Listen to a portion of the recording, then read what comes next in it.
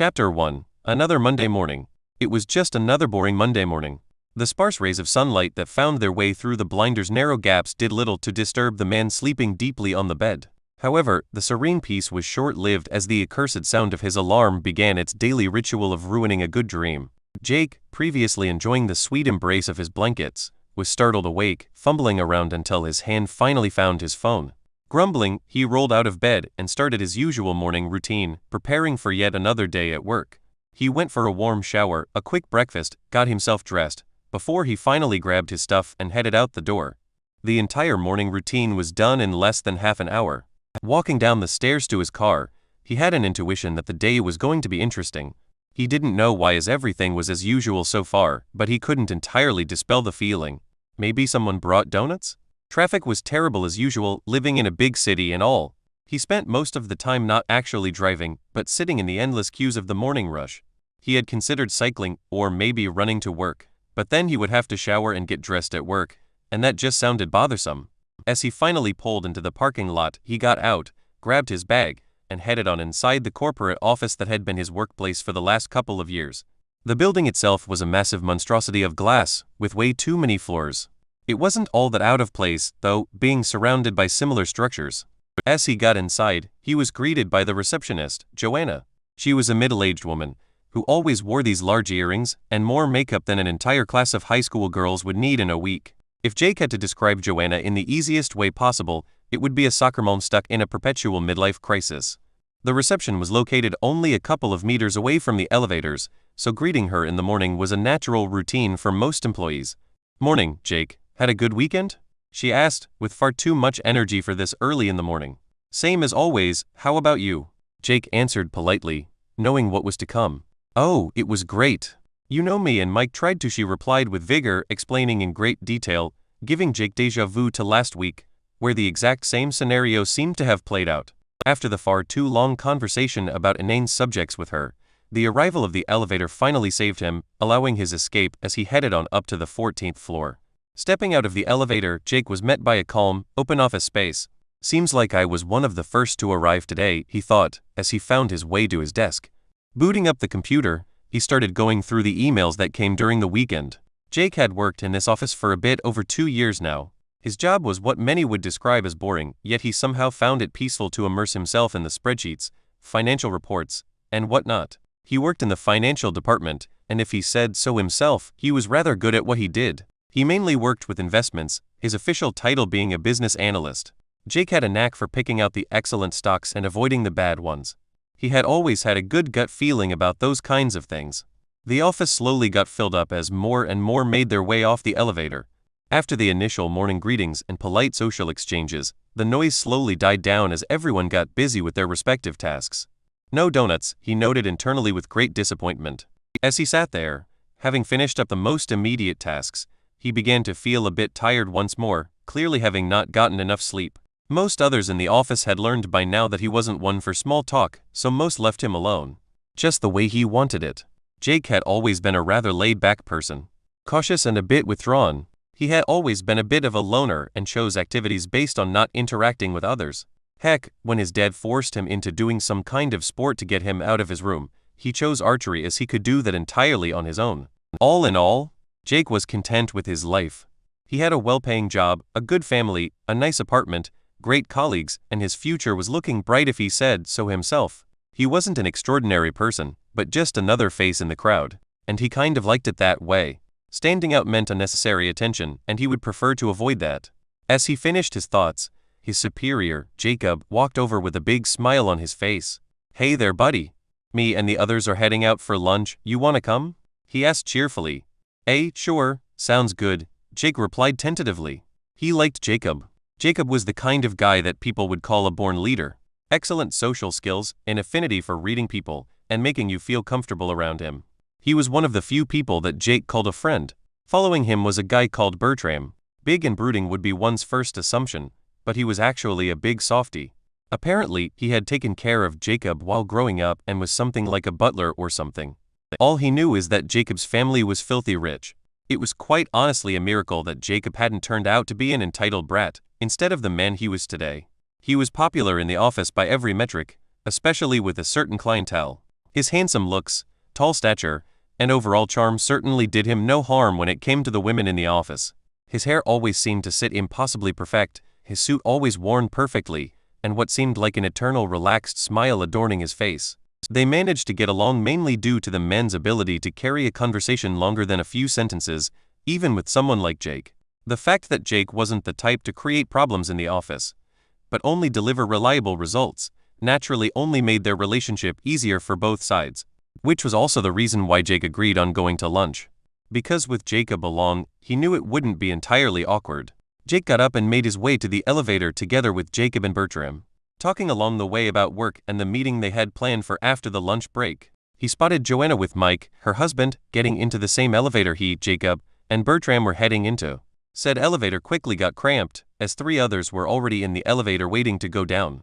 One of these 3 being Caroline. Caroline was a coworker working in the Human Resources department, who shared their office space with Jake's department. She was a year younger than him, slim, blonde, and quite frankly everything that Jake would refer to as his type. He was aware that this was likely just due to her being one of the only women around his age that he interacted with regularly. Just 2 people of the opposite sex in close proximity. Which is one of the reasons why he never acted on the emotion, along with quite a few others. He wasn't really the romantic type, and his prior experience in romance didn't exactly pan out. Well, he thought, her cheating on me with my best friend does count as not panning out, right?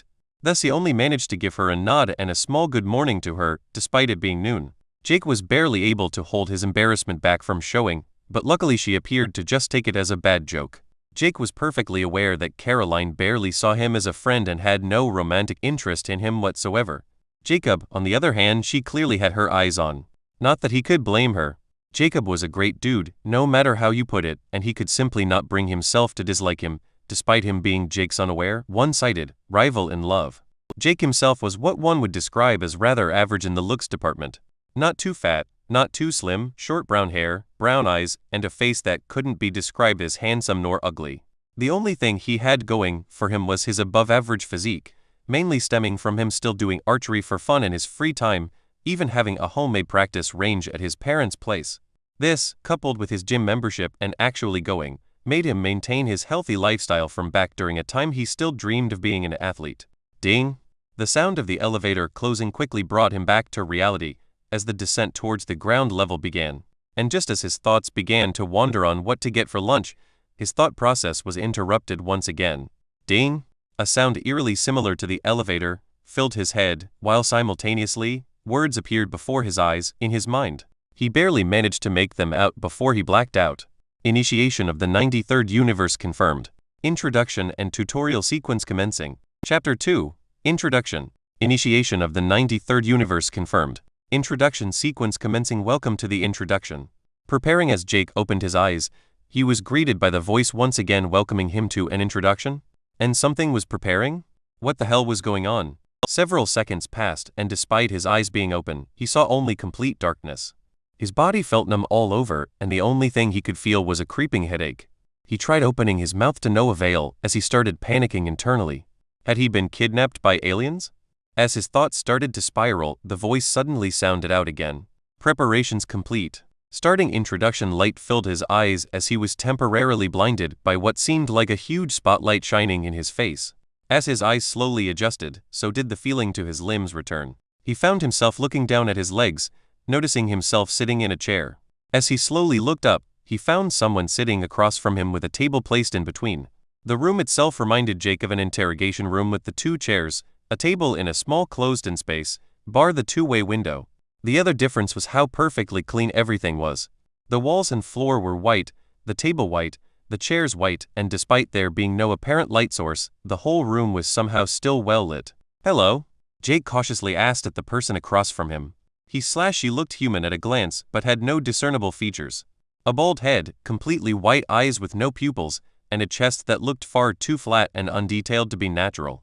Not a single speck of hair could be seen on the body, and despite him being unable to see due to the table, he had a creeping suspicion this thing didn't have anything down there either. As his internal assessment was finishing up, the human opened its mouth. "Greetings, human. I oversee your introduction. In this introduction, I shall explain to you the circumstances of your new reality," the thing said with a voice that sounded synthesized by mashing a bunch of both male and female voices together. As he was about to open his mouth to respond, it started talking again. First of all, allow me to welcome you to this new chapter of your life. Your universe has finally passed the minimum threshold required to enter the multiverse and has thus been initiated. Now, do you have any questions before we move on to the subjects pertaining to the tutorial? The thing finally finished up. Jake's mind was in turmoil. Multiverses. What threshold was passed? And what does it mean with a new chapter? But instead of any of these actual meaningful questions, he asked the most mundane possible. Who? No, what are you? He blurted out, stumbling over his words. I am the entity in charge of greeting you and introduce you to the new world, and the circumstances of your new reality, it answered promptly, making no indications of elaborating further. What new reality? Jake asked. The reality named by the first enlightened races as the system, it explained. How do I see this? As before he managed to finish his words, a screen suddenly appeared before his eyes. Status name, Jake Thane race, human G, LVL0 class, N/a profession, N/a health points, HB, 90/90 mana points, MP, 80/80 stamina, 70/70 stats strength, 7 agility, 8 endurance, 7 vitality, 9 toughness, 7 wisdom, 8 intelligence, 8 perception, 10 willpower, 6 free points, 0 titles. N/a well, that answers that question, Jake thought. He was starting to form an idea in his mind of what was going on and decided to just roll with it. He was kind of under the impression that this was likely just a weird lucid dream, so he saw no reason not to entertain himself a bit. So first of all, he did what he thought was fun and started analyzing the stats. So 9 different stats, on a range from 6-10 points, and each his stats were very balanced, with only willpower and perception being standouts. Did willpower being only at 6 indicate that he had a weak will? Or is 6 even low for someone in his situation? His race says human, that part being quite self-explanatory, but what did the G mean? And he was apparently a level 0 human, and he seemed to neither have a class nor a profession, though he would argue himself to be upper middle class, with his profession being a financial consultant. He doubted that is what the system meant with those two. No titles either, and health and mana being at 90 and 80 led to his assumption that they were based on one of his stats, by a factor of 10. Vitality being the only stat at 9 led him to conclude that it was the stat determining health. Mana was a bit more difficult, being at 80, with both wisdom and intelligence at 8, one of those two likely determining factors. Stamina was at 70, which following his prior deduction meant it being either linked to strength or endurance, endurance being where he would put his money at. He tried to focus on the different elements on the screen, seemingly to no avail. It simply informed him that strength meant strength, and that class means classes. He tried to focus on his race. However, it did yield a result. Human G, the lowest level of humans in the system. This type is found only in newly initiated worlds. The human race is known as one of the most balanced and numerous amongst the myriad races of the multiverse, being able to walk many different roads on their path to power. Stat bonuses per level. +1 to all stats. +1 free point. Thanks for calling me the lowest level of human, I guess? Jake thought. The description does kind of confirm more races being out there, and also that more humans exist out there in what that thing called the multiverse. He fiddled a bit more with the menu, trying out pretty much everything he could before he looked up at the weird human-like thing again. Hey, can I ask about the different stats on the status screen and their effect? Such as what different stats are linked to health points, or if there is a link at all? He asked. No. It tells you what you need to know for now, it answered, still as monotone as ever. May I ask how I am supposed to get a class and profession? It mentions a level here, how do I level up? What does the G after my race mean? Also, why am I here to begin with? Where did the others go? He asked, coming off a bit overbearing. Not that he blamed himself, this situation was without a doubt the most bizarre he had ever experienced. Your class is chosen upon entering the tutorial. This class shall be the starting point of your journey and help guide your path. A profession becomes available through performing associated tasks with said profession, either for a long enough period of time or through competence in said tasks. Classes are focused on the pursuit of strength, while professions are the path of creativity, rarely offering direct increases in strength. You level up through a wide variety of actions. The G after your race states the current rank of your race. You are here because you entered the introduction. By others, I shall deduce that you mean other Earthlings, and said other Earthlings are now also in their own respective introductions, it explained concisely, not giving much detail, but at least giving Jake a far better idea what was going on. It was especially good to know that his coworkers were relatively fine and likely in a similar situation as him. Now on to classes, the thing said unprompted. Before he could even open his mouth, he was interrupted by a screen appearing before him, showing quite a wall of text. He quickly collected himself and started going through the classes one by one. Warrior Light, Basic Starting Class. A light class warrior focused on quick attacks, evasion, and finesse. While faster than both the medium and heavy variants, it comes with a decrease in attack power and survivability. Mainly uses weapons such as rapiers, daggers, small hatchets, and throwing weapons. Stat bonuses: +2 Augie, +1 and, +1 SDR, +1 Vit, +1 free point. The first class appeared to be a light class warrior, perhaps something like a rogue? Did mention both daggers and throwing weapons. This appealed to him slightly, though he was quite reluctant to be the guy fighting up close and personal. He did choose archery and not fencing after all. Warrior Medium, Basic Starting Class.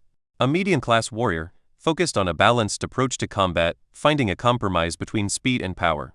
While faster than the heavy variant, it is slower than the light class warriors. While survivability and power are higher than the light class variant, it is lower than the heavy class warriors. Able to use a vast array of weapons of both the heavy and light variants. Stat bonuses per level: +1 Augie, +1 and, +1 Vit, +1 SDR, +1 Tough, +1 free point. The second one looked like the choice one would make if they wanted to be a warrior, but was clueless in which direction to specialize themselves in. Though perhaps it did provide some versatility. Warrior Heavy, Basic Starting Class. A heavy class warrior, focused on power and survivability while sacrificing speed and variance. The heavy warrior is slower with a less varied approach than both the light and medium class, but in turn, gains great power and survivability. Mainly uses weapons such as a combo of one-handed and a shield or a two-handed weapon, generally lacking solid ranged options. Stat bonuses per level: +2 SDR, +1 Tough, +1 Vit, +1 and, +1 free point. The beefy boy option of the warrior archetype. Big and heavy, in his mind wearing full plate armor and a huge tower shield. Or maybe a super muscular bare-chested bearded Viking with a huge axe? Yet he couldn't see himself being either of those. Archer, a basic starting class. A class focused on ranged combat, mainly using bow and arrow, coupled with light options for melee, such as short swords and daggers. The class is fast and flexible, focusing on agility over strength. Stat bonuses per level: +2 per, +1 Augie, +1 and, +1 SDR, +1 free point. Well, here we go. Without any surprises further down the list, this seemed like the most appealing choice by far. Disregarding the light options for melee, if he had to fight in any way, which he had a strong suspicion he would, without a doubt, prefer to do so with a bow. Caster, a basic starting class. The caster is focused on the magical combat, favoring wisdom and knowledge over brawn and speed. The basic class is non-attuned, meaning not yet specialized in any element or type of magic, thus limited in power, but wide in scope. Casters wield powerful destructive abilities, though often lacking in defensive options. The class mainly uses catalysts such as staves, idols, relics, or wands in order to amplify the power of magic. Stat bonuses per level: +2 int, +1 wise, +1 will, +1 per, +1 free point. Well, this, if not everything before it, confirmed magic being a real thing. While the concept of being a fire-flinging, lightning-bending badass did sound appealing, he would honestly prefer to just have a bow. Healer, a basic starting class. The healer can mend injuries, remove afflictions, and amplify the power of themselves and slash where their comrades. The basic class is non-attuned, meaning not yet specialized in any deific powers or types of magic, thus limited in power, but wide in scope. The class is weak in solo combat, lacking offensive options, but powerful when surrounded by allies. Stat bonuses per level: +2 will, +2 wise, +1 int, +1 free point. And the last option seemed to be a healer.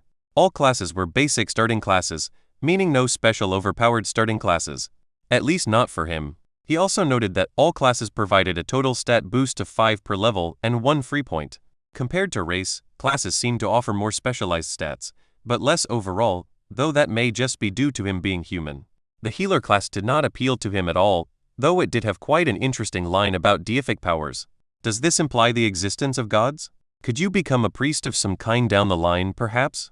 Hey, can you tell me anything more about these classes? Any advice or tips? Jake asked, hopefully. Your path is for you to discover. Now choose a class before we proceed, the thing responded, leaving little room for further discussion. Realizing he may as well pick the class he planned on all along, Jake chose the archer class. You have chosen the archer class. Confirm? Looks like even the mighty system is prone to security prompts like these, Jake thought as he affirmed the system of his decision. You have obtained the Archer class. As soon as those words appeared before his eyes, he felt a weird tingling in his head, neither unpleasant nor comfortable. At the same time, some items appeared on the table in front of him. Before he had any chance to look at them further, he was once again greeted by several system messages. Gain skill. Basic archery inferior. An archer's best friend is the bow in his hand and the arrow in his foe's heart. Unlocks basic proficiency with bows, crossbows, and adds a minuscule bonus to the effect of agility and strength when using a ranged weapon. Gain skill. Basic one-handed weapon inferior. The archer may not be a master in the arts of close combat, but is far from helpless. Unlocks basic proficiency with most one-handed weapons and adds a minuscule bonus to the effect of agility and strength when using a fitting melee weapon. Gain skill. Archer's eye common. The eyes of the archer are trained to track down and spot the weakness of their foes. Allows the archer to more easily spot prey. Passively gives a minor increase to the effect of perception on visual organs. As he read through the three messages, his suspicions of this new system being extremely similar to video games or perhaps tabletop RPGs was once again confirmed.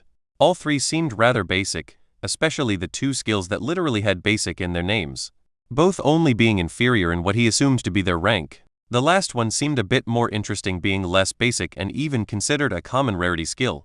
Furthermore, he instinctively knew how Archer's eye worked. He tried to focus, and suddenly felt his vision become far clearer than it was before. It was like he gradually switched from low quality to full HD in around 5 seconds or so as he focused. He looked around, enamored with how distinct everything appeared.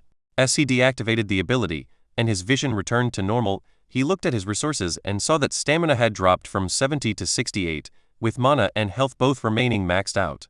He closed the window and looked towards the items on the table. He looked at the thing sitting eerily still, and inquired, "I assume these things are for me?" "Yes," it answered. "They are basic starting equipment based on your starting class." Now, onto the final step of the introduction. Some necessities are given to all new initiates of the system. And as it finished those words, Jake was once again greeted by a screen appearing before him. Gain skill. Identify inferior. Basic identification skill, known by all but the smallest of children of the myriad races. The skill allows you to attempt to identify any object or creature you are focusing on. A skill that would actually allow him to get some semblance of information, maybe? Something he felt like he severely needed. Only more and more questions kept appearing throughout this entire introduction ordeal, with little to no answers. The time allotted for the introduction is coming to an end in 10 minutes, and you will be transported to the tutorial. It is recommended to acquire the equipment given before the end of the introduction, or the items will be lost, it said, making Jake panic slightly as he went up to grab the stuff on the table. The items included a bow and quiver, a brown cloak, a knife, and a small satchel attached to a belt. They all looked rather medieval, the bow being wooden compared to the modern compound bows he was used to, normally made of aluminum, and other modern composite materials.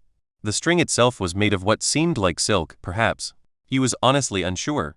The cloak was from a rather coarse material, reminding him of burlap, but it seemed quite durable. The quiver was made of wood with leather spun around it, and a leather harness to wear it on the back. The knife seemed to be as simple as they come and was just a steel blade attached to a wooden handle. The quality of all the items was rather good, in his opinion. Last but not least, he looked at the small satchel and upon opening it, found a couple of small bottles. As he wondered what they were, he nearly slapped himself across the head, remembering his identification skill. He started focusing on one of the bottles containing red-tinged liquid, and after 3-4 seconds, a new screen appeared. Health potion inferior, restores health when consumed. What did he expect? As simple as they come. He used identify on the other items in the satchel one by one, finding a total of 3 health potions, 3 stamina potions that did the exact same thing as the health potion, but for stamina. As he closed the satchel, he moved on to the other items. The bow, knife, and cloak yielded no result, simply informing him that the wooden bow was a wooden bow and that the brown cloak was a brown cloak. With little hope, he inspected the quiver, being positively surprised. Enchanted quiver common, a quiver enchanted with the ability to conjure common rarity arrows when injected with mana. That sure as hell seems useful, Jake thought. As he was finishing up his inspection, he was once more kindly reminded that he did not have infinite time. 2 minutes till the start of the tutorial. Jake, in a rush, got the cloak over his head and started attaching the belt with the satchel on it and threw the quiver over his shoulder. Luckily it already had dozens of arrows in it. The belt also came with a small sheath, which he promptly placed the knife in, and closed the small leather buckle meant to keep it in place. Finally, he took the bow in his hand, having no obvious place to attach it to his person. After a bit of thinking, he put it over his shoulder and stood ready for whatever was to come. 10 seconds to the start of the tutorial, the humanoid thing reminded him. "It was nice to meet you, I guess, whatever you are," he said as he waved it goodbye. A bit afraid, but more so than that, he felt a small sense of excitement build up in the pit of his stomach. Introduction sequence completed. Transporting to tutorial. Chapter 3. The tutorial commences. Jake felt like if he had simply blinked his eyes, and then suddenly found himself somewhere entirely different. There was no prompt except the system message, no feeling of being thrown through time and space. He just kind of moved. He found himself in a room. This one was far larger than the one before. Scratch that, calling it a room was a bloody understatement. Despite him being able to see the ceiling, he could only barely make out what seemed like a wall far off in the distance to one of the sides. On the roof was a huge circular light that appeared to act as a sun. Looking from the ceiling to the wall, this entire place seemed to have some kind of circular design, like a huge dome. He was standing on what he could only identify as a huge pillar, one of many that were spread in all directions. Where one would expect the floor to be, one instead saw a vast forest spreading out in all directions. Yet none of the trees even reached close to the top of the pillar. Not due to the trees being small, some looked easily over 100 meters tall, but due to the pillar being so monstrously tall itself. As he was starting to wonder if the system had somehow forgotten him or what exactly was happening, the trusty window and voice appeared again. Welcome to the tutorial. He felt a warm glow in his entire body as he heard the sound of yet another accompanying notification. Title earned. Foreigner of the New World. A title? One that I assume everyone gets, Jake thought, quickly checking it out. Foreigner of the New World. Complete the introduction and enter the tutorial as a foreigner of the New World. +3 all stats. Grants the skill. Endless tons of the myriad races unique. 3 to all stats out of nowhere could only be welcome. Likely also the source of the warm glow from before, though he still was far from sure exactly how much that would help. The skill, however, was a bit more tangible as he looked at what it did. Endless tons of the myriad races unique allows you to communicate with the myriad races throughout the multiverse. A unique skill granted for free to the foreigners of a newly initiated race. The skill somehow allowed him to communicate with other races. Was it only speech or writing too? Again, more questions, and attempting to focus on the skills yielded no further results. He even attempted to use his newly acquired identify skill, with nothing happening. Hearing something behind him, he was startled and quickly turned around just to see that someone else had also been transported to the same platform. With a hand on his knife handle, he noticed who it was. Jacob? He asked rhetorically, looking at the man before him. Jacob was no longer wearing his suit, but was instead donned out in chainmail, gauntlets, and what looked like leather pants with a pair of sturdy-looking boots, the entire thing looking like it was taken out of the costume rack from a medieval movie. Jacob also appeared flummoxed by the entire situation as he took a second or two to collect himself before hearing and seeing Jake. Jake. Oh man, is it good to see you? Have you seen any of the others? Jacob asked with his usual high energy in a hopeful voice. Nah, I'm just as surprised to see you here. After we entered the elevator, did you also? But before Jake had a chance to ask, another flash of light appeared, and yet again, before he could even see who it was, another flash of light, and then another, until they were a total of 10 people on the platform before the flashes stopped. Jake instantly recognized all the people, as 5 of them had been in the elevator with him, and 4 who were other employees at his company. To his relief, Caroline was amongst the new arrivals and looked to be fine, now donning a white robe with what looked like a small wand at her hip. What happened? Hey, why you seem Mike? Whereas everyone began speaking over each other, all confused, but some more than others. Jake simply stood back as he tried to internally grasp the situation while, of course, listening to the others. After the initial panic had settled, they all calmed down and began assessing their situation. They were all professionals after all. It had nothing to do with Jacob trying to calm them. Not at all. After a quick round of questions and answers, it seemed like they had all been transported to their own respective interrogation-like room and had gone through roughly the same ordeal as Jake had. However, Jake did learn that he had apparently missed some questions, as the others had discovered a few more details. One of which was that new skills could be earned every 5 levels with their classes. As they moved on, they also did a tally on their different classes. They turned out to have 1 light, 2 medium and 1 heavy variant warrior, 2 archers, 3 casters, and 1 healer. Rather balanced, something Jake suspected the system had done on purpose. Or maybe just luck. Their armors and outfits also greatly differed. No longer all wearing their nice dress shirts and presentable clothes they usually wore. The light warrior having on leather armor, medium warriors, Jacob being one of them, having on his chainmail set, the heavy warrior wearing what looked like rather poorly made iron armor. The other archer, whom Jake recognized to be Casper from R&D, had on the same cloak as him, wielding a wooden bow like him also. Casper was one of the few other people Jake always got along with during work. They had to interact a lot due to what they did and naturally hit it off. Both were rather introverted and happened to possess some of the same hobbies. He wasn't sure if he could classify him as a friend, but close acquaintance at least. Also, they both sucked at anything romantic, making them kindred spirits in that department. Joanna was one of the people panicking the most, with her husband Mike not being amongst them. She herself had chosen to be a caster, perhaps just due to it seemingly being the least physically demanding. Though thinking of it, she once said that she and her kids really liked a certain book about a scarred boy wizard. He also learned from the conversation that apparently you could have asked for a different weapon in the introduction, something he had been unaware of. Maybe he could have gotten a modern compound bow, though he doubted it, considering the whole medieval theme going on. The last two classes were two other casters, all wearing brown robes very similar to the one he had on, seeming to be quite a bit more comfortable, their material more akin to silk. They all had wooden sticks in their hands, something he assumed to be wands. And finally, there was their one healer, Caroline, in her white robe, also seeming to be very silk-like, with her smaller white wand. Another topic discussed was naturally the skills granted. As Jake expected, everyone had gotten Identify and the translation skill included in the title granted upon entering this so-called tutorial. Class skills were another story though. Light warriors had a dual wielding skill, which gave a boost while wielding two weapons, a throwing weapon skill, and a common rarity skill, the counterpart to Jake's archer's eye called Quickstep, allowing the warrior to make quick bursts of speed. In reality, however, the skill just made one take a step slightly quicker than normal, being thoroughly underwhelming in practice. The medium warrior had 5 skills, though all with inferior rating. They had a skill for one-handed, one for two-handed, one for sword and shield, throwing weapon skill, and an ability called Balanced Approach, which gave a small bonus to all stat effects while wielding any weapon. It was one so small that neither of the two medium warriors could even tell the difference.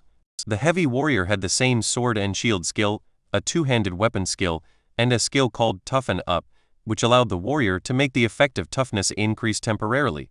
That too was incredibly underwhelming, not even having any visual cue at all. Also, Bertram said it still hurt when Jacob jabbed him, making even the effect questionable. The archer skills Jake already knew, of course. Casters also had 3 skills, the first skill called Magic Tool Proficiency, which allowed them to use their wands and other magic items, an attack skill called Mana Bolt, and a defensive skill called Mana Barrier.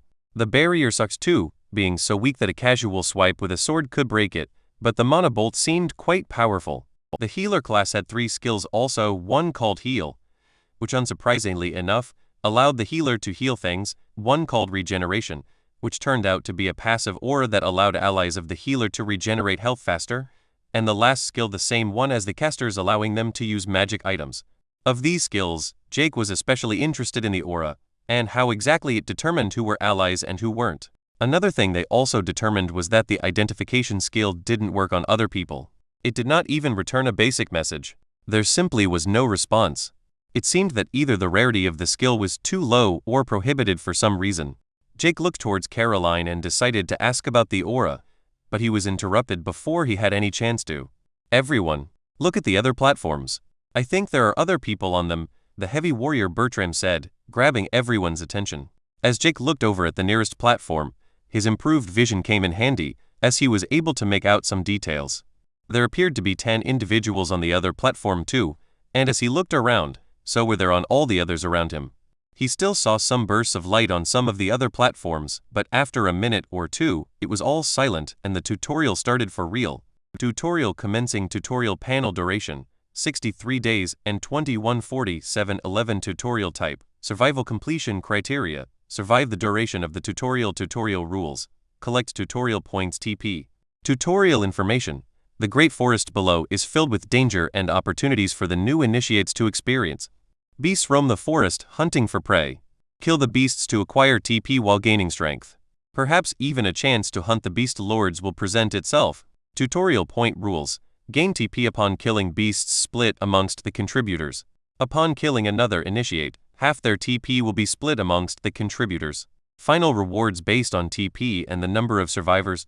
Total survivors remaining, 1,200/1,200 TP collected, 0. As Jeke read through the information, he suddenly felt the pillar under him shake slightly, as it slowly began being lowered. He quickly collected himself and checked that all his equipment was properly in place. As he did this, he wondered how he could be so calm despite the situation and noticed that everyone else was also oddly calm, even if it did vary from person to person. Perhaps it had something to do with willpower, or more likely it was due to reliance on a certain individual. Throughout the conversation, Jacob had been the guiding light for everything. He had made sure one person spoke at a time, that useful information was extracted, and that everyone got their turn. It was an unspoken rule that he was the leader of the group, one that Jake, of course, had absolutely no intention of opposing. The group calmly discussed their plan of action during their descent, Jacob instantly taking the lead once more, of course. They agreed to focus on the first aspect of this entire thing, survive. They all had weapons, and all had potions. Warriors and archers had 3 health and 3 stamina potions each, while the casters and Caroline had 3 health and 3 mana potions instead. Besides that, all they had were the clothes on their bodies.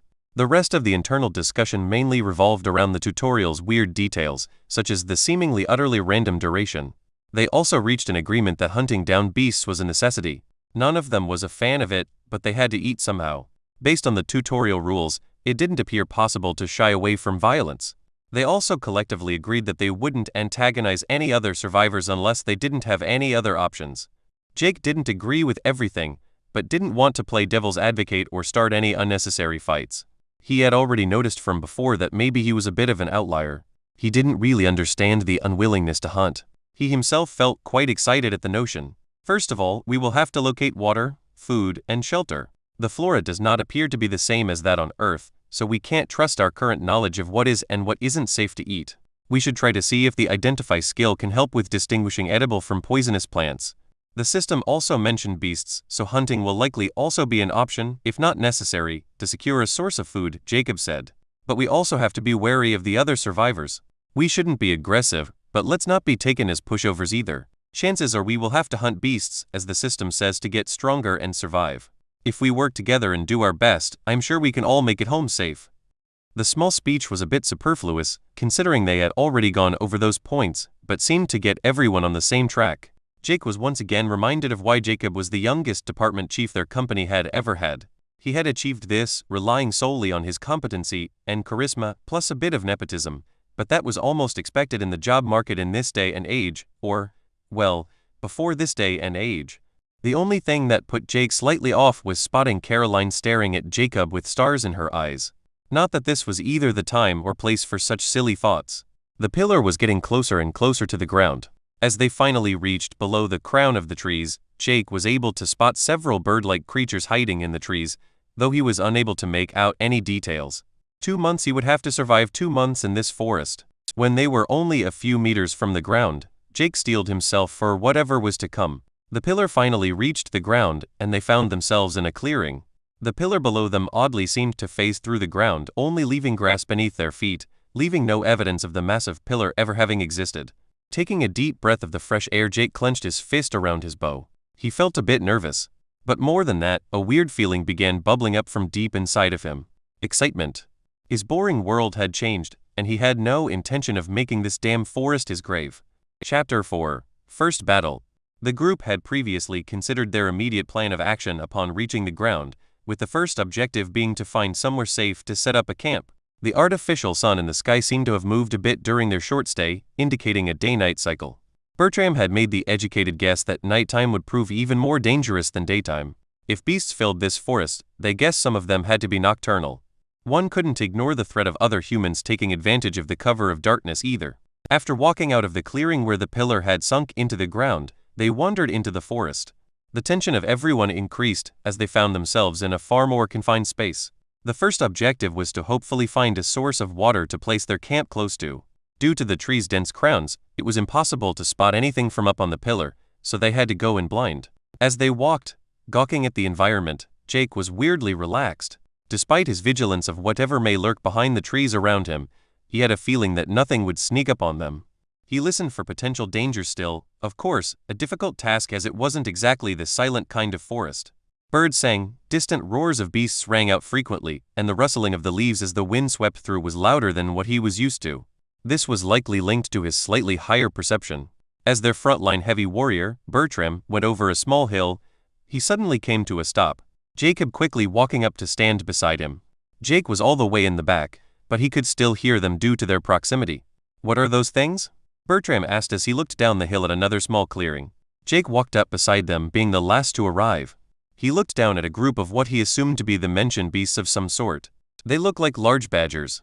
Though judging from the deer-like thing they are eating, I think they have upped their diet quite a bit," Jacob answered, turning to the rest of the group. "We already agreed that we might need to hunt. These things don't look very dangerous, so we should be able to handle them. Any thoughts?" Jake looked at the big badgers. 4 of them, each the size of German shepherds. From how they ate the deer thing, they without a doubt had sharp teeth and claws as they ripped the flesh off the thing. The perception of their surroundings seemed lackluster, though, to say the least, as none of the things had noticed him or the others in his group yet, despite them only being 30 or so meters away. The feeling they gave him wasn't one of danger at all. In fact, he had a feeling that handling them would be easy. Interrupting Jake's thoughts, the other archer, Casper, pitched in. "I vote for hunting. From the roars in the distance, it sounds like much more dangerous things are around, and they may even be our source of dinner tonight." "They seem to be low-level beasts," he said, getting a nod from Jacob. Hearing the word, level, Jake mentally slapped himself in the face yet another time today, wondering why he hadn't tried to use identify yet. This is what the damn skill is for, he thought grumpily. Focusing on the beasts one by one, as he phased out the conversation around him, he got what he hoped for, somewhat. LVL3? LVL4? LVL3? LVL3. I'm just saying, maybe they are closer to ferrets than badgers. I'm not saying they are not slightly ferret-like, I'm saying that you're confusing ferrets and weasels. Jake finally zoned back into the conversation, hearing Dennis, the light warrior of their little group, and Lena, one of the casters, arguing about something pointless. Not exactly surprising. They were cousins and had an ongoing, never-ending charade of pointless discussions going on, some spanning days or even weeks before they finally decide to agree to disagree. Jake had to confess he couldn't see the resemblance to either creature, but then again, he didn't know the difference between the two anyway. But he was pretty sure of one thing. Ferret or weasel, an arrow to the heart or head was lethal either way. Breaking up the inane argument between the two cousins, the other medium warrior besides Jacob, Theodore, seemed to have had the same idea as Jake. "Guys, I just tried to use identify on one of them, and it was level 3. I couldn't see the name, though." "Oh, great initiative. Why didn't I think of that?" Jacob cheered and patted Theodore on his back. Turning to Jake, he asked, "Hey Jake, do you have any thoughts on what to do?" "No, but I also tried identifying them. 3 of them are level 3 and 1 of them is 4, Jake added. He had never done well in big groups like this, especially when all 9 of the others turned his way. Seriously, he just hoped for the useless chatter to stop and the fighting to begin. They were 10 versus 4. They had the jump. Every advantage was theirs, so this posturing felt pointless. Okay then, it seems like fighting them is the decision. Now for our tactical approach. Several more minutes passed laying down a strategy and deciding on how exactly to engage the beasts. After the earlier discussion, they had retreated behind the hill again to avoid the things spotting them. Peeking up over the hill occasionally, the badger, maybe weasel, maybe ferret-like beasts did not seem to be in any kind of a hurry with their meal. The plan was simple: fire off ranged attacks from a distance, trying to damage or maybe kill 1 or 2, with Bertram trying to go in the front with his shield and get their attention, while Jacob and Theodore flanked him to cover his sides. The plan held the assumption that the beasts were stupid and aggressive if attacked. Planning so much was maybe a bit overboard for overgrown badgers, but no one seemed willing to take any risk. A sentiment that Jake understood, but he disagreed with it. Wouldn't a fight without any risk be a bit boring? The only problem with the plan was that apparently the casters only had around 10 meters range on their bolts. Any longer than that, and they would fizzle out of existence, according to what Ahmed, the last of the casters in their group, had been told during the introduction. This left Jake and Casper easily dismissing Dennis with his throwing daggers, having no faith in his accuracy at 30 meters, or 10 meters for that matter, if he could even throw them that far. And as for Casper, the first time he had ever held a bow in his life was earlier that same day when he got it from choosing the archer class. "So Jake, you got confidence to hit 1 from here?"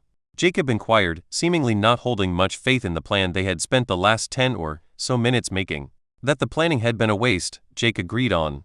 The beast would already be dead if it was up to him.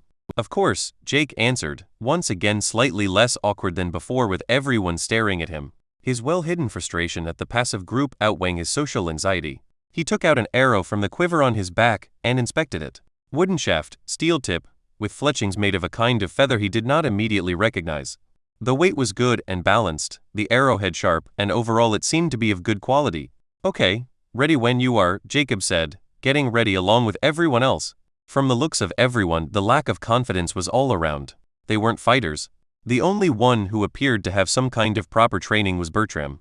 Jake walked up over the small hill, followed by everyone else just behind him. He looked at the beasts and nocked the arrow. He raised his bow as he focused. His vision instantly sharpened, instinctively knowing the archer's eye had activated. Time seemed to slow down ever so slightly as he pulled back the string. For the first time today, something felt right. The morning routine, work, the introduction, and everything else was just roll. But at this one moment, as he held the bow, everything felt like it was as it should be. He smiled, took aim, and shot the arrow. Before even seeing the result, he had already taken out another arrow, preparing to shoot once again in one fluid motion. The arrow had been aimed for the neck of the strongest beast, the one at level 4. He had briefly considered the heart or the head, but he had limited knowledge of their physiology. The heart couldn't be placed where he assumed, and the hardness of the skull was way too unpredictable. The arrow flew in a straight line, with more speed, power, and accuracy than Jake had ever shot an arrow before. The arrow hit the beast straight in the throat as it raised its head from the carcass of its prey a mere moment before the attack arrived. It fell back over, and before the other badgers had even registered what had happened, the second arrow arrived, hitting the leftmost badger square in its chest, penetrating deeply. The remaining 2 badgers looked over at the hill and instantly charged at Jake, showing no regard for their lives. Before they had even moved 5 meters, another arrow arrived. This time they were ready, however, and dodged a head-on hit, only leaving a shallow scratch on the one on the right as it dodged. Jake only managed to get off 2 more arrows before they arrived at the group, both only leaving minor injuries on one of them. Before the beasts could sink their teeth into Jake, a huge figure moved in front of him, carrying a huge shield and a short sword, followed by Theodore and Jacob off to each of his sides. Jake flanked around, still hidden behind the 3 men in front of him, trying to see if he could get off another shot. The first badger to reach them was the uninjured one, smashing into Bertram's shield, predictably getting knocked back from the impact. Following just behind it was the injured one, this one slightly more cautious, as Jacob tried to keep it at a distance by pointing his sword at it, making threatening motions. As Jake took his time to line up a shot, the beast that had smashed into the shield was stabbed by Theodore, who had somehow managed to get it in its hind legs. With the thing disabled, the 2 warriors quickly managed to hack away at it.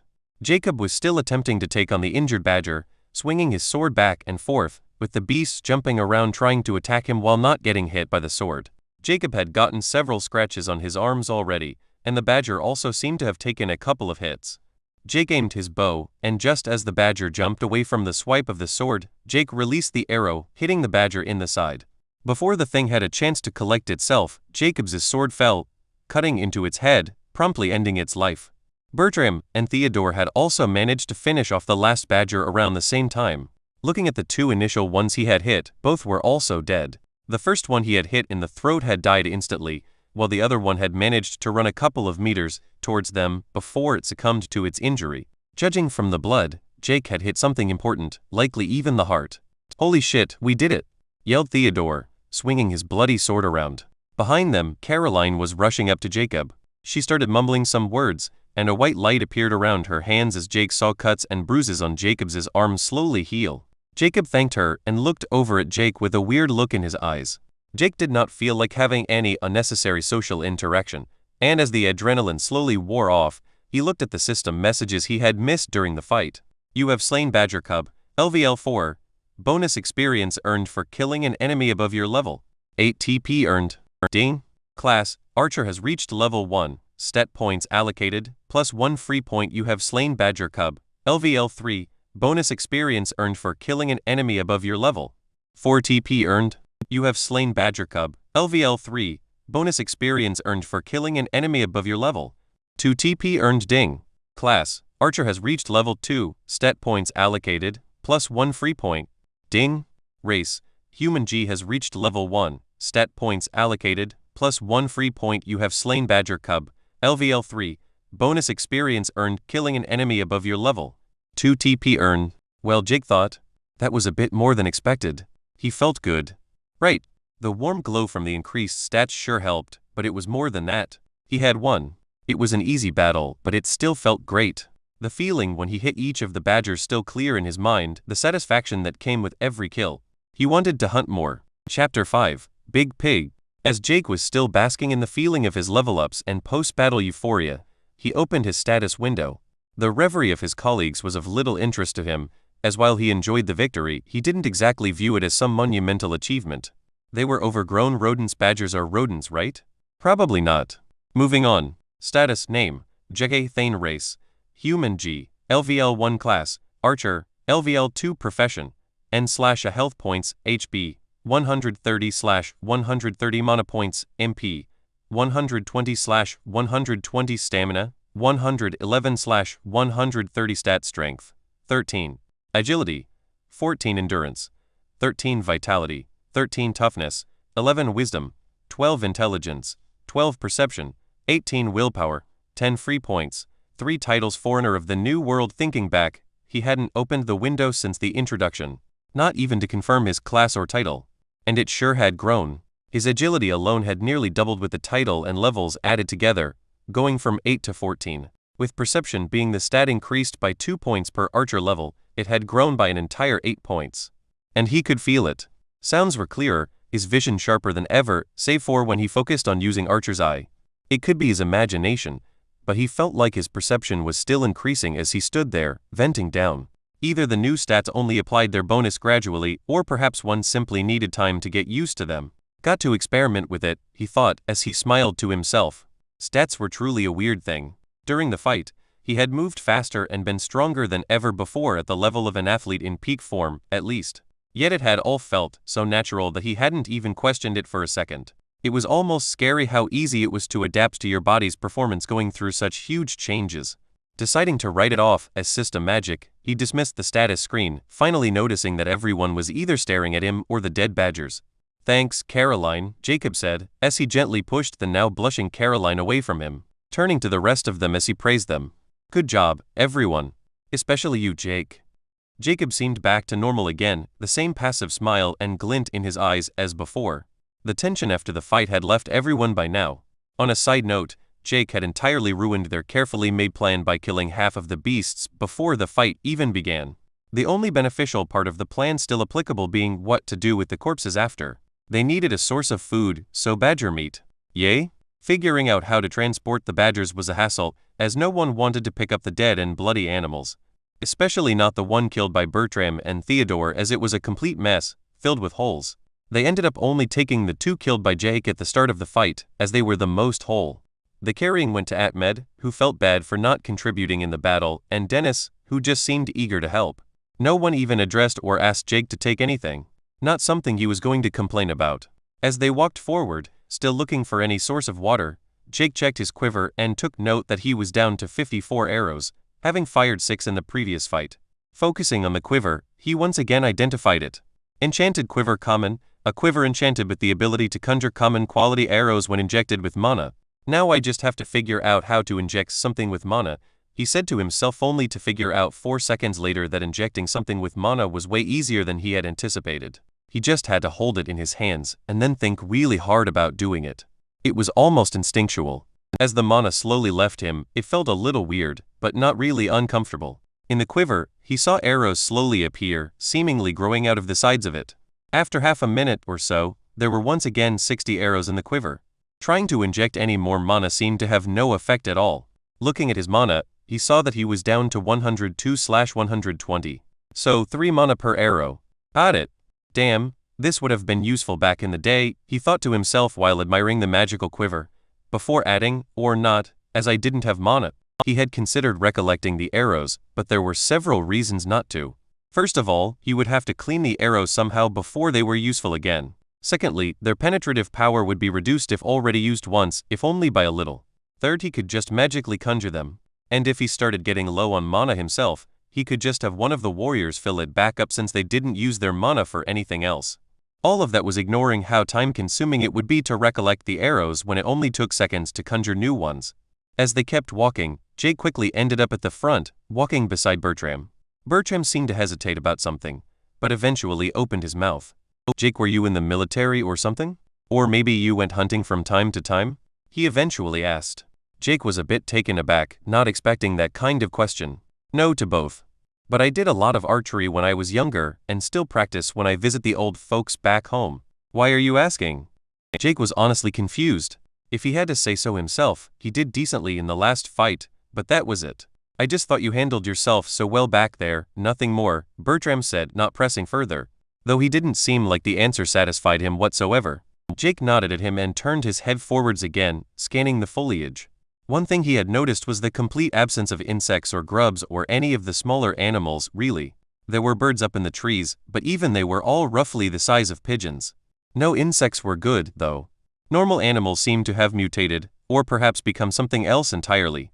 Imagining mutated mosquitoes, ticks, or spiders, he could easily see their entire group being wiped out without even knowing how they died. The forest was extremely dense and full of hills, fallen trees, and giant bushes, which made knowing what was 10 meters ahead of you an uphill task. This made them move rather slowly, barely keeping up a walking pace. After a couple more minutes of walking, Jake finally spotted some movement off to his left. He instantly poked Bertram in the side, who followed his line of sight, also seeing the rustling bush. Bertram lifted his arm, motioning the rest of the group to stop. Jake took the bow off his shoulder and took an arrow out of the quiver, knocking the arrow ready for whatever was in there. After a few moments, the bush stopped rustling and everything went silent once more. As the seconds passed, everyone seemed to start relaxing. Everyone but Jake. His intuition told him there was still something in there. He focused and used Archer's eye, observing the bush very closely. He spotted light being reflected between the leaves, and without any hesitation, he loosed an arrow. A huge shriek was heard, and stumbling out came a small boar no taller than up to their knees. After stumbling for a few steps, it fell on the ground, an arrow sticking out of its left eye. You have slain boar beast. LVL 1. Experience earned. 1 TP earned. Everything was once again silent as they stared at the dead pig. Jacob opened his mouth to say something, but was interrupted by an even louder sound. Squeal. A loud squeal sounded out, followed by the sound of stomping, causing the ground to vibrate slightly. Run. Jake had no idea who had yelled, and he didn't need to think twice before following the advice. He ran back and found his way around one of the larger trees. Without hesitation, he took out his knife and another arrow from his quiver and slammed them into the tree, penetrating easily. He started climbing as he registered the rest of his group, all running to hide behind the trees. Bertram was the only one still out in the open holding the rear, his shield aimed towards the direction of the stomping. Just as Jake was making rapid progress climbing up the tree, the bush where the small boar had come from earlier was torn apart. A massive boar, taller than even Bertram, the tallest member of their group, emerged. The boar completely ignored Bertram and the others and charged straight at the tree Jake was climbing. It smashed tusk first into the tree, making it shake excessively. The impact made him lose his grip on the arrow, but he managed to hang onto the knife and avoid falling to what would most likely be certain death. As Jake stabilized himself by taking out another arrow and plunging it into the bark, the rest of the group just stood frozen, gathered around another tree nearby with everyone just gawking at the huge beast. Finally, Jacob got his shit together and called for the casters and Casper to start shooting spells and arrows at the thing. The beast, completely ignoring the group of 9 preparing to engage, instead kept smashing its head into the tree while making loud squeals. A bad move by it in retrospect, as it allowed enough time for the humans to attack. 3 bolts of mana, followed by a lone arrow shot into the boar's side, finally making it take proper notice of the other humans.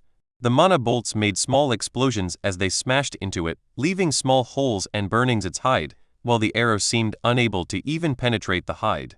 The massive boar, now with new, far more reachable targets, started stomping towards the group. No one, not even Bertram, had any intentions of having a head-on test of strength with the thing, as they all started running behind the trees.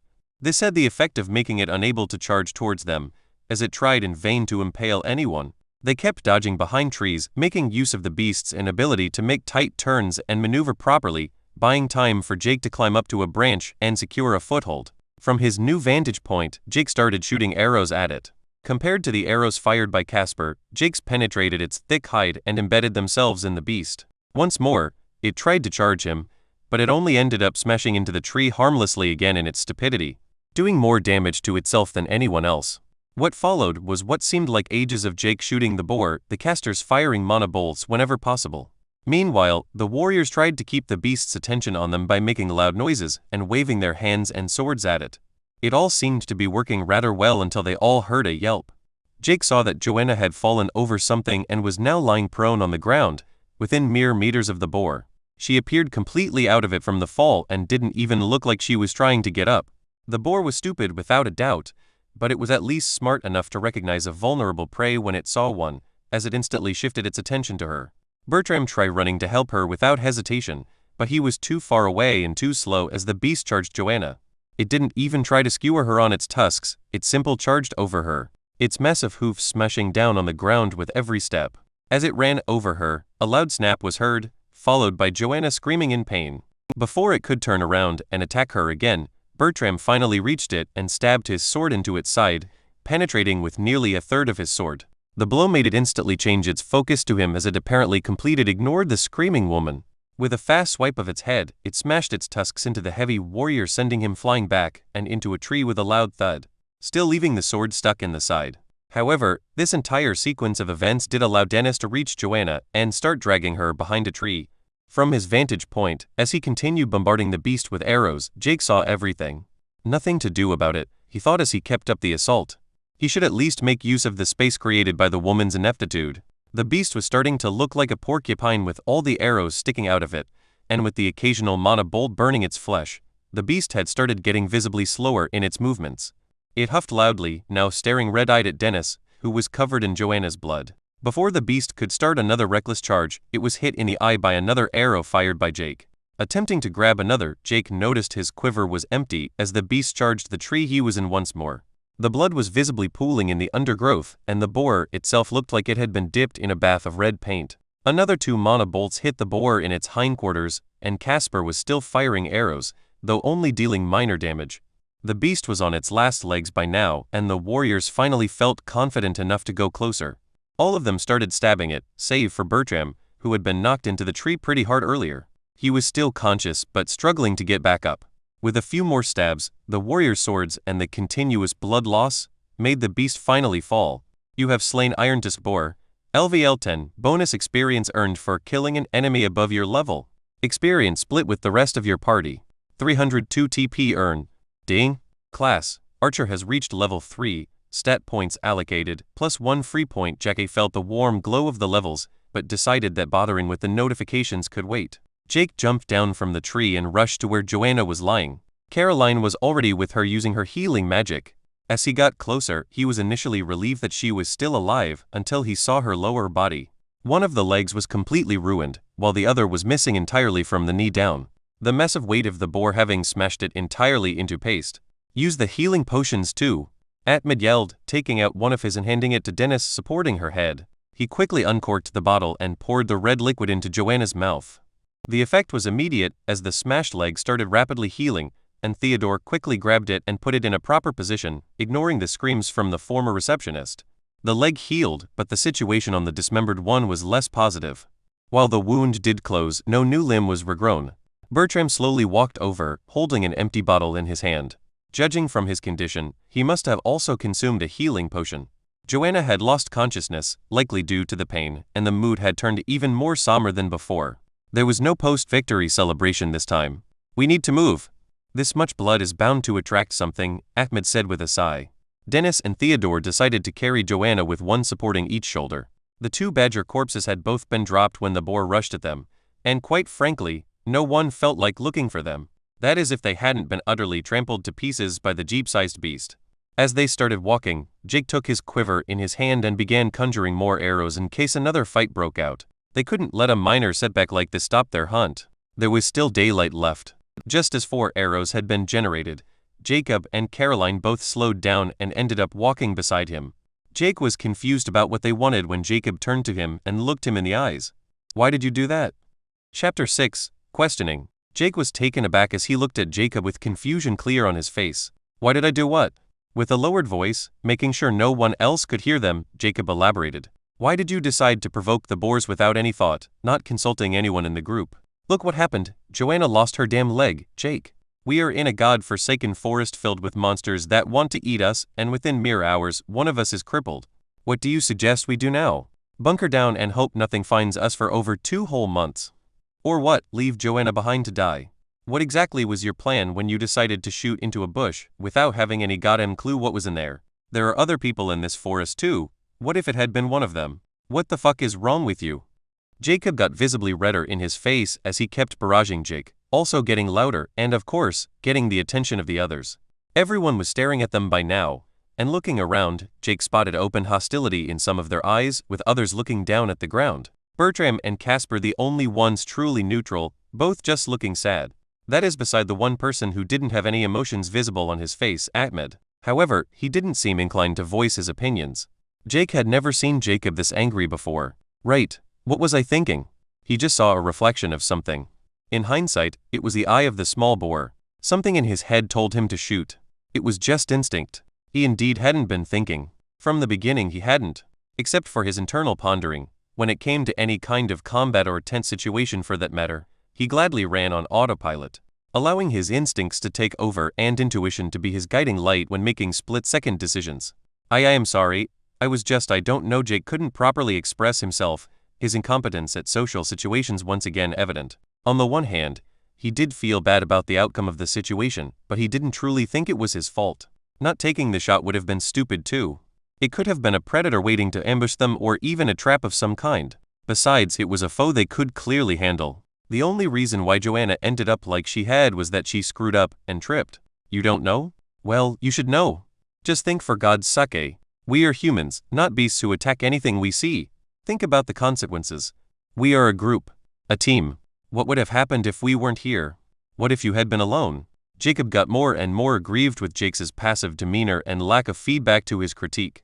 Not due to Jake not taking it to heart, but because he simply had no idea how to respond. He took the question very much to heart. What would have happened if he had been alone? Replaying the fight, he began from the beginning. He was climbing the tree when the boar came out of the bushes and ran towards him, already out of reach of the beast. While it did make him temporarily lose his grip, he was never really in any danger of falling. The increased stats made him stronger, faster, and he had no problem holding himself up with only one arm. With his stats, he would have thus been able to climb the tree quite easily. The arrows he fired into the beast did more than enough damage to make it bleed to death too eventually. Towards the end, more than 50 arrows had penetrated it, and even if he did run out, he could start conjuring more.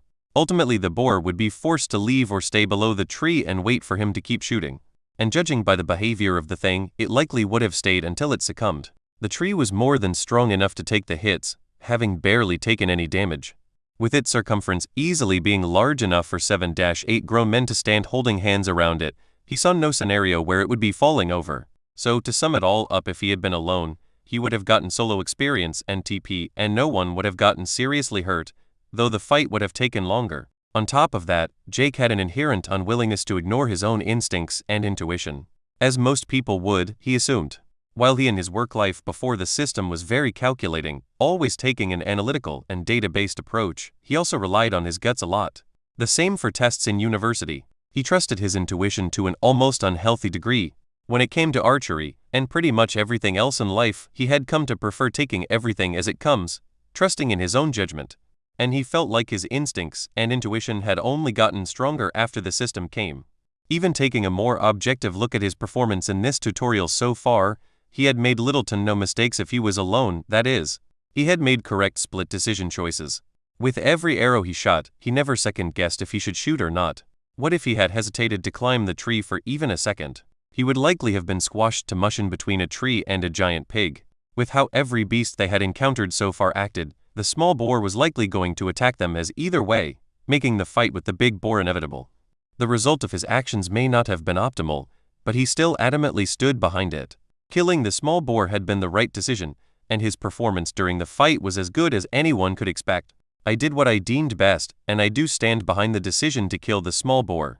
Even if it had been another human, trusting anyone, not from our team, is a horrible idea.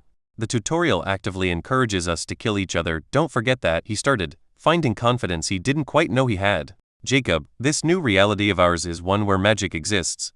Joanna is hurt, but she isn't in danger. She lost a leg, but who is to say that cannot be healed? With her improved physique, she should be fine soon, and maybe we can even attempt to make a wooden leg or something for her. Or we can just have her guard our camps and she can cast magic. This isn't our old world anymore. People die. I would count us lucky to not have lost anyone yet. Seriously, look at the tutorial panel, everyone. The final part of his sentence, spoken loudly, addressed everyone. Jake himself also having opened his panel already. Tutorial panel duration, 63 days, and 2052-39 total survivors remaining, 1,112/1,200 TP collected, 319. Not even an hour had passed since the beginning, and yet nearly 100 people had died. And Jake seriously doubted that beasts were the only culprits behind the many deaths. The others were silent, unsure of what to say.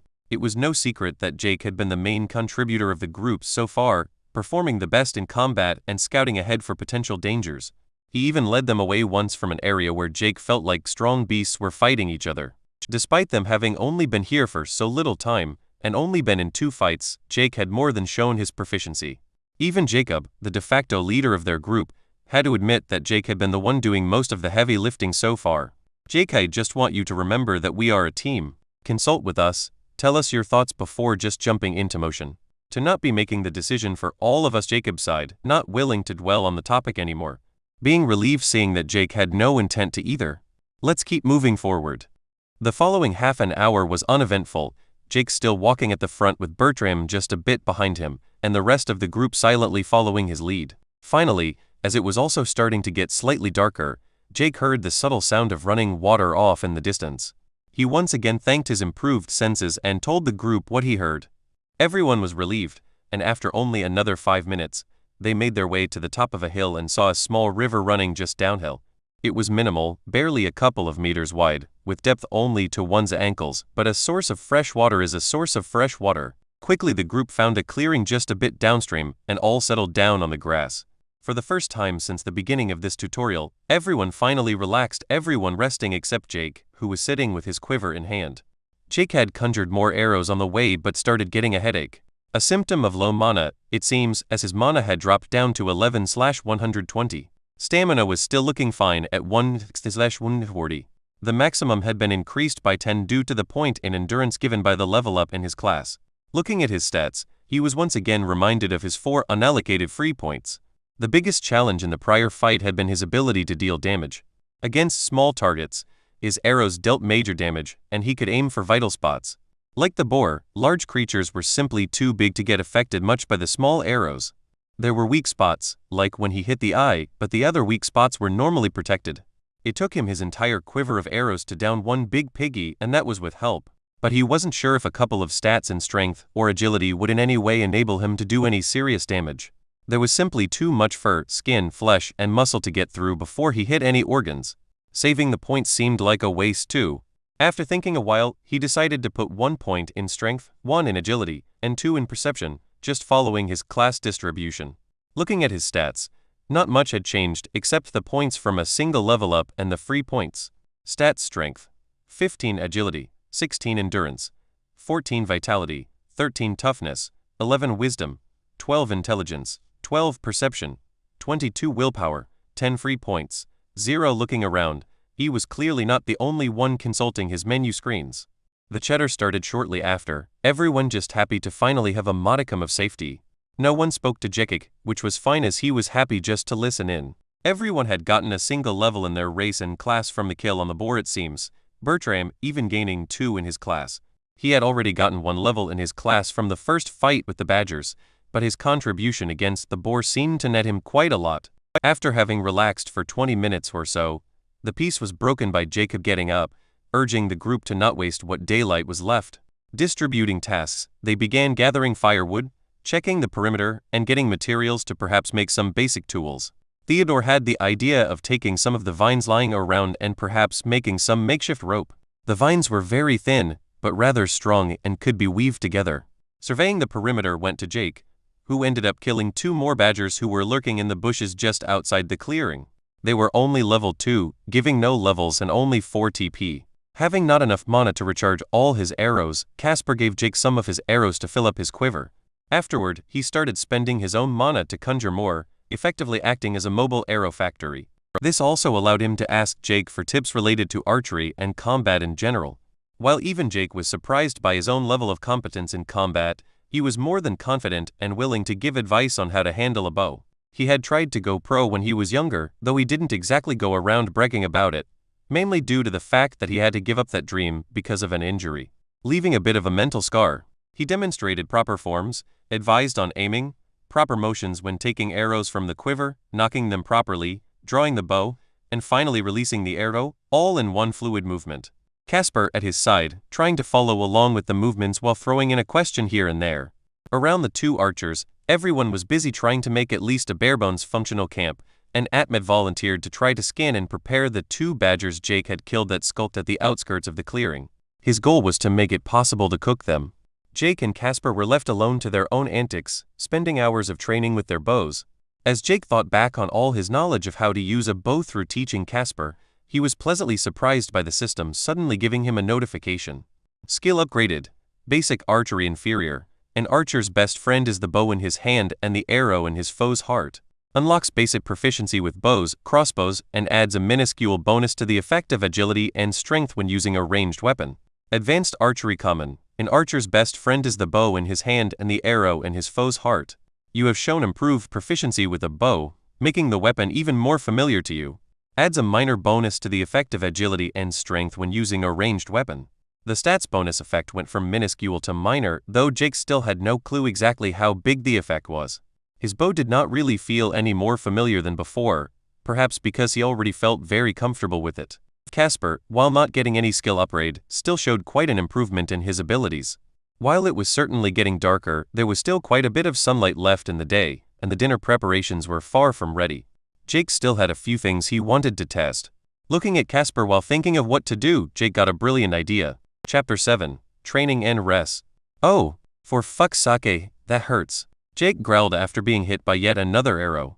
Jake, are you sure about this? Casper asked, genuinely wondering if Jake was actually a masochist. He had been shooting padded arrows, with dulled arrowheads wrapped in cloth, at Jake for nearly 3 hours already. The cloth came from Jake's own jacket, which he had been wearing under his cloak this entire time. Yeah, just give me a second, Jake said, getting ready once again. He had wrapped the torn sleeve of his jacket around his eyes, acting as a blindfold. Are you really sure this is doing anything? Well, I guess it's good target practice for me, but Casper said, mumbling the last part. Jake's plan was rather straightforward.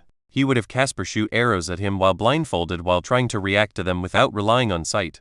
While Jake certainly had reservations of his own plan's veracity, to begin with, he had made progress throughout their training session. In the beginning, he merely flinched milliseconds before the arrows hit, while now he could react to at least try to attempt to evade the arrow before it hit him. Just keep the arrows coming, I can feel it. Jake said, still hurting though also very positive. He had been wondering about his weird senses since coming to this tutorial. He somehow knew the big boar was charging through the bushes before he saw or even heard the beast. Actually, to say he knew was a bit too strong of a word. He just had this vague feeling that a massive danger was coming. In combat, he didn't really think much per se, but merely went with the flow. He was still in full control of his body, of course, but at times it felt like his brain couldn't keep up with his body. His instincts.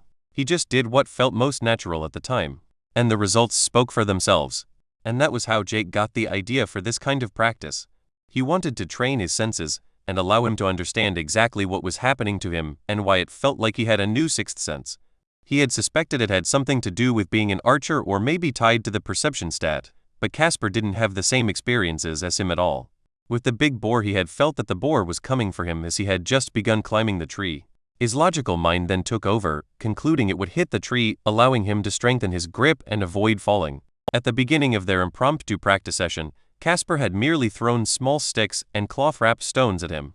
Jake felt nearly nothing before the things hit him. He could get a feeling that something was coming towards him, but not how fast or where it would hit. It also came way too late for him to react. After quite a bit of frustration and thinking, he asked if Casper could throw a rock not wrapped in cloth. This time, he felt it quite vividly before it hit him, and even more so when it actually did hit. Got a nice blue mark from that one. A round of Casper apologizing profusely later, Jake had calmed him down and convinced him to switch to the cloth-wrapped arrows.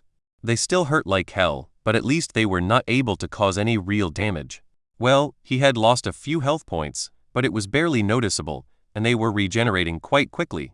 Throughout the session, Jake felt the improvement more and more, and he felt like he was just a little away from grasping onto something. He had a far more distinct feeling that something was about to hit him than when he started. Still not enough of a feeling to react adequately, though. Back in the present, the next arrow came, and Jake once again felt that something was about to hit him, so he tried dodging it. He ended up still getting hit again and even ended up tripping while trying to dodge it. He got up again, not at all discouraged. He had felt it there. Not just the concept of danger approaching, he had even felt what it was that was about to strike him. They kept up the practice a bit more, with Jake even managing to dodge an arrow or two here and there. Casper was finally beginning to believe in whatever Jake was doing and even asking questions on how to do it. Jake tried to explain the feeling he got, but Jake sucked at it, putting the feeling into words, and to begin with, it was like trying to explain colors to a blind person. Another hour went by before someone came over from the makeshift camp. Food had been prepared, and while neither Jake nor Casper were hungry, they knew the importance of sustenance. No one knew when they could get their next meal either. The dinner that was about to be ready was the 2 badgers killed earlier, grilled haphazardly over a small fire after being skinned and gutted. Bertram knew how to do that, surprisingly. They didn't have any spices or proper tools though, so quite frankly, it looked quite simple. Even the cook, Lena, had to admit that it did not exactly look appetizing in any way. Caroline was the one that came over to the 2 archers to get them to eat. Jake nearly felt like all the pain had been worth it when she sat down next to him while they ate in order to heal his wounds. The healing felt good, like a cold stream was running through his veins, and he saw the blue marks slowly disappear over the next 20 minutes as he sat there, enjoying the sensation. They chatted while Caroline mainly asked questions about why he had let Casper use him for target practice for the better part of 4 hours, and about other minor things, like how he was so good at using a bow and whatnot. Jake was happy to talk to her and explained his training with Casper and what he hoped to achieve by doing it. He also explained to her how he had practiced archery growing up and how he did it from time to time still, thus explaining his proficiency with a bow. He even divulged how he sadly had to give up going pro due to an injury, much to Caroline's interest. She had always seen him as the silent nerdy type and not at all sporty. This also made Jake realize how little he had interacted with her outside of work. The same went for everyone in their group, in fact. He had never been the social type in any kind of setting, really. While he wasn't absolutely hopeless in social interactions, he did try to minimize them. Heck, he ended up doing archery to begin with, because his dad insisted on him doing some kind of sport, so he picked one where he had no team or direct opponents to interact with. Archery was a sport he could enjoy in solitude, just him and his bow. Him liking Jacob and Caroline was most likely because they were 2 of the only people outside of his family that he felt comfortable around. Because of his welcoming nature and open demeanor, Jacob allowed pretty much anyone to feel good about themselves. Caroline, on the other hand, he couldn't put his finger on why he liked her. He just did. Who was he kidding? He just found her physically attractive, and that's about it. He barely knew the gal before the system. In university, he had purposefully worked on improving his social skills and actively aimed to take part in gatherings and such. While he never got completely comfortable doing it, it improved his self-confidence tremendously during those years. Getting a girlfriend and a few close friends did even more for that confidence to develop, all until it was brought down the day he walked in on his girlfriend and his supposed best friend. Apparently, it had been an open secret in their little group, open to everyone but Jake. All the work and development he had gone through was for naught and his self-confidence and self-worth in the gutter. His girlfriend claimed it was just having fun and that it was nothing serious, while his so-called best friend seemed to think it was no big deal at all, and that he just had to stop being a pussy about it. A sentiment apparently shared by everyone else in their little university group, or maybe they just feared social excommunication from the group if they spoke up. This event led to Jake being back to his old introverted ways. He studied, did archery, played games, watched TV, and went to classes. A good day was one where he hadn't spoken a single word to anyone but his parents when they called, asking how he was doing. It had improved after he graduated, having gotten a good job, and through that was forced to engage in the social system that is the workplace. Jacob was the one that had gotten him out of his shell initially and made him open up more to his colleagues. Enough to be on friendly terms with everyone, at least. Jacob seemed to always try to invite Jake to things explicitly. Thinking back, the reason why they were in this tutorial together was maybe even due to Jacob asking him to go to lunch together. In a professional setting, he had no issue speaking or expressing himself normally now. The same reason why he had no problem arguing for his decision-making with Jacob earlier and talking with Casper during their training. But what he was doing right now, casually small-talking with Caroline, it was more nerve-wracking than facing down the huge boar. During the conversation, Dennis yelled out to them, clearly flustered, "Caroline, Joanna woke up. Can you come to check on her?" All said while nervously shooting glances at Jake. Caroline did not hesitate and excused herself as she followed Dennis over to Joanna. Not that they were very far away, being less than 5 meters away from where they had been sitting and eating. Jake could easily peek or listen in, but decided against it. He wouldn't blame Joanna if she were angry at him. In her eyes, he was the indirect cause of her injury after all. However, he was a bit scared if she would put any of those thoughts into words or actions. How would he react if she started yelling at him, blaming him? Could he stand there and argue that he stood by his decision? Or would it get heated and turn into another huge argument? He was afraid to find out and fell back into his old habit of simply avoiding the potential confrontation. So Jake instead chose to close his eyes and once again focus on trying to understand and re-experience his weird new sixth sense-like ability. As he closed himself off mentally, he lost track of time until he was awoken by Casper, who was about to poke him in the side. Jake opened his eyes before the finger even touched him, much to Casper's surprise. Jake was about to ask what he wanted when he noticed Jacob having gotten up also, clearly about to launch into another speech. "All right, everyone, we made it through our first day," he said, as he gave a sad look Joanna's way. Casper already checked and confirmed that the beasts have at least some fear of fire. However, we are not sure if it is a sure thing. I think we should have someone be on watch while everyone sleeps. We should make a rotation. No one had any objections to the idea of having someone watch their back as they slept. It was agreed that 2 people would keep watch together while the others slept. Making the rotation, they had an odd number of potential lookouts, Joanna being excluded from the rotation. Without much fuss, Jake volunteered to keep watch solo, once again not meeting any objections. The first watch would be Lena and Dennis, and the second watch would go to Jake, and the third Jacob and Caroline. Jake wasn't exactly overjoyed imagining Caroline and Jacob being alone together, sitting at a bonfire under the moonlight. Not that a murder forest was particularly romantic. As they finished cleaning up after dinner, nobody wasted any time getting some shut-eye. While the stamina of most of them was still more than half full, they were nevertheless exhausted. While Jake did not feel particularly tired, he knew it would be foolish not to take the opportunity to get some sleep in. It wasn't exactly comfortable, just lying on the grass, the coarse cloak offering little comfort. Jake shut his eyes and fell asleep immediately. Quite a feat considering the circumstances. He had no idea exactly how long he had been sleeping. He imagined the 3 hours they had agreed on, but he woke up as he felt someone approach him. Opening his eyes, instantly alert, he heard the small yelp of Lena as she jumped back, frightened by Jake suddenly awaking as she was about to wake him. "Holy shit, you scared me. Were you already awake?" Lena whispered as Jake got up and made sure he had both his bow, full quiver, and knife still on him. "No, I just awoke. How long have I been sleeping? And did anything happen while I slept?" Jake asked, looking around. It was now deep in the night, though not as dark as he would have assumed. The moonlight did much to illuminate the surroundings, making it quite easy to see everything in the clearing. Or perhaps it was just his improved eyesight making everything appear brighter. He frankly had no way to know. "We have been keeping watch for a bit over 3 hours. We used the tutorial countdown to keep track," she said, "and nothing has happened, really.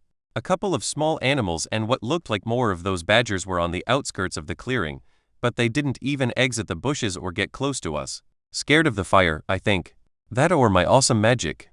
Jake chuckled at her attempt at a joke, mainly out of courtesy than it actually being funny. He could see how tense she was and knew she was just trying to lighten the mood. She smiled, and they went over to Dennis, who was more than happy to be relieved of his services. The two promptly went over to the others to sleep, while wishing Jake a peaceful watch. Jake took a seat on the same log that Dennis had been sitting on as he looked into the dark forest. Let's hope that the rest of the night will also be quiet. Chapter 8, A Wonderful Night. The night was quiet, far quieter than one would expect from a forest filled with borderline mindless beasts who wanted nothing more than to munch on human flesh. There were no roars, no howls of wolves or hoots of owls. No sounds at all, really, except the breeze rustling the trees and bushes and the crackling of the bonfire. The responsibility of the person on watch was quite simple. Keep an eye out for things trying to kill them, and keep the bonfire lit. Jake checked his stamina, seeing it up to 135/140. Nearly maxed out again by around 3 hours of sleep. It had only been at around half when he went to sleep, regenerating far faster than he had predicted. The need for sleep, being reduced with levels, was certainly a possibility, or perhaps the introduction to the system had changed something fundamental that simply made sleep less important. For example, Jake was wondering what would happen if one just shut down stamina potions whenever it got low if one could stay awake indefinitely. Shaking his head, Jake got up and took a short walk around the camp, surveying the perimeter of the small clearing. In hindsight, the location of their camp was poorly chosen, to say the least. There were trees and dense bushes all around them, making easy hiding spots for any predators, and not a single direction offered any solid cover from potential assaults. Jake considered if they should look for a cave or something like that in the morning. Then again, caves also had their drawbacks, as chances are there would only be one entrance, and he could just imagine a beast like the big boar charging through the narrow tunnels, trampling anything in its wake. Yeah, not a pretty picture. Looking at the trees, it was perhaps possible to somehow make camp up in one of the larger ones, though that would make having a fire impossible, and he was not completely confident in everybody's ability to climb said trees. Thinking about how little activity there was in the forest at this time of night made Jake think that the system, or whoever had designed this tutorial, was not completely ruthless. The absence of nocturnal beasts made surviving quite a bit easier, giving them time to sleep and recuperate. Even animals like badgers, which were normally active at night, seemed to only hunt during the daytime. Jake, however, still had to remain vigilant, as he had no solid evidence that there were no beasts out there still hunting. He could also not forget the other humans of the tutorial. He had seen them on the giant pillar at the start, spread out to all sides. Thinking back on it, they had only been to the left and right, and none in front or behind him. He also couldn't forget the giant wall off to the back of them. The space between the pillars was measured in kilometers easily, so it was not surprising that they had not run into other survivors yet. It had only been half a day or so, and while they had been moving for a while, they had not gone far, perhaps only a few kilometers tops. The pace had been slow, and everyone tense and overly careful, even taking some detours to avoid potentially dangerous areas. The direction they had traveled was also directly away from the wall. He didn't even know if the other participants in the tutorial all were actually human. He had seen silhouettes, indicating bipedal creatures, but he had no way to know if they just had roughly the same shape as humans, or if they were humans. And quite honestly, he was not sure if he preferred for them to be humans or for them to be aliens, as chances are, they would end up in conflict at some point. As the minutes slowly ticked by, the monotony started getting to him. While sitting still and just keeping an eye out sounds easy, anyone who has worked any kind of night job knows exactly how boring it is. But sadly, reading a book or playing on his phone was not an option. Dennis and Lena had likely kept themselves entertained by talking and keeping the other awake and aware. The boredom, mixed with the lack of even the slightest stimulations from the environment, led to Jake slowly becoming less and less vigilant. However, he was promptly awoken from his stupor once more when he heard rustling from one of the bushes at the far end of the clearing, the furthest away from the bonfire. Jake fixated his eyes on it as the bush kept rustling. He did not feel any sense of danger from the bush as he focused on it, but his instinct nevertheless told him something was wrong. For him to be careful, he took his bow and got up from the log, checking back on everyone still soundly asleep. Everyone had been dead tired yesterday, mainly due to the mental exhaustion of this whole ordeal, so he was not at all inclined to wake them up for a false alarm. He walked towards the bush, as it still rustled slightly once every couple of seconds as he got closer. He scanned the bush, seeing nothing, but still hesitant to go right up to it. He started drawing his bow and aimed it at the bush, as he slowly walked closer, taking tiny steps, prepared for anything jumping out. Without any warning, something came out of the bush, and he instantly shot his arrow, easily hitting it. At the same time, before he could even register what it was, a silhouette charged out from the bushes. He couldn't properly see what it was in the darkness, but the humanoid silhouette was clear, further cemented as he saw the moonlight reflected off the blade of a sword. Jake stumbled backward and called out to awake the others, but the sound had barely left his mouth when he haphazardly raised his bow to try and block the sword. He managed to block it, but he was pushed backward, once more nearly falling to the ground, barely holding onto the bow with both of his hands. Finally, he got a proper look at the assailant and saw that it was a bearded man, who seemed to be in his 30s, wearing an outfit identical to the one worn by Jacob and Theodore. In other words, a medium warrior. The warrior once more tried to swing his blade, but it had cut into the wood of Jake's bow and had gotten stuck, turning their fight into a stalemate. Jake trying to get his bow back and retreat, with the warrior trying to cut all the way through and into Jake's body. However, the stalemate was short-lived as another person rushed out of a nearby bush, wielding a huge two-handed axe. Jake saw him, and it didn't take a genius to know the situation was bad. Real bad. The medium warrior was as strong, if not slightly stronger, than Jake, and he had already been forced into close combat, meaning he had no way to use his bow.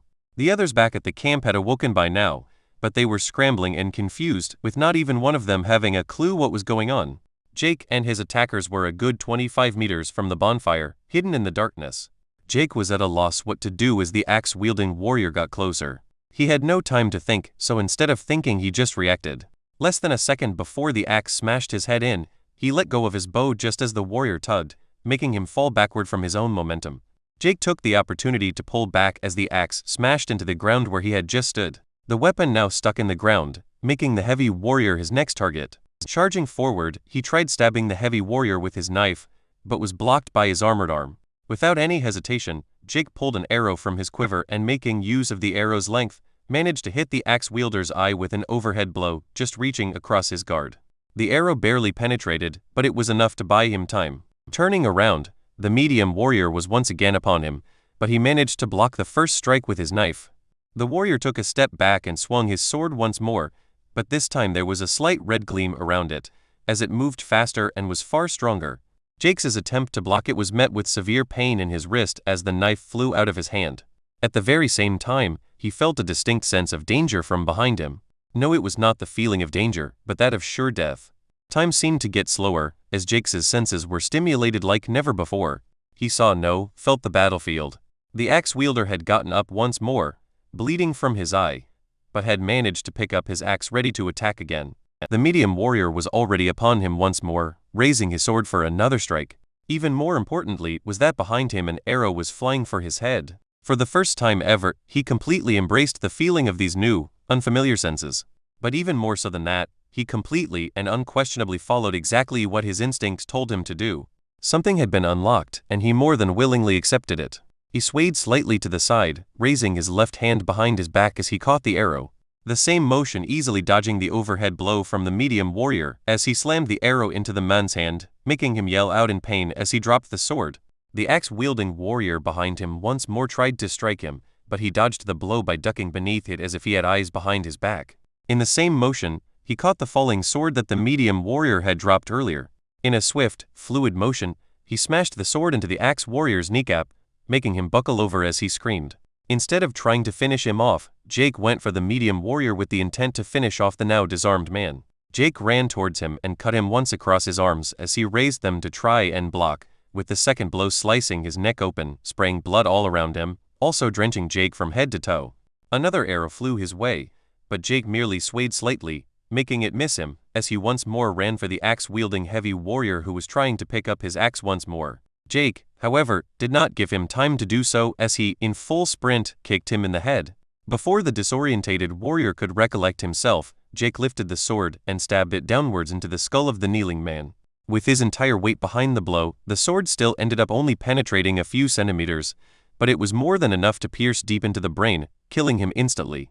However, the sword was stuck, making Jake take out 2 arrows from his quiver, wielding one in both hands as he dodged another arrow shot by the enemy archer. The attacking archer was clearly flustered, and fear was evident in his eyes as the blood-covered Jake charged him. He had been hiding in some bushes off to the side, but pinpointing him from the direction of where the arrow came from was simplicity itself. The archer threw his bow to the ground, realizing that he had no time to fire another arrow, and drew his knife. An excellent choice, as Jake had found his archery very lacking. Clearly a novice before the system, and he had a feeling the man wasn't that much better with a melee weapon either. Jake smirked as he easily dodged the first swipe of the knife as he leaned in and stabbed an arrow into the archer's knife-wielding arm. To the man's credit, he did not let go of his knife, but it helped him little as another arrow was stabbed into his stomach. Dropping his knife from the shock of that one, he tried fighting back, but Jake easily took out another arrow from his quiver and smashed it into the archer's chest, followed by another, and then another. The poor man only able to flail his arms as he attempted in vain to ward them off. 9 arrows later, and the man finally stopped struggling as his last breath left him, now with a total of 12 arrows sticking out of his corpse. Jake got up and looked towards the sky, a small smile still on his lips. The sense of danger gone, his instinct to kill quiet. He had survived. The others back in the camp were now more than awake and ran towards him, all of them clearly still flustered. The moment they saw the scene, they were instantly horrified by the sight. A man lying face down in a pool of blood, right beside another man still in a kneeling position, blood dripping from his eye with the sword sticking out of the top of his skull. The picture only made all the more horrifying by a smiling Jake, completely covered in blood, standing over another corpse with a dozen arrows sticking out of it. What happened? Jacob stammered, clearly disturbed by the carnage, his mind in turmoil as he looked at Jake in horror. A smiling Jake turned to him, still savoring the euphoric feeling he was currently experiencing, his smile growing even larger as he answered, "I won." Chapter 9, Blood. Jake felt good. Incredibly good, in fact. The sensations that come from facing down certain death and coming out on top was wonderful. He didn't notice the weird look Jacob was giving him as he just enjoyed how he felt. He didn't take notice that the other people in his group had made their way over either, though some of them quickly turned right back around when they saw the scene. Among the new arrivals, Caroline looked at Jake with a mix of concern and fear. "Are you hurt? There is so much blood," she asked in a quiet voice. She felt slightly sick, looking at the frightening image of Jake standing beside a man full of arrows, the blood gleaming as it reflected the moonlight. "I'm good. None of it is mine," Jake answered casually with a light smile. He was hoping to finish up any potential conversations so he could move on to more important things. He had gotten several system notifications that he was more than eager to get to. "Okay," she answered tentatively. Caroline didn't seem inclined to ask any more questions, while Jacob looks like he had something to say, but he chose not to. Jake gladly took the opportunity to extricate himself when no one else spoke up. "I'm gonna go sit down and check my status messages. There are no more enemies as far as I can tell, so relax everyone," Jake said, considering if he should tell them they could go back to sleep. He decided not to, as he had serious doubts anyone felt like sleeping right now. He sure as hell didn't, his spirit way too high. Jake walked to the bonfire that was still burning bright as ever, sat down on the same log he had used as a lookout earlier in the night, and finally opened his notifications window to a slew of messages. "You have slain human G LVL3/warrior medium LVL7. Bonus experience earned for killing an enemy above your level. 478 TP earned. You have slain human G LVL2/warrior heavy LVL5. Bonus experience earned for killing an enemy above your level. 340 TP earned. You have slain human G LVL2/archer LVL4.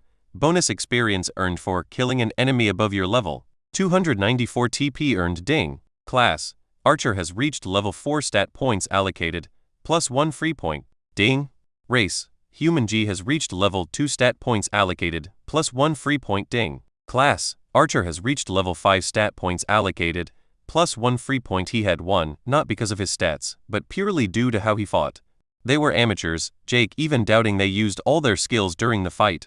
Besides the medium warrior using that glowing sword, he didn't notice anything else. Then again, they were all low level, and it wasn't like skills actually had any real visual prompt from what he had seen so far.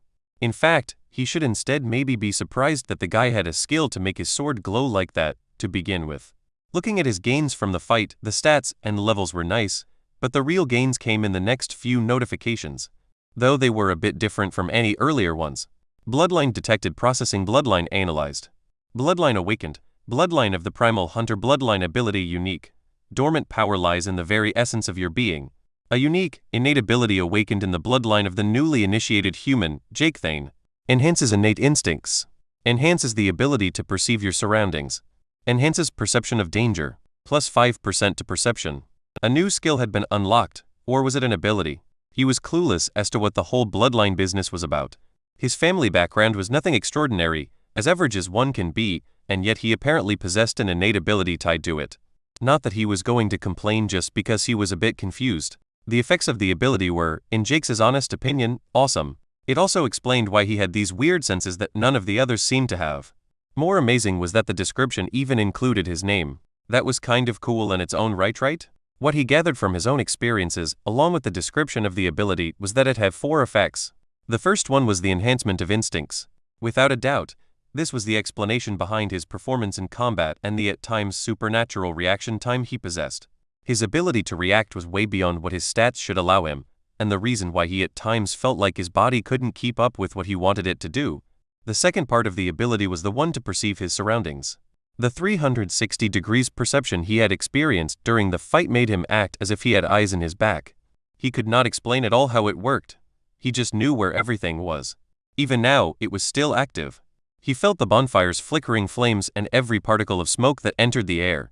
He knew of the log beneath him, how it had a small part of it inside that was hollow, and every single blade of grass around it. His understanding improved whenever he focused on it, but it was passively making him aware of roughly everything around himself, especially any movements. It was all vague, however, and the range seemed only to be a few meters. He could not sense the others, as they were still at the corpses 10 or so meters away. He estimated the range to be perhaps 5 or 6 meters. Too low for scouting, but invaluable in combat. Third on the list was the perception of danger. That part was rather self-explanatory, honestly. It was the prickling sensation he felt whenever something dangerous was heading his way, the feeling in his gut that something dangerous was lurking ahead. That part alone was great, but what made this part of the ability incredibly strong was the synergy with the two other effects. His perception of the area around him allowed him to perceive the nature of the danger, and his enhanced instincts allowed him to make a split-second reaction. The fourth and final part was a 5% stat bonus to perception. While certainly valuable, he saw it as rather inconsequential compared to the other effects. He didn't doubt it would prove more beneficial as he got more stats, and the bonus started adding up, though. The entire skill seemed far stronger than anything else. Archer's Eye was also a perception-based skill, but compared to his bloodline of the Primal Hunter, it was borderline useless for anything other than scouting. Even with the ability itself being so awesome, it didn't come alone, bringing even more benefits. Title earned, Bloodline Patriarch. Unlock a unique bloodline ability. The power found in the origin of your records are yours, and yours alone to wield and pass down throughout the multiverse. May your bloodline prevail. Plus 15 vitality, plus 10% to vitality. This one was massive. In a few different ways. The description of the title was quite something in itself, especially compared to his only other title, which was just a matter-of-fact statement that he was now part of the multiverse and new to it. This one instead talked about something called records. Whatever the hell that was. Even the name of the title felt quite a bit more impactful. Bloodline Patriarch. It was indicating that he was the forefather of the bloodline and that it was his alone. Did this mean that the rest of his family didn't possess it too? Was he just the first one to unlock it? The thought of his family was even still alive briefly entered his mind, but he suppressed the thought. Now wasn't the time to get sentimental. The description and stats granted by the title indicated the system's desire for him to survive and thereby allow the bloodline to live on, and oh boy, the stats. A massive plus 15 vitality instantly making it his highest stat, only made better by another plus 10% straight on top. Looking at his stats, they had gone through quite a development from the level ups, ability, and title. Status name, Jekathane race, Human G, LVL 2 class, Archer, LVL 5, profession, N/a health points, HP, 302/310 mana points, MP, 123/130 stamina, 144/170 stats strength, 18 agility, 19 endurance, 17 vitality, 31 toughness, 12 wisdom, 13 intelligence, 13 perception, 28 willpower, 11 free points. 3 His stats had seen a massive growth, which made him smile widely. He did frown a bit, however, as he began to question his vitality being at 31. According to his quick math, he should have 29 vitality before the plus 10%, having been at 13 the last time he checked. After that, he had gotten plus 1 point from his race leveling up and plus 15 from the title. With plus 10%, he should be at 31.9, and yet it only showed 31 and not 32. Did it only show whole numbers rounded down? Jake had 3 free points, so instead of thinking further on it, he simply allocated a single point and saw it instantly jump from 31 to 33. So only whole numbers rounded down. Got it, he thought, nodding internally. As for his last 2 points, he decided to do another experiment. His stamina was at 144/170, being higher than his maximum was when he woke up earlier in the night. What Jake wanted to know was how increasing the maximum of a resource affected the current amount available. He allocated a free point to endurance, leaving him with 1 left for later. He saw his stamina jump to 154/180, adding a static 10 points to both maximum and current. Does this mean you could potentially have infinite stamina with enough repeated level ups? Jake wondered, though he did admit the scenario of that happening was quite far-fetched. For the last free point, he was unsure how to distribute it, so he just let it be for now. The last subject on his lengthy list of system messages was the result of reaching level 5 in his Archer class. Archer class skill available. Jake mentally acknowledged that he wanted to browse class skills, and a big list appeared before him. To his surprise, a huge number of weapon skills showed up in front of him. Basic two-handed weapons inferior, basic shield technique inferior, basic unarmed inferior, basic throwing weapons inferior, and so on and so forth. The only ones he did not seem to have were the magic-related ones. Quite honestly, Jake was not interested in any of them whatsoever. He was more than happy with his already once upgraded advanced archery common, and he still had the basic one-handed weapons inferior, in case things got dicey and he was forced into melee as he had in the last fight. This left him with only 3 options available at the bottom. Basic trapping inferior. The archer is not limited to direct combat, but can also use his tactical prowess to emerge victorious. Unlocks proficiency using basic traps and knowledge of how to construct them. Adds a minuscule bonus to stat effects on traps based on the nature of said trap. Basic stealth inferior. The deadliest predator is the one not seen coming. Unlocks basic proficiency in the arts of stealth, allowing you to remain undetected more easily and blend into the environment. Adds a minuscule bonus to the effect of agility and perception when successfully remaining undetected. Basic tracking inferior. The first objective of any hunt is to find your prey. Unlocks basic proficiency in tracking entities you are familiar with. Must be identifiable tracks available. Adds a minuscule bonus to the effect of perception when tracking. All of them were just more basic proficiency skills. Thinking back to the two melee ambushers earlier, both were over level 5 in their classes. You would not at all be surprised if they both had the basic stealth skill, considering how close he got to them, while they managed to remain hidden. Though the first warrior had a glowing weapon, so he must have gotten a skill to do that. Yeah, that made Jake a bit jealous. Good riddance, that lucky guy was dead. He saw value in all of them, but he did not see himself setting up a large number of traps, especially not with his bloodline ability. He very much wanted the tracking skill, and he did consider taking it to track down where the 3 attackers came from. But ultimately, he decided on basic stealth inferior. He could imagine the synergy with his bloodline ability, allowing him to attack his foes before they would ever get a chance to strike back. The fact that it also scaled with both agility and perception only made it all the better. The fight had made him realize how little he had accomplished since he got into the tutorial. They were all higher level than him, with the medium warrior being level 7 in his class, more than twice what he had been. He had already decided that he would need to go hunting.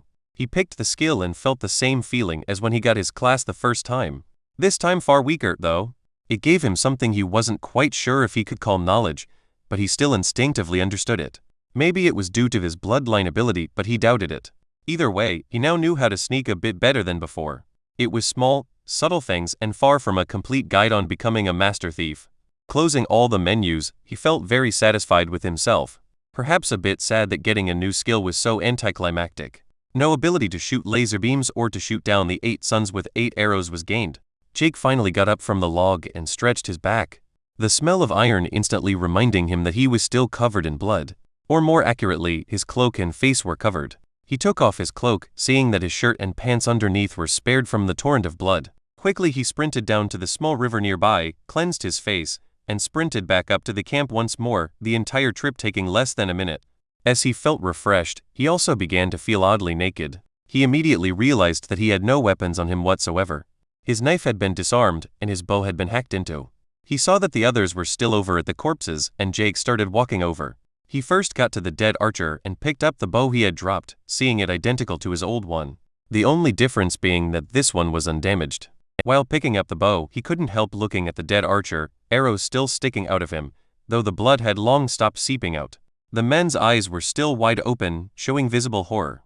Jake looked at him as he stopped. He looked over at the other corpses, the man with a sword still stuck in his skull and the other lying in a pool of his own blood. At the same time, he saw the looks everyone gave him. It wasn't the same look of the blame for causing Joanna's injuries like before. It was one of fear. That is when it struck him, far later than it should have. The attackers were humans. He had just murdered 3 human beings. Chapter 10, Reflection and Frustration. Murder, killing, homicide. The act of taking another human's life has many names in society. No matter the name assigned, it is a crime. It is immoral.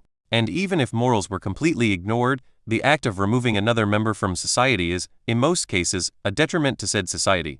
The act of ending another life is innately abhorrent to humans, and even if the act was 100% justified, it will often leave the killer traumatized by the experience.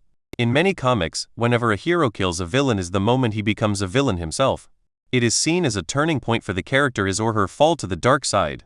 These were just some of the thoughts bouncing around in Jake's head as he was sitting on the grass, staring down at the ground, reflecting on his feelings of what had transpired that night. He had killed not just 1, but 3 people. Logically, he knew that it was self-defense. They had tried to kill him, so he killed them instead. It was justified, and in many countries, could even be considered legal. Heck, it could even be argued that he was in a situation comparable to a war zone, making the laws of war apply, in which case he had simply killed enemy combatants. Even if he got over the fact that he had killed them the way he had done, so couldn't be ignored, though. He did not think of the ferocity of his actions during the fight, but as he saw the corpses, it couldn't be clearer how brutal he had been. Especially with the archer he had pinned him down and simply kept stabbing him over and over with arrows until he finally stopped moving. It was a textbook example of excessive force. The acts of brutality could perhaps be explained by Jake's inexperience in combat, the adrenaline pumping through him as he fought, and his enhanced instincts taking charge, but what he could not explain away was how he felt while doing it and after. He felt nothing when he killed them. It was like he was just checking off 3 items on a list as he ended their lives one by one. After the fighting, the only thing he felt was euphoric. He had never felt better, more alive. The relief, feeling of superiority, and overpowering sensation of winning was just too intense, too addicting. If the feeling was due to his enhanced instincts as he suspected, that meant his base instinct, him at the very core of his being, enjoyed killing. No, that's wrong, he corrected himself. He had not felt any pleasure from killing the badgers, and he did not feel any particularly strong emotions after the big boar either. He only felt contentment after that. He did not enjoy the simple act of killing, he enjoyed the hunt, the challenge of the kill. He enjoyed the feeling of winning over his foe. Jake had never been the confrontational or aggressive type. In fact, he strived to avoid conflict whenever possible. But he enjoyed a challenge. He enjoyed pushing himself to his limits and try to improve. To throw his entire being into something and strive for the top. It was why he had managed to get so good at archery. It was how he had managed to graduate as one of the best in his class. Not because he was particularly smart, he just liked to see the number on his test score go up, so he slaved away to make it happen. He remembered one of his professors describing him as driven and ambitious. Jake wasn't sure if he agreed on either of those, but he did enjoy picking hard fights and coming out on top. What people misunderstood, though, was that it wasn't because of the reward from the challenge. He did it for the challenge itself. The outcome wasn't necessarily relevant. That is how he felt about the fight that had ultimately resulted in the death of 3 human beings too. He felt like the outcome, their deaths, was ultimately irrelevant. It was the process of the fight that was his goal and not the death of the 3 of them. It was just the unavoidable result of a life and death battle, which was the core root of his problem. After reflecting on his emotions and boiling everything down, he came to the realization that he just didn't care much. Be they human or beast, in the end, they were just challenges to overcome. The only feeling of remorse or regret he ever felt so far in this tutorial was when Joanna got hurt. Even then, Jake knew that he thought it was her own fault more so than his. A part of him hated feeling that, but when he thought the scenario over, he just couldn't find anyone else to blame but her. She could not have tripped to begin with. As a caster, she could have at least tried to use the mana barrier that they already established all casters had. Freezing up right after tripping sure hadn't helped her chances, either. If she hadn't, rolling out of the way of the charge would have been more than possible. If all those failed, she could at least have managed to avoid getting a limb trampled off, so they could fix it up with a potion like the other leg. In other words, if it had been him in her position during the fight, he wouldn't have ended up losing a leg. But it happened, and she was now just a burden. He and everyone else in the group were aware of it, but no one truly wanted to voice it out. Leaving her behind was no different than leaving her to die. None of them wanted that on their conscience, and no one wanted to leave a colleague and a friend behind. Not even Jake, despite his annoyance at her, but at the same time, he couldn't stay like this forever. He finally realized he did not fit in with the group, likely a bit late in retrospect. They were corporate workers, civilians in every sense of the word. The only fighting any of them had ever participated in was sports like boxing. He doubted any one of their entire group had ever even been in a bar fight or something similar except for one person. Bertram did stand out. He was decisive and strong even before the tutorial. He handled his shield and sword well, and he didn't hesitate when attacking. The man had the eyes and demeanor of a fighter and was, without a doubt, the strongest person in the group except for Jake. But he was tethered to Jacob. Comparing their ragged group of office workers to the ones he had killed was night and day. While still amateurs with their weapons, the ambushers that attacked him were far from new to fighting. They had a plan of attack, a damn good one in his opinion, and they had the guts to fight. They had the courage to take on the lookout of a group of 10 with only 3 people. Their hope had likely been to kill him quickly before he even had time to wake up the others, then proceed to wipe out their entire camp before they could muster a counterattack. Their levels also spoke to their proficiency. They had either dared to hunt down beasts or other humans to get their level, meaning they had fought most of the time since entering the tutorial. They were just unlucky to encounter Jake as the lookout. If it had been anyone else, the chances are that the majority of their group would be dead now. Comparing those 3 to his own party just felt sad. They would likely have lost several people, if not been wiped out completely, facing that big boar if Jake had not been there. Maybe they would even have suffered injuries from the first group of badgers. They were weak not just in fighting strength, but also resolve. He realized that this line of thought was a spiraling black hole of negativity, but he had to acknowledge it. If his instinct, his natural disposition, was to enjoy hunting and overcoming challenges, then he could only see himself driven completely mad by suppressing those desires. He finally looked up from the grass, having found a semblance of resolve. He would hunt and he would grow stronger. The others were still talking over at the two warriors' corpses, and Jake could hear their discussions, which seemed to mainly revolve around who the attackers were, where they came from, and if there were more of them. Jake looked at them. They were his friends, his colleagues, and looking at Caroline, his crush. He wanted them to live, from the bottom of his heart. In order to make that happen, he needed power. He had won today, but would he win tomorrow? What if there had been more attackers? What if they had been higher level, or he had made a mistake? His bloodline ability was far from flawless. It did not grant him omniscience, but merely faster and more appropriate reactions during combat. Take the medium warrior's attack where his blade was coated in the red gleam. His instinct had no warning of it, and he ended up disarmed and nearly dead. The strike hadn't been a danger to him directly as it hadn't aimed at his body, only his knife. It was an attack to disarm him, and his natural instincts couldn't recognize a complex attack like that. He also needed to think more while fighting and merge instinct and logic. With his resolve steeled, he walked over to the rest of the group, save for Lena, who was still beside Joanna. "Jake, can you tell us what happened?" Jacob asked as he saw him walking over. Everyone seemed to avoid looking at the corpses, which was perfectly understandable. It was equally understandable that they avoided looking at the killer too. Yahya was keeping watch when I heard he explained exactly what had happened, and he saw the concern on Jacob's face as he described the ambush. The concern only seemed to grow into confusion as he described how he had turned the situation around.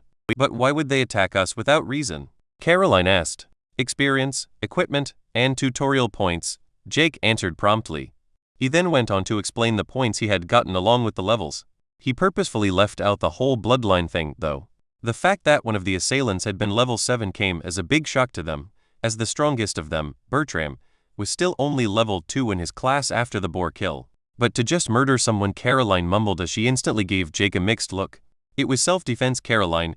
We have no choice but to defend ourselves," Jacob said, coming to Jake's defense. "He may have saved us all. Please don't blame him for that. We may need to reconsider our strategy for." As the others kept talking, mainly filled with concern for the future, Jake went over and picked up the knife he had dropped when the medium warrior attacked him with glowy weapon skill. As he picked it up, he also finally solved the mystery of what had been thrown at him when they first jumped him. He saw a dead badger with the arrow he had shot stuck in it. It was dead before he even hit it, with what looked like a long sword cut across its stomach, something he presumed was the cause of its death, to begin with. He doubted he would get tricked like that again with his new sphere of perception, which is the name he settled on for his new spherical vision. Tuning back into the ongoing conversation of his colleagues, he wasn't exactly pleased. The group discussion seemed to steer towards finding a safe place to hide and wait the tutorial out, only fighting when absolutely necessary or to get food. As Jake listened, he started getting more and more pissed off. Was he really the only one who had any grasp of the situation they were in? He finally snapped as he started speaking in a voice far louder than any one of them was used to, using enough curse words that HR would need to be called. "Wake the fuck up, people. This entire fucking tutorial is focused on killing, and it is called a bloody tutorial. As in training. What do you people think it's a tutorial for? A nice corporate office job? Or I don't know, maybe somewhere even more fucked up than this place. What do you guys think is more probable? The world has changed, and you all need to get your asses moving and adapt if you want to survive." Jake got winded towards the end, everyone just staring at him with wide eyes. He was perfectly aware that the outburst was entirely out of character. He just had enough. He had resolved himself that he wanted them to live, that he wanted them to make it through this tutorial in one piece, and they wanted to hide in a hole in the ground for over 2 months? A single person who had fought just a little during the tutorial would be able to wipe them out easily in just a few days if they didn't gain any strength. A random beast could come upon them and kill them too. Jake did not like to have the thought, but he was confident that the current him could take down all of them single-handedly in an ambush, just picking them off one by one with arrows from a distance. "What do you suggest we do?" Bertram stepped up and asked. Bertram had been the bravest and most competent by far in the group, not including Jake. He had walked in front, and he had even selected a class during the introduction that allowed him to defend others. The tone in his voice was not one of anger or confrontation, but genuine. "I suggest you do whatever you need to level up and survive this shit. Even if you don't want to fight other people, you at least need the strength to defend yourself when they want to fight you. In other words, hunt beasts. Get experience, get power, do what the system wants you to," Jake finished. "I agree with Jake," Casper said as he also joined the conversation. "We need to learn how to fend for ourselves. What if Jake had not been on watch but someone else? What if they had come a couple of hours earlier? Would you be confident in fighting 3 people at once who were all above you in level, Dennis? Dennis shook his head, clear that he would likely be a corpse on the ground right now had the watch plan been different. Jake hoped that his outburst could be a wake-up call for all of them. He didn't want to just leave them and go be on his own. He was afraid of the consequences of that. They couldn't survive on their own as they were now. He gave them space to think it over as he excused himself from the group and went to check the corpses, starting with the 2 dead warriors. He knelt on the ground and started rummaging through their satchels. If he and his colleagues had gotten 6 potions at the tutorial's start, so had these people. He quickly took the satchels off the corpses and looked inside. Both had quite the number of potions in them, a mix of stamina, health, and mana. Seeing mana potions, it confirmed that these 3 had either been a part of a team with casters or healers who died, or they had killed casters or priests. He personally leaned towards the latter. There was a total of 14 health, 8 stamina, and 5 mana potions, also counting the contents of the dead archer's satchel.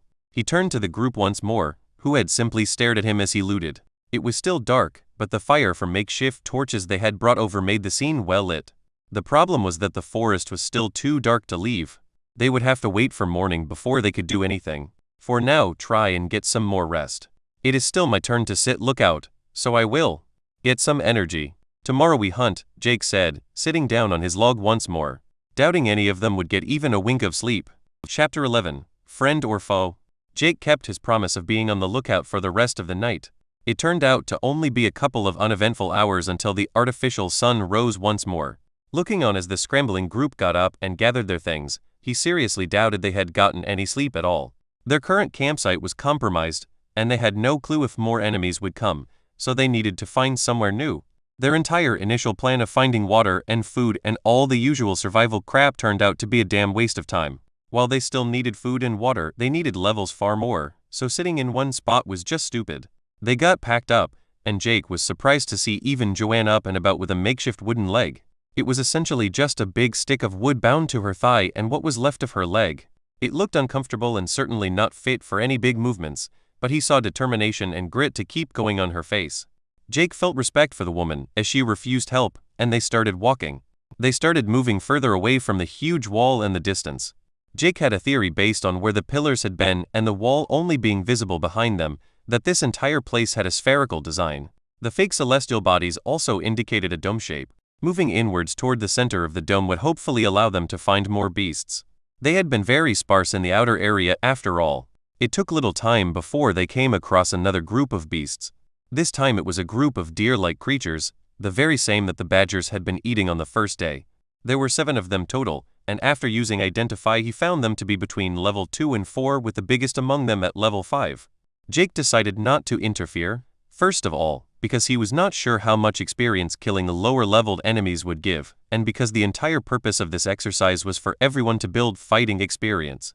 They started once more laying a long, elaborate plan, but Jake shut them down real hard and told them to get their shit together and move.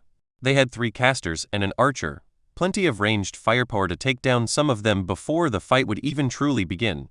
Jake had given them all the potions he had looted the day before, so they were more than covered in that department. He did keep the stamina potions, though, as they were rather unnecessary for his colleagues at this point, and Jake had a theory he wanted to test out, something for a more opportune time. The fight went rather easy, as Jake had predicted.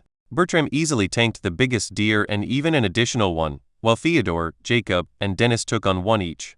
The final 2 deer-like things had already been killed or disabled by the initial barrage, making the fight effectively 5 versus 9, with Jake not participating. Theodore managed to kill his deer quite easily as it was only level 2 by landing a swipe on its neck, cutting it open. His style was a bit reserved and defensive, but he had a good build and didn't lack confidence. He was also rather good in spotting openings, and Jake was even fairly sure he saw him throw in a feint. Dennis took a bit longer with his 2 daggers cutting away at the beast. He was by far the fastest in the group besides Jake, and he also used his active ability, which allowed him to have small bursts of speed here and there. He did hesitate a bit and clearly didn't like fighting, but he got the job done nevertheless. In Jake's honest opinion, Jacob was the worst combatant in their group by quite a margin. He panicked nearly instantly when the beast got close and just swung his sword back and forth. The casters did decently, Joanna having the worst accuracy, which Jake could honestly not blame her for considering her circumstances. Ahmed was by far the best, having quite the accuracy and aiming for vital spots, with Lena falling somewhere in between. Caroline had little to do during the actual fight as her healing skill was touch-based, but she was fast to call out potential dangers and even went and healed Jacob mid-combat at one point. She was actually surprisingly good. Casper was also decent, but Jake was kind of biased when it came to archery. His results did speak for themselves though, as he did get in some good shots, even taking down one of the deer solo when they first engaged. The entire ordeal took only a couple of minutes, with the last opponents to die being the big deer that slowly got whittled down by Bertram taking its hits with his shield, and the casters and Casper shooting it to death. Jake did not get any credits for the kills as he did not actively participate, confirming his suspicions that you had to do damage or contribute in some way in order to earn experience. His moral support and oversight did not seem to count as actual helping. The gains were also decent. Disregarding TP, they had a couple of level ups, also resulting in race level ups. This also truly confirmed the hypothesis that race leveled up every second level in the class. Without further ado, they moved on and ran into a couple of smaller groups of beasts over the next couple of hours. Jake only had to step in once when a quite big level 7 badger ran past Bertram, heading straight for Lena. However, it was easily killed by Jake with an arrow to one of its legs followed by another that hit the thing in its right eye, likely penetrating the brain as the beast fell dead immediately. They did sustain some injuries, the most dangerous one being when Theodore took a nasty bite to one arm and had to drink a healing potion. The minor injuries, like scratches and such, were healed by Caroline after every fight. While she could not do much in combat, her healing was invaluable as it allowed them to always stay in top condition, and healing also seemed to remove any chance of infection in the wound. Assuming that was still a thing. Oh god, can bacteria get levels? A thought Jake quickly threw all the way to the back of his mind. Happy thoughts, happy thoughts. While a healing potion could heal injuries too, and in general, worked way faster, they seemed to have some kind of cooldown. If you drank one, you couldn't drink one for the next hour. Why this was, they didn't know. Heck, they didn't even know why they knew. Theodore just said that he did right after drinking one. System magic or something. They did not know if there were adverse effects from drinking another or if it just wouldn't work, and quite frankly, no one wanted to test it out either. After another rather tough fight, and a round of healing, everyone was getting tired as they had also passed their 4th hour since they set off in the morning. The last group they killed was a small group of the deer things again, so they decided to make camp and roast the things over a fire. They also found another small stream nearby, allowing everyone to rehydrate. Jake purposefully did not eat or drink anything during this time. He wanted to test exactly how the health and stamina resources worked, and their relation to daily necessities. He wanted to see if potions, primarily stamina potions, could counteract the need for sleep and sustenance. But that was for a time where he felt any actual hunger or need to sleep. They sat gathered around a small fire eating the roasted deer that, it has to be mentioned, was quite a bit better than badger meat. It was short-lived, however, as their peaceful break was interrupted when Jake heard what sounded like metal rubbing against metal. He got up from the log he had been sitting on and motioned to the rest of the group to get ready for a potential conflict. The source of the sounds was soon made clear, as out of the bushes walked a large man in full metal armor identical to Bertram's, also carrying a shield and sword. He was on the older side, in his late 40s to early 50s, but his presence did not indicate any weakness due to age. Quite the group followed him. Jake counted 15, with more potentially hiding in the dense foliage behind them. There were mainly warriors, which made sense as half of the basic classes were variants of the class. The rest were casters with only one archer from what Jake could see, and not a single healer in his line of sight. Jake made quick eye contact with Jacob, which his former leader instantly understood as he went forward. While Jake certainly was the strongest in their group when it came to combat, he was likely the weakest when it came to negotiation. And while Jacob sucked in combat, he was top tier when it came to social interactions. The first one to speak was not Jacob but the middle-aged warrior. "Well, hello there. My name is Richard," he said in a friendly voice as he looked over their group, his eye stopping on Caroline for a second, as he continued. "We saw the smoke from your fire and decided to investigate. No need to worry. We have no intention of fighting anyone. So, who might you people be?" The man was quite well-spoken and had a relaxed expression on his face. Looking at the situation, Richard's group had them outnumbered by quite a margin. Jake had no confidence in fighting so many enemies whatsoever if things turned for the worse. If a fight did happen, it would either be a one-sided slaughter or him and his colleagues scattering like the wind, with likely only Jake making it safely away with the others hunted down one by one. In other words, fighting was out of the question. "It is good to see other humans at last." Jacob smiled brightly at the man as he stepped forward. My name is Jacob, and these are my colleagues from before this so-called tutorial. May I know why you have sought us out? We have no desire for any unnecessary conflicts either. Haha, of course not, we humans are meant to stick together. The man answered with an exaggerated belly laugh, as he suddenly seemed to turn serious. Mine and 2 other groups, much like yours, have decided to team up in order to get through this purgatory that refers to itself as a tutorial. Of course, we need all the people we can have, so we would love for you and your friends to join us. Jacob instantly caught on to how he used the term team up. It didn't take a genius to see that only a single leader existed in the group in front of them. Richard may claim for it to be a team up, but clearly, it was simple assimilation. Jacob didn't let his thoughts show, but he kept smiling as he nodded. It's good to hear that other groups are also doing well out there. May I have a talk with my colleagues first? I am sure you understand that a decision like this is best made unanimously. Of course. Of course. Take your time. Richard agreed, though Jacob was quite clear it was just words. They had to find a solution fast. Richard motioned for them to stay as his group allowed Jacob to retreat slightly, motioning for Jake and the others to do the same. During it all, Jake kept an eye on the other group in case they tried something. Richard shot a glance at the archer that had been standing at his side from the very beginning, and Jake noticed said archer going slightly forward, clearly intending to listen in with his high perception. His second in command? As they got a small distance away, Jacob turned their backs to the other group and addressed them. What do you guys think of them? A bigger group would be safer, and I think that their offer is. He kept talking positively of the offer as he looked around and saw that Jake had knelt down and written some words on the ground with his fingers. They listen. Bad feeling careful, Jacob nodded, having already expected it. Hence why he kept his true thoughts hidden. Jacob promptly removed the words with his hand, acting like he was just dusting off his shoes. He continued speaking as he received reluctant looks from those around him. But we are familiar with each other, and we seem to function well as a team. There are also certain drawbacks to big groups, such as a higher need for food, and it may end up provoking some of the stronger beasts or something like that. The others had also seen Jake's scribbles and nodded along to what Jacob said. None of them liked it, and they got a bad vibe from Richard and his group. Jake saw the other archer out of the corner of his eyes, subtly shaking his head at the middle-aged warrior who frowned at the seemingly unexpected response. But he quickly wiped the frown off his face as he put on another smile and approached their group once more. I understand if you were reluctant, but working together is in the best interest of everyone here. It certainly is, but at this point, Richard directly turned to Caroline, who stood at the back and interrupted Jacob. Young lady, you would not happen to be a healer, would you? It would be greatly appreciated if you came with us. Caroline looked shocked and confused, but didn't manage to say anything before Richard turned back to Jacob and the rest of them. Your colleagues don't have to come, you know? They can, but you could also go with us alone, safety in numbers and all that. I can promise you an appropriate position in our group, and that we will do anything we can to keep you safe. There will, of course, also be levels aplenty. If you just come with us, I am sure we can solve this amicably. Even Jake, with his horrendous social skills, could interpret the undertone in that one. Chapter 12, A Splitting Provocation. The mood of the conversation shifted and the smile on Jacob's face was gone. Jake was also working in overdrive, analyzing the situation. Should he take them by surprise and shoot the man? Even if he tried, he had no confidence in landing the shot. And even if it did hit and somehow managed to kill him, chances are it would end badly if the other side retaliated, or more accurately, when they retaliated, as he seriously doubted they would just take getting their leader killed lying down.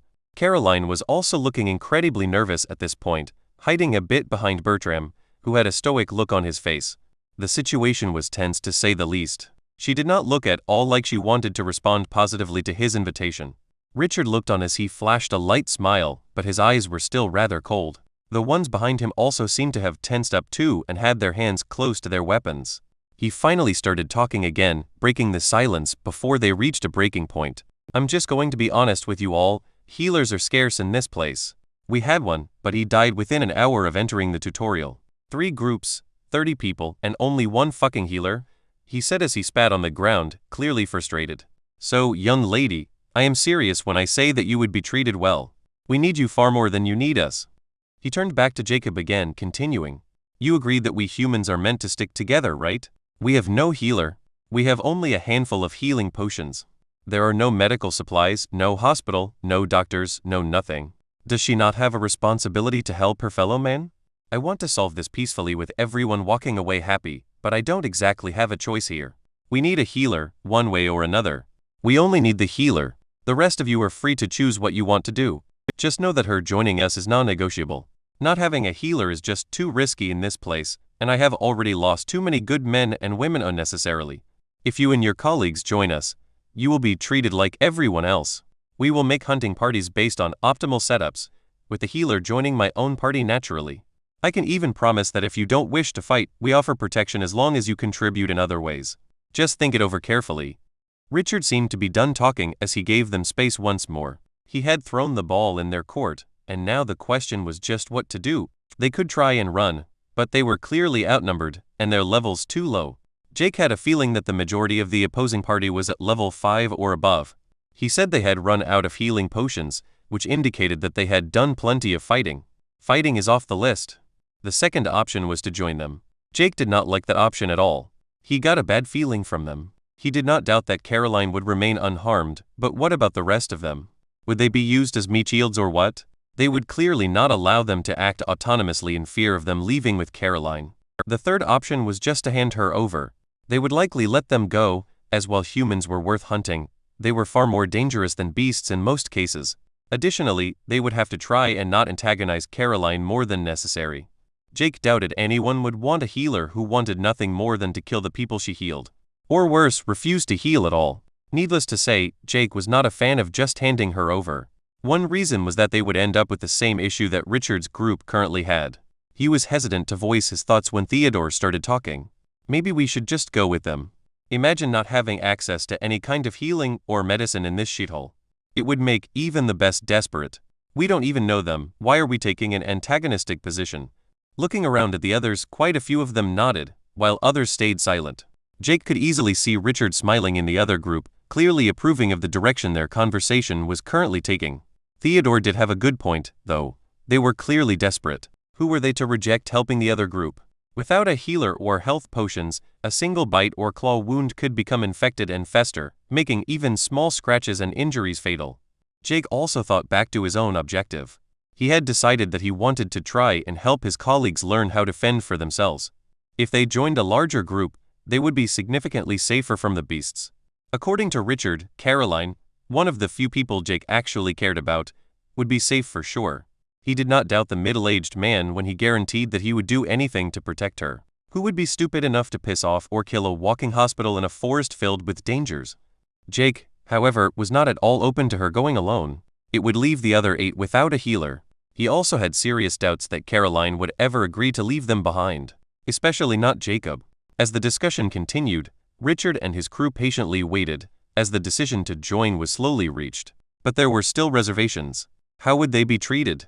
Would they be considered outsiders? What reason would Richard have to keep them around after already getting his hands on Caroline? The predominant fear being that they would be treated more like hostages than members.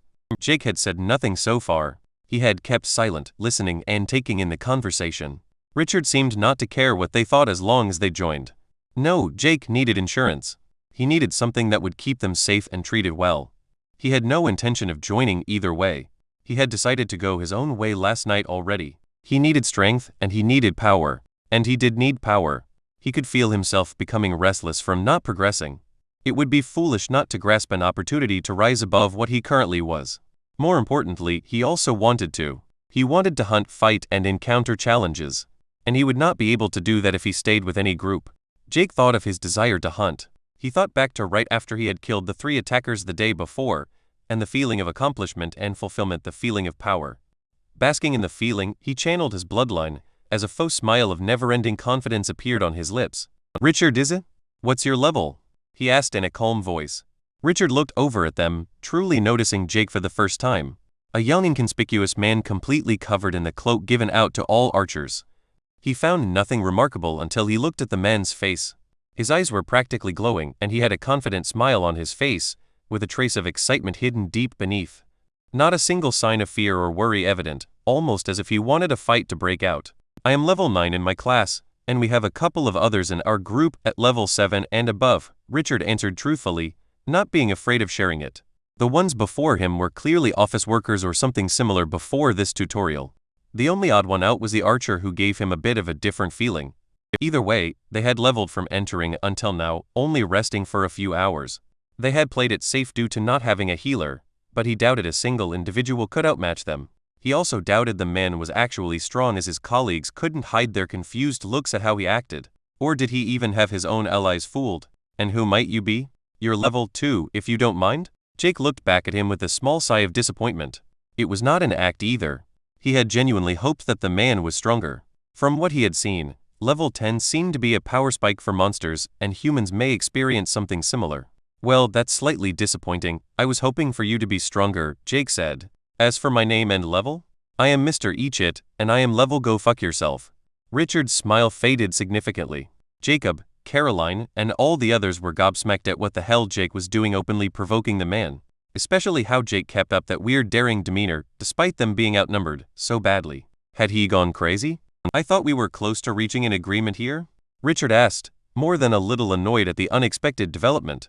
Who was this archer that he hadn't even bothered noticing before? What gave him confidence? Oh, fairly sure they're joining you, but I am not. I have bigger prey to hunt, Jake said, still smiling at the man as he walked closer to Richard and his camp. As he got closer, he felt a prickling sensation, making him aware of the danger lurking behind the man. He distinctly felt 3 archers who likely had their bows aimed at him in case he tried something. I just wanted to make something clear. I will leave my former colleagues to you, so do take proper care of them. Of course, if something happens, we would have issues, Jake said as he was only a single step away from the middle-aged warrior. Richard was a good 10 centimeters taller than Jake, literally looking down on the archer. Yet he was unsure of how to act. He had a weird feeling that the man in front of him was unusual, but he refused to back down and appear weak in front of his men. Oh, issues? What kind of issues would that be? He said, squinting down at Jake while taking half a step forward to tower over him. Jake's smile widened. The kind of issues where I get convenient prey served on a silver platter. Do you believe yourself superior? Do you think those 3 archers will land their shot before I remove your head? Do you think their arrows have any chance of hitting? Do you honestly think that you were the predator in this scenario?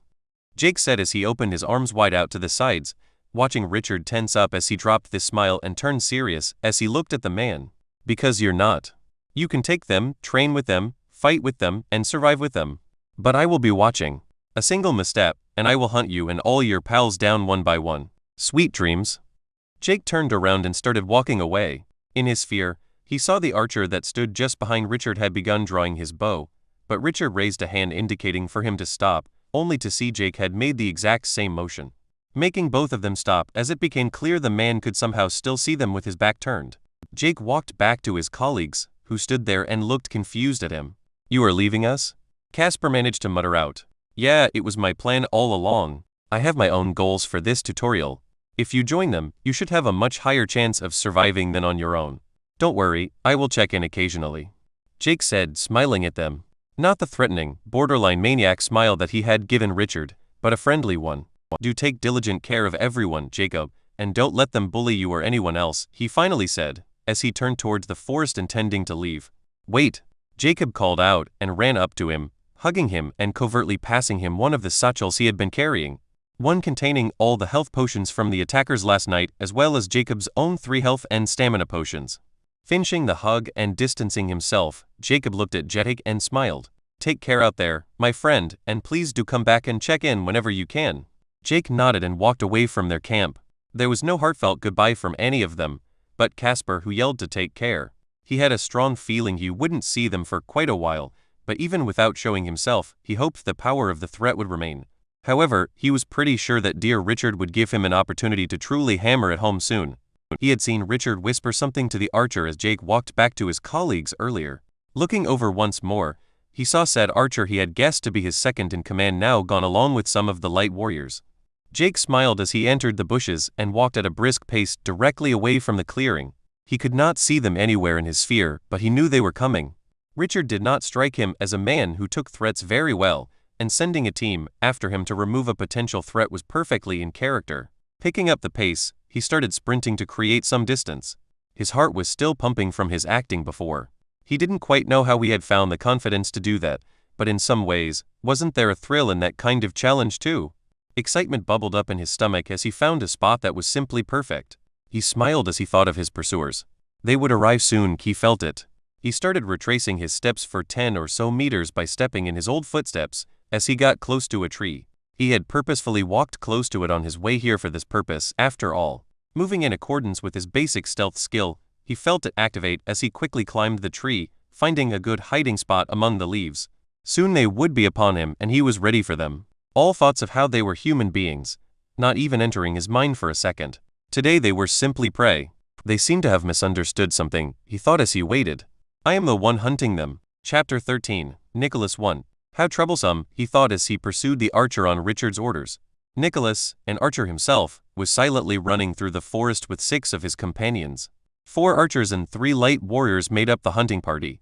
In his opinion, it was total overkill to send 7 men for a single archer from some corporate office. Seriously, what the fuck was up with that guy? Spewing off some cliché bullshit to look like a badass. He had to hold himself back from cringing during the entire thing and barely managed not just to shoot him in the back as he walked off. Sadly, Richard didn't want to spoil the relationship with their new healer. While the guy did do some weird stuff, it was nothing to make Nicholas wary of him. It was totally unnecessary to send so many, but Richard was nothing if not thorough. Ultimately, he did, of course, understand why Richard sent people after him. Either he was for real, and a serious threat, or he was a lunatic, in which case he would be a chaotic threat. In both cases, the issue was best nipped in the bud.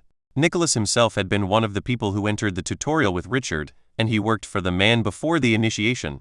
Richard ran a private security firm, and had employees contracted in several offices in their city of operation. Nicholas was just another faceless employee, but his track record had earned him some amount of trust, which had netted him the right-hand man's position in this tutorial. Finding a healer was fortunate.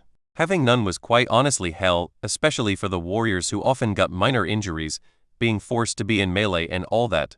They had a healer when they first got here, but he got impaled by a huge stag in one of their first fights.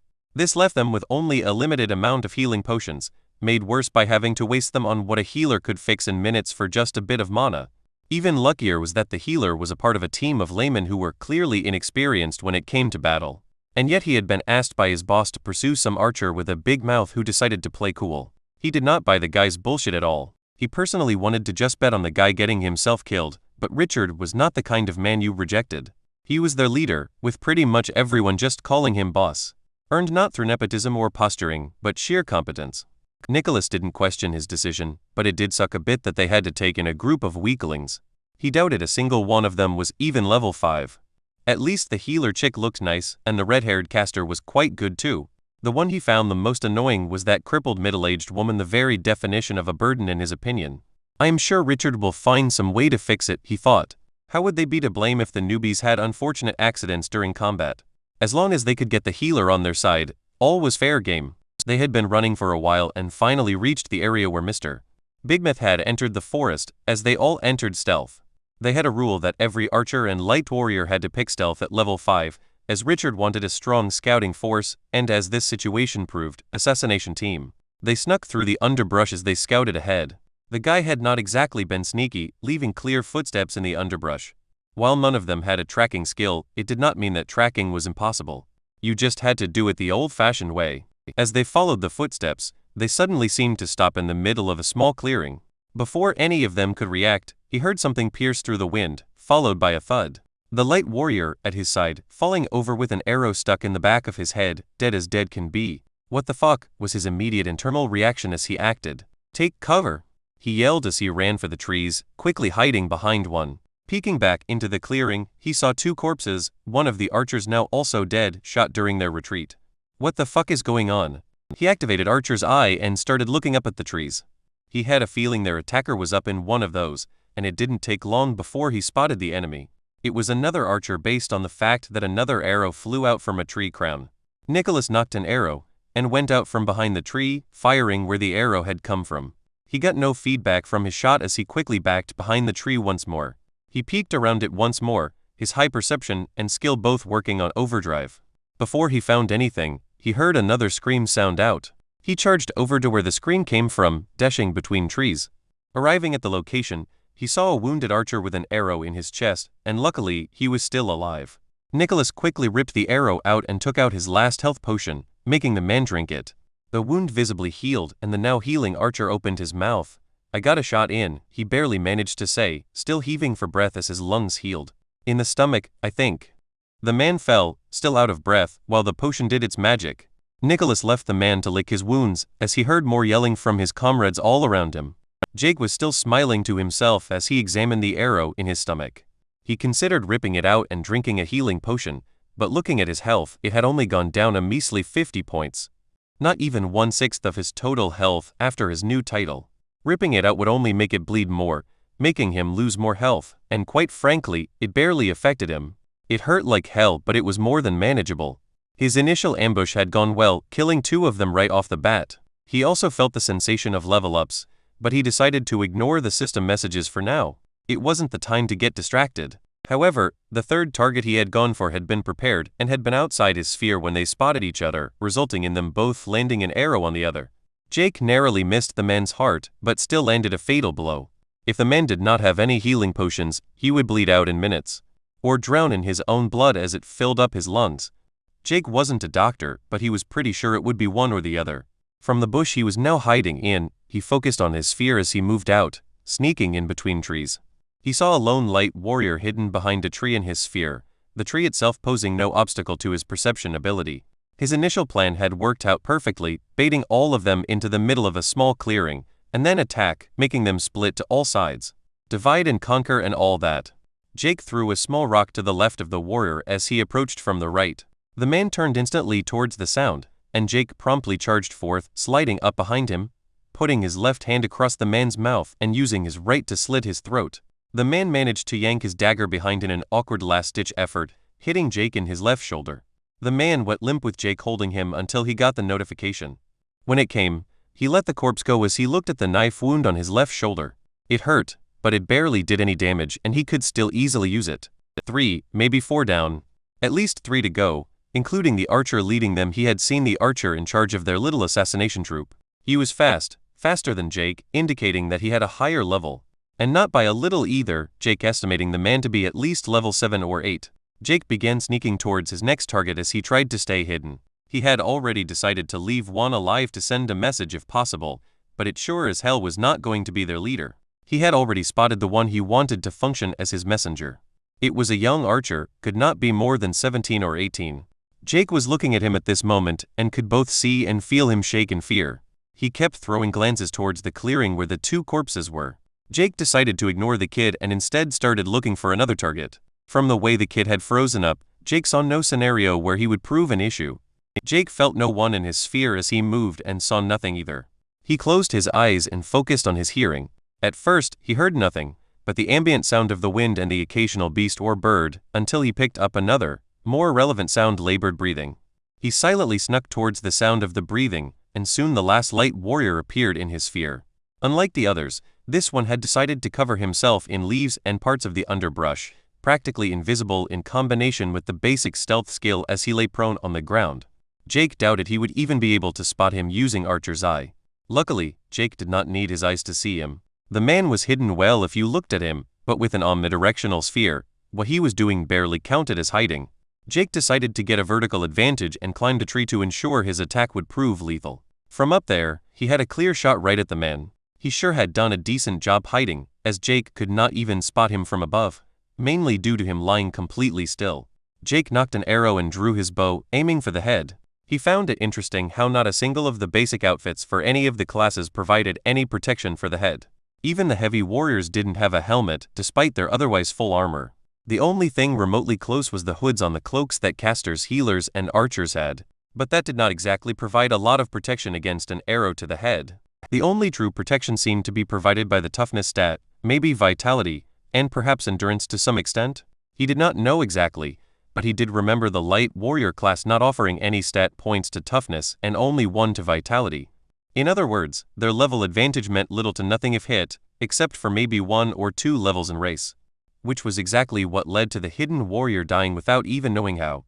All that was left was what looked like a stack of leaves and sticks with an arrow sticking out it. A red liquid slowly soaking the underbrush around the arrow. Jake confirmed the system notification of him getting the kill and checked his list of notifications quickly, finding only 4, meaning that the archer he traded arrows with earlier still lived. Must have used a health potion, he thought. He decided to go finish off the archer, doubting he had gotten far. While a healing potion did renew the lost health points instantly, it still took a bit of time for the body to fully mend, and judging from where he had hit the arrow, the guy was hopefully still down for the count. Jake climbed down from the tree and snuck towards where he had fought the archer. he still had to be careful with the leader of the hit squad on the loose. The guy had decent skill judging from his fast reactions to the initial ambush, and his accuracy was quite decent judging his return shot. He quickly found the archer who had done nothing more than drag himself to the other side of the tree Jake had left him at. He was still heaving for breath, as his lungs had just finished healing, and was not in any condition to put up a proper fight. While it was not exactly exciting prey, an enemy is an enemy. The archer had covered his body and face with his cloak and made sure that blood was clearly visible as he tried to sit completely still, likely hoping to fool Jake into believing he was already dead. Jake was off to the side of the man, still sneaking, as he drew his bow. The man had his vision blocked by his hood, completely unaware as death approached. Jake aimed and fired the arrow. The moment he released the arrow, his danger sense went ballistic, and he barely managed to move a bit to the side as an arrow entered his sphere and struck him in the back. A wave of immense pain struck him, making him grit his teeth, barely managing to stumble behind a nearby tree, narrowly dodging yet another arrow. He slumped down behind the tree and quickly ripped out the arrow still in his stomach, and the one in his back. The one in the stomach was narrow, only penetrating muscle mostly, but the one in the back had hit something important. He quickly drank a healing potion and felt a cold sensation spread throughout his body. The potion itself was tasteless like water, not that he had any time to think about flavors at the moment. He couldn't help but smile to himself despite the pain as he confirmed the kill notification for the already wounded archer. Afterward, he quickly opened his status page and threw all his free points into perception. He didn't even have time to look at his stats before his danger sense acted up again, as he had to slide around the tree, avoiding another arrow. His smile grew wider as he got to temporary safety once more. The archer was outside his sphere, despite it becoming slightly stronger from the increased perception given during his level-ups and the allocated free points. Whoever this leader was, he wasn't an amateur. He knew his way around a bow, and unlike many others, he didn't hesitate. Jake felt the excitement practically boil in his stomach as he felt his wounds heal. Finally, he had found a worthwhile opponent. His terrible taunt and equally terrible acting had been 100% worth it. Chapter 14, Nicholas 2. Nicholas did feel slightly regretful sacrificing his comrade in order to get the drop on the archer. Not because his former ally died, but because Nicholas had failed in killing the enemy. After he had given the wounded archer a healing potion, he decided to hide in a tree 20 or so meters away, with a clear line of sight to the wounded man. In other words, he had set up his ally as bait. The enemy archer seemed to have a perception skill of some kind or something that achieved a similar effect. A way of locating nearby individuals at the minimum. He first thought it was perhaps the basic tracking skill, but he had also seen the archer use basic stealth, which would either mean that the man had unlocked two skills, hence being above level 10, or had some other means he was unaware of. Ultimately, it did not matter. What mattered was killing the bastard, and his trap had worked like a charm until the very last moment. As he timed his shot with the enemy archers, the man reacted as if he had eyes in his back, and managed to slightly swerve to the side, lessening the damage from the shot significantly. Nicholas cursed to himself as he shot another arrow, but once more, the man stumbled to the side, dodging without even turning around. Before he could fire another shot, the guy had already fled to safety behind a tree. He jumped down from the tree he had been in and started running to the side while still keeping a good distance. He spotted the archer once more and quickly shot another arrow, but once more, he managed to slip around the tree. What followed was a cat and mouse game, where Nicholas kept shooting arrows whenever he saw the other archer as he slowly got closer. Based on the movements of the other archer, he must have consumed a health potion, putting Nicholas on a timer before he would be back in top condition. The entire thing was frustrating and only got worse as the other archer started returning fire. Neither of them seemed inclined to enter melee range, and with a good 20 meters still between them, they entered a standstill. Jake felt quite a bit better after avoiding a couple more arrows, and he even started shooting back. His life was in danger at every moment, and he had a couple of close shaves, the other archer being both faster and stronger than him. He was enjoying every moment of it. They both dodged and weaved in between trees, firing arrows back and forth, neither finding any luck. Jake was absolutely fine with this stalemate, as he started to feel better and better, his high vitality helping to heal his internal injuries. Despite a healing potion's magical effect of restoring health points, it did not instantly fix the body. That was all up to the person's vitality, a stat that Jake had no lack of due to his bloodline patriarch title. As they shot at each other, they ended up slowly moving closer together. The initial 20 meters became 15 and then only 10. With less than 20 arrows remaining, the other archer finally entered Jake's sphere of perception, making the physical barriers between them far less relevant as he no longer needed to rely purely on sight. The forest was quite a sight at this moment, with tens of trees having arrows stuck in them. Some were low on the trunk, while others were closer to their tops, as the two archers periodically climbed them in order to get any advantage. Jake could feel the other archer becoming more and more frustrated throughout the fight, and when he entered his sphere, Jake finally confirmed the big frown on the man's face. Jake smiled to himself as he called out, "This is fun, right? What the fuck do you want?" The other archer yelled back, "A name I would prefer." "Name's Jake," he replied. "And why would I care about that?" The other man once more yelled, clearly not enjoying their exchange whatsoever. Jake saw that the man was spending his time conjuring more arrows. Not that he had much to say, as Jake was doing exactly the same. The other archer, however, was down to only 11 arrows, with Jake still having 19. Based on the other archer's skill level, he had likely counted them, and knew he was at a disadvantage, leading him to endure the conversation to buy time. It would be a shame to just end up as another random notification of experience and tutorial points gained, wouldn't it? Jake replied honestly. The other man had skill, to be sure. Despite his clear frustration with the situation, he still kept his cool, had a methodical approach, never losing control of his emotions enough to hamper his performance. This would not be Jake's last fight with life and death on the line against a strong enemy, but he wanted to know the name of his first, at least. He slightly regretted not getting the name of the 3 assailants he had first killed, but the situation had not exactly called for a name exchange. "Still trying to act cool, huh? Get a grip, you are making me cringe over here," he sneered back. "But if you care so much, then my name is Nicholas." "Well, nice to meet you, I guess." "Was my taunt really that bad?" Jake asked. He had tried to make himself seem like a total badass, but thinking back, it came off more as him acting like a 15-year-old's version of a badass. "Cringeworthy enough to make me want to get rid of you even without Richard ordering it." "Seriously, what the fuck was that?" Nicholas asked, counting his stock of arrows. 18. "Seriously that bad? I guess I should apologize?" Jake answered questionably, more than a little embarrassed. "Never going to do anything like that again. Ever." "Still going to kill you," Nicholas answered, as he saw that he was now up to 24 arrows. "You fucked up really bad, you know. Making an enemy out of us. Do you really think your friends will be safe after I kill you in return to tell how full of shit you were?" "Okay, I guess this means talk is over," Jake muttered, as much to himself as Nicholas. The conversation at this point would lead nowhere, but Jake was happy enough that he got a name to call his opponent. Jake exited from behind the tree and jumped to the side, shooting another arrow at Nicholas, who managed to dodge it quite easily. The purpose of the shot had only been to interrupt his conjuration of arrows. The game of shooting back and forth resumed, but Nicholas quickly noticed his disadvantage at the closer range, as the other archer seemed to always know what he was planning, despite having no line of sight. They were close enough that they ended up grazing each other here and there, but nothing even close to lethal. Nicholas briefly considered running away, but decided against it. He would be far more exposed trying to run, and even if he did manage to get away, it would achieve very little. An enemy archer of considerable skill would still be out there, and the next time he could easily get the drop on him or one of his allies. Much like how they had gotten ambushed today. And all of that was ignoring Richard's reaction to finding out that he had gotten his entire squad killed by a single man. He at least assumed they were all dead at this point, as none had shown up despite the lengthy battle. Nicholas, instead of running away or getting more distance, decided to close the gap. As a part of his job before the initiation, he had training in hand-to-hand, and his skills with a knife were not to be scoffed at. While he had limited experience with a bow before the tutorial, the system had even given him a rank upgrade to his one-handed weapon skill once. He had picked Archer because he believed a ranged weapon would be superior to a melee one, despite Light Warrior perhaps suiting him better in retrospect. He ran back and forth between the trees, and while the distance was only reduced by inches at a time as they kept shooting back and forth, he did make constant advances towards his opponent. Jake, on the other hand, was fine with the other archer deciding to get closer. While he most certainly preferred ranged combat, he was not afraid to meet the enemy in melee.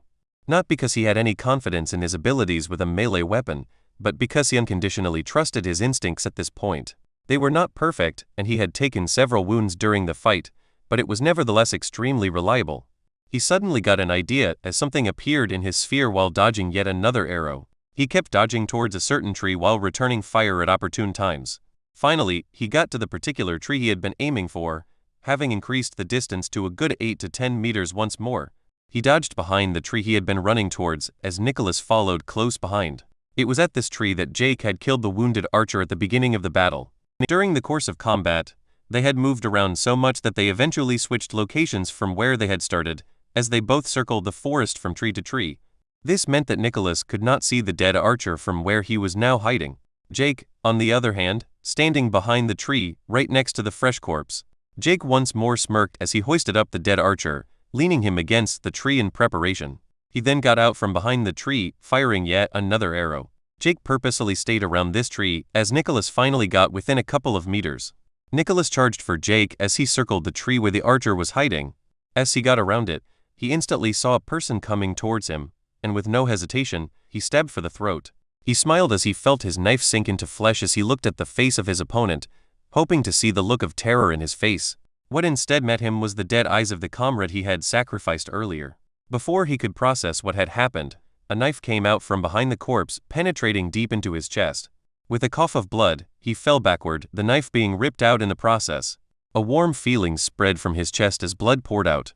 He knew his heart had been hit, and that he was done for as blood filled his mouth. Jake looked down at the archer who was collapsed on the soft underbrush of the forest. His eyes still open as he struggled in vain. His vitality still kept him from an otherwise instant kill before the system, as his health points were fast depleted. "Good fight," Jake stated solemnly. "Fuck," why Nicholas tried to say, as he coughed up more blood, not even attempting to speak again before the final vestige of life left him. Jake sighed as he got the notification confirming the kill. He went forward and closed the man's, no, Nicholas's eyes. At one point, he had considered cutting off the head of this leader to send a message to Richard that his threat was serious, but he could not bring himself to defile the corpse of someone who had given him the best fight of his life. It would also be just a bit too cliché. Jake instead decided to bury his fallen opponent's corpse, but first, he had some unfinished business with the last member of the hunting party. He walked towards where the archer had been frozen in fear and found him still in the same place, clearly attempting to hide. He had no respect for this young man, only pity. He was barely an adult, if one at all, and he had been thrown into this messed up tutorial with beasts, monsters, and people out to kill him. People like Jake. The kid's attempt to hide was rendered rather pointless by his constant shivering, making it easy to find him even without his sphere. The kid had his dagger in his hand hidden under the cloak, but he had either lost or thrown away his bow at some point. As Jake got closer, the archer started shaking even more, and finally summoned the courage to look up, only to see Jake in a blood-red cloak that used to be brown at some point. Before the kid managed to scream, Jake ran forward and easily disarmed him by giving him a solid punch in the gut, making him kneel over, his knife dropping to the ground. "Your pals are dead, kid. Return to Richard, and say that Nicholas fought well, and do remind him that I was serious when I told him that I would kill him if he does anything to my friends. Oh, and say that he is free to send more people after me." "I enjoyed it," Jake said, as he looked at the kid, who was clearly thinking that he was going to die. The kid looked up with terror and hesitated at Jake's words. The man in front of him was, in his eyes, a monster in human skin. Out of nowhere, 2 of his friends had died, and as he was getting his bearings, he heard screams all around him as everyone panicked. He had frozen up, not daring to move as he feared yet another arrow would come out of nowhere, and end his life without him even knowing how. He instead hoped, no begged, that the others would win and come get him. But now everyone was dead, including the seemingly invincible Nicholas, who even the super scary Richard respected as his equal. Worse yet, now this monster was standing right in front of him. "Hello?" Jake wondered aloud as the kid still just stood there shivering. Hadn't he heard him? The kid quickly tensed up before he quickly started running haphazardly, nearly falling over during his first couple of steps, until he got his bearings and started sprinting. Jake was a bit confused for a moment, but just shook his head as he looked at the kid running. It looked more than a little silly, as the kid bumped into several trees on the way running like the devil was chasing him. When the archer left his line of sight, Jake finally slumped down to the ground, tired as hell. Turns out that fighting someone to the death for the better part of an hour was exhausting. Chapter 15, Diverging Paths. As Jake was relaxing, he reflected on how weird stamina was. He was not tired per se, as he did not feel like taking a nap, and his muscles did not ache or anything like that. He had not felt even a second of exhaustion during the fight itself, and yet the second the battle was done, he felt drained. It was likely just mental exhaustion over physical exhaustion now that he was thinking about it. There was no stat for that. Or does willpower help with that? Naturally, he didn't know, so he could only guess, but since he hadn't really felt less mentally taxed even with the stat increases, he felt like it didn't. It did kind of make sense that it was tiring to focus on interpreting the feelings from his sphere of perception all the time while also being under constant pressure. At the moment, it was still active, vaguely making him aware of everything within 8 meters or so, but he was not really directly using it. He couldn't really put it into words, but he guessed one would say it had an active and a passive mode. Not that he had any clue how it worked, he just knew what was within it. He did not expressly see anything, he just knew the shapes and sizes of everything. It would take a lot of experimentation to truly figure it out if it was even possible ever to do so, and for some reason, Jake doubted he would get any answers from just sitting there. Instead, he decided to go through his system notifications and level ups. And boy, were there notifications. You have slain human G LVL 3/warrior light LVL 6. Bonus experience earned for killing an enemy above your level. 365 TP earned. You have slain human G LVL 2/archer LVL 5. Experience earned. 243 TP earned. You have slain human G LVL 3/warrior light LVL 7. Bonus experience earned for killing an enemy above your level. 471 TP earned. Ding. Class, Archer has reached level 6. Stat points allocated, +1 free point. Ding. Race, Human G has reached level 3. Stat points allocated, +1 free point. You have slain human G LVL 3/warrior light LVL 6. Experience earned. 394 TP earned. You have slain human G LVL 3/archer LVL 7. A small amount of bonus experience earned for killing an enemy with a class above your class level. 654 TP earned. You have slain human G LVL 4/archer LVL 9. Bonus experience earned for killing an enemy above your level. 1167 TP earned. Ding. Class, Archer has reached level 7. Stat points allocated, +1 free point. The gains were good, and he was especially surprised to see that Nicholas had been level 9 with quite a lot of tutorial points too, indicating that he had indeed killed a lot of beasts. He was strong after all. It made Jake wonder if Richard lied when he said that he was level 9, but it was honestly inconsequential for now. He only had a single free point left from the last level up, as he midway through the fight threw all his points into perception. Perception was, without a doubt, the stat that he liked the most, and he felt like it had great synergy with his bloodline ability. Based on that, he decided just to drop his 1 free point into perception, as he opened his newly upgraded status menu.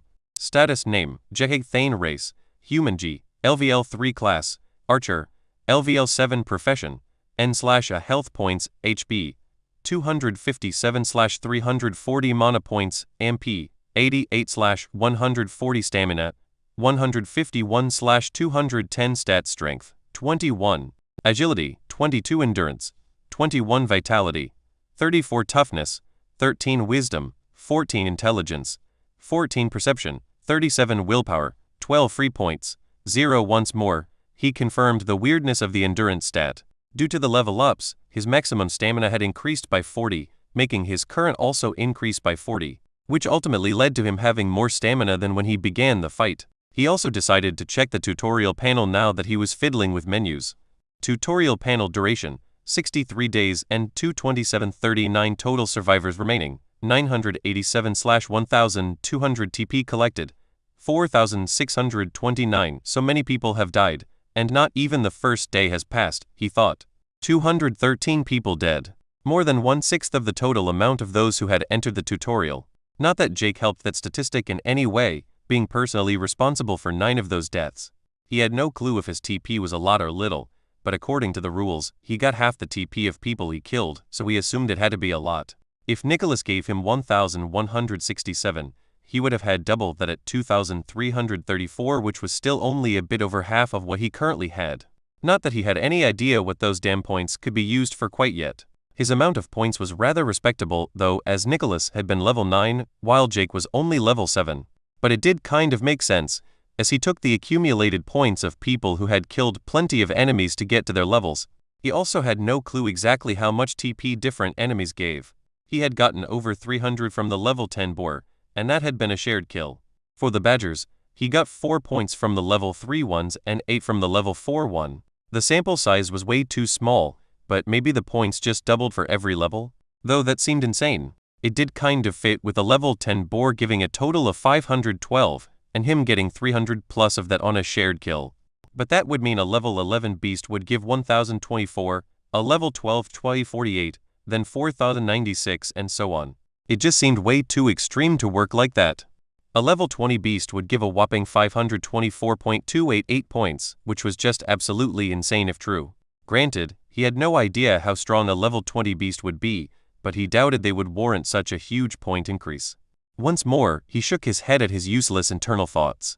It was a waste of time to think about, and he would just have to go hunt beasts to find out how many points each level gave easily. He closed all his menus and got up feeling refreshed in both mind and body despite only relaxing for 10 minutes. He walked over to where he had fought Nicholas, walking up to the dead man's body. Jake could still see the unwillingness on his face, but nothing could be done about that. They had fought, and Jake had come out on top. He had already resolved himself to give a respectable send-off for the man, but quickly met the obstacle of not having anything to dig with. He refused to leave the man's body for a bunch of overgrown badgers or deer to eat, so just leaving the body out in the open was not an option. Logically, it was a waste of time, but one could not always remain logical. He instead decided to make a small fire. Fire was rather easy to make by creating sparks with 2 daggers, one of which he had taken from one of the dead archers. It was in no way a glorious pyre, but it got the job done. He watched solemnly as the corpse burned, nodding towards what had once been a powerful enemy as the flames consumed it. Despite being in the same place for a couple of hours while preparing and burning the body, no one showed up. Jake's guessed that Richard had decided not to send any more would-be assassins after him for now.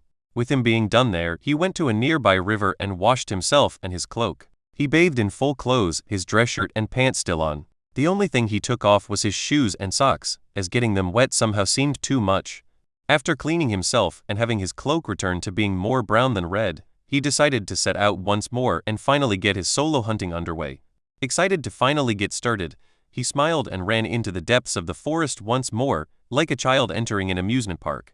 Richard had sent Nicholas and the other fighters with the stealth skill off nearly an hour ago. They knew to return to their original camp once the job was done, and he had nearly expected to meet them there. It took a good 40 minutes to walk with the newbies to their camp, arriving with little hassle along the way. The situation was kind of awkward as they walked, but Richard had talked to the young man named Jacob and found him to be rather competent. He was good at reading people, and his group of survivors clearly listened to him and respected him. He was protective of them, but Richard only saw that as a bonus.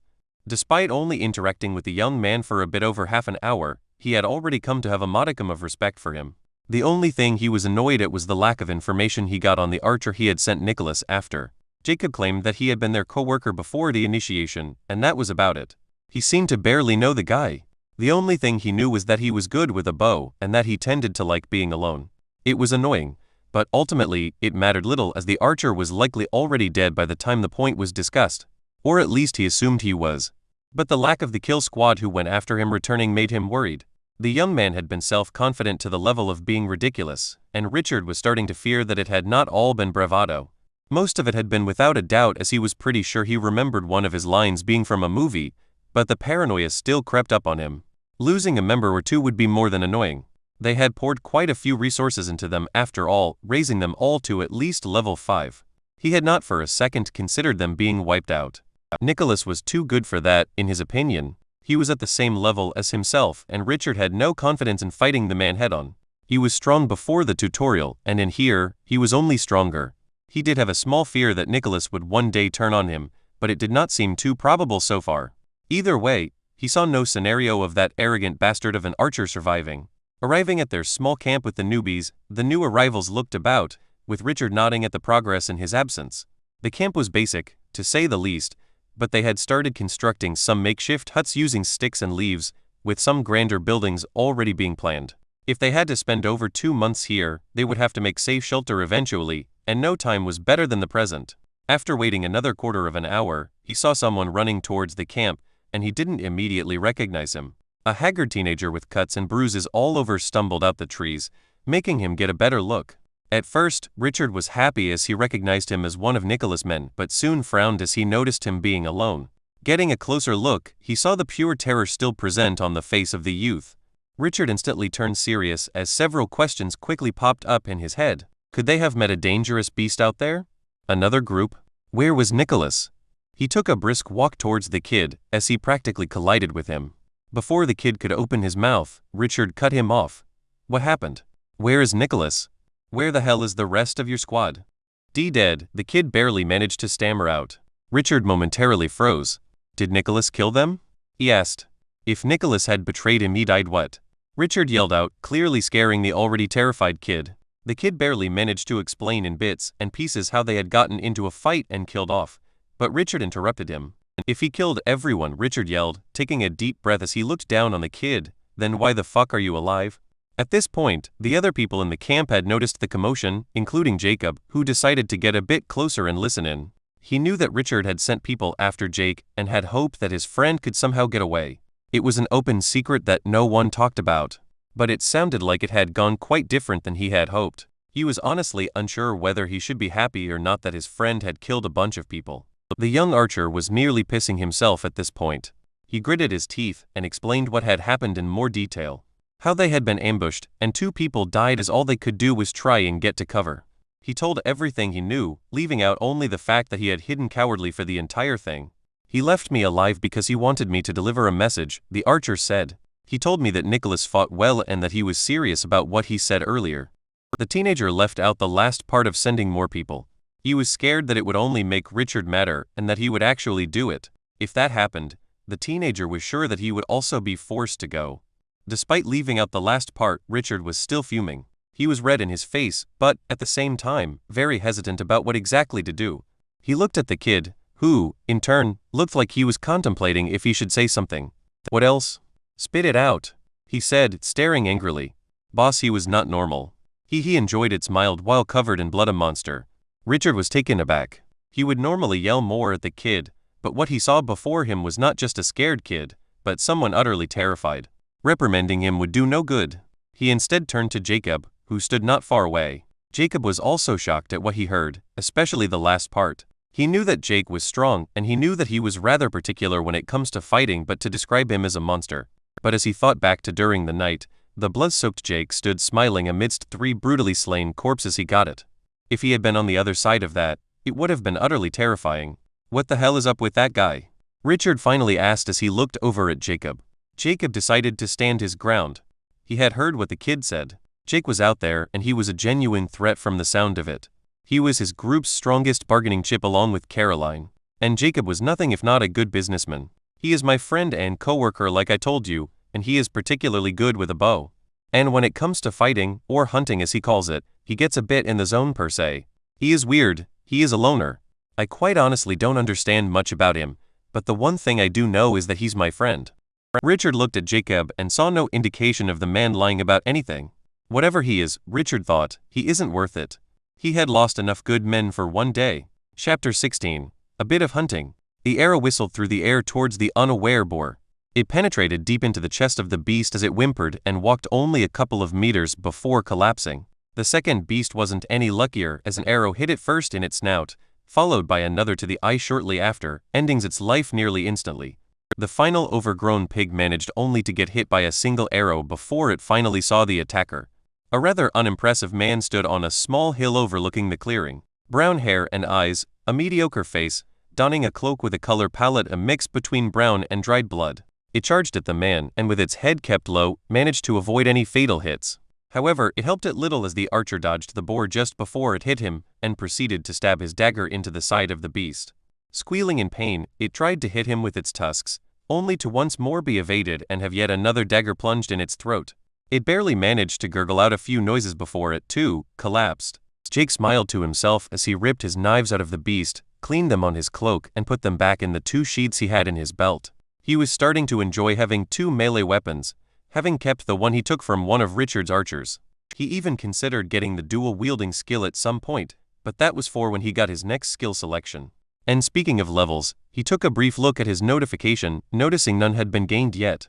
Then again, it was only the first group of beasts he had killed since burning Nicholas. You have slain boar. LVL 5. Bonus experience earned for killing an enemy above your level. 16 TP earned. You have slain boar. LVL 6. Bonus experience earned for killing an enemy above your level. 32 TP earned. You have slain boar. LVL 8. Bonus experience earned for killing an enemy above your level. 128 TP earned. The one thing he did get out of it was to confirm his temporary theory that each level of the beasts doubled the amount of TP earned. He still severely doubted that it would work like that all the way, as the multiplication would just get silly at some point. He also took notice of the part about bonus experience. His current level in his class was 7, yet he was counted as at a lower level. The only explanation he could find was that level was based on his race level and not his class level. It did seem a bit imbalanced working like that, though. For him to kill a beast at his own level was incredibly easy. Even if one ignored his bloodline, he believed that even someone as untalented in combat as Jacob could manage a beast with an equal race level as his own. Were humans simply favored by the system? He had also noticed that the levels of enemies did indeed increase as he moved further and further into the forest. The place was huge, and he looked forward to knowing what was at the center of this whole tutorial area. In the beginning, the tutorial announcement had mentioned beast lords or something, so perhaps those were there. Not that it mattered at the current time. What mattered now was levels. He felt free for the first time since entering the tutorial. Like the entire world was open for him to explore. Well, the entire world currently being this tutorial area. Jake, however, quickly noticed a problem. The number of beasts in this area was severely lacking. So, to find more, he kept running inwards towards the center of the tutorial area. After only half an hour where all he encountered was a group of low-level badgers, he finally came to a big clearing with a waterhole in the middle. Around the water, he counted 5 deer and what looked like a stag. It had a huge crown of antlers and seemed to be teeming with power. The antlers themselves were unnatural, to say the least, literally glowing with dim light that he saw reflected on the surface of the water. Jake quickly used Identify on it and was pleasantly surprised. LVL 13 higher level than the boar. Even before using Identify, he could feel that it was stronger, and the antlers also made him believe that the beast had some kind of magical ability. Jake himself was only level 7, and he was a bit unsure if trying to take on this particular group was a wise move. The 5 other deer around the stag were also all level 8 or 9. He was confident that he could kill a couple of them before they managed to reach him if he used good positioning, but if they did catch up to him, he was not going to outrun them. 4 legs are better than 2 and all that. The boar had also only been level 10, and it took him all his arrows and that didn't even kill it. While he doubted that the stag was as resilient as the boar despite its higher level, the fact that it likely had magic was enough of a deterrent. He thus decided to ignore them for now. After another level in his class, his race would also level, granting him quite a bit more power. Then he could consider giving it a shot, though waiting for his level 10 skill would probably be wiser. He quickly backed away from the clearing and went on his way to look for other prey. It did not take him long to come upon another group of beasts. This group consisted of what looked like a mix of giant chickens and ostriches, a type of flightless bird based on the fact that their wings were way too small and their build way too bulky. From their long legs, he also assumed they could run at quite a high speed. They had long necks extending up to a tiny head. What made them remind him of chickens was the fact that he could hear them clucking. They, however, did not peck at plants or for insects but instead at a dead badger. Are there really only carnivores in this damn place? He thought. It just felt like a kind of fucked up and unoptimized ecosystem that, quite frankly, made no sense. There were plants and trees everywhere and yet not a single animal ate them. Or maybe the docile birds did. Damn those weird-ass birds. He had attempted to shoot one down on several occasions, but whenever he tried, they just dodged the arrow like it was nothing. He could not identify them, so he had no idea if they were secretly overpowered super beasts. But whatever they were, they seemed to have no concerns aside from increasing the ambience in the forest with their chirping. But back to the ostriches, which he had decided to just call them. He used Identify on them one by one, finding all 3 to be level 8. They were good prey. Their necks were incredibly exposed to hard targets as they moved constantly while eating. With no hesitation, he raised his bow and fired an arrow, already drawing another before the first one hit. It hit one of the ostriches and penetrated straight through its neck, hitting a tree behind it. The beasts that hadn't been hit raised their heads from the badger they had been pecking at and spotted Jake as another arrow came. The one that had been hit only made gurgling noises as it spasmed on the ground. Disappointingly, his next arrow missed as the giant birds managed to avoid it. Not really intentionally, though, as they were just shifting their legs to get into a better posture to attack. As with all other beasts, the ostriches charged over at Jake the second they spotted him. He managed to shoot another arrow, hitting one of them in the chest, only doing insignificant damage based on it barely reacting. They reached him in mere seconds, as he tossed the bow to the side and drew both his daggers. The ostrich's fighting style revolved around quick pecks with their beaks, reminiscent of a snake trying to bite, and powerful kicks. Without his danger sense, he would have been pecked to death within seconds. The flaw in the ostrich's fighting style was how exposed their necks were when they snapped forward. With a backhanded blow, he managed to plunge his dagger into the neck of the one he had wounded earlier. This, however, left him open as the other kicked him. He barely managed to raise his other arm to block as the heavy force of the foot hit him. The impact made him fly several meters through the air as he felt his shoulder dislocate. He barely managed to get up and roll to the side as the beast was once more upon him. He had lost both his daggers at this point, as he had dropped the one not currently stuck in an ostrich's neck when he got kicked. He knew where it was due to his sphere, but the beast didn't look like it wanted to give him time to pick it up. It didn't help that it was pretty much standing on it either. The beast attacked again, and Jake dodged it once more, biting through the pain from his shoulder as his arm hung uselessly to his side. Dodging was easy enough with only one enemy left and his forever-present bloodline ability. The ostrich finally managed to slip up as it attempted to peck him, but ended up smashing its head into a tree instead. Jake was once more reminded of the power of the pack when he saw it penetrate its beak into the tree. The power working against it this time as it was unable to pull it out from the tough bark again, leaving it stuck.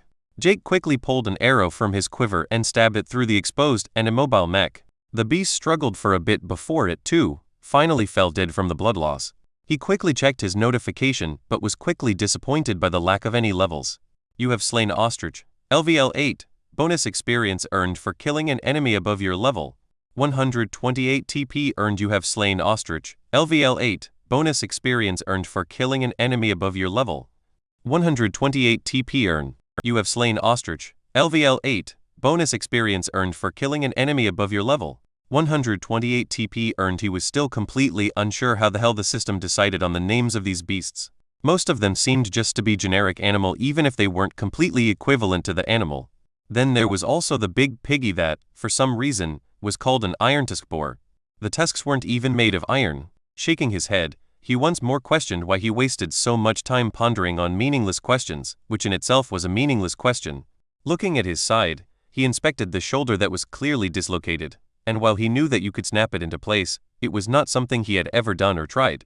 He had seen some videos on the internet of it done, and it seemed easy enough. What followed was Jake spending a bit over half an hour positioning his arm in weird ways, slamming his shoulder into trees, and doing weird movements trying to snap it back in place. The pain was excruciating, as he cursed himself for not just drinking a healing potion or something.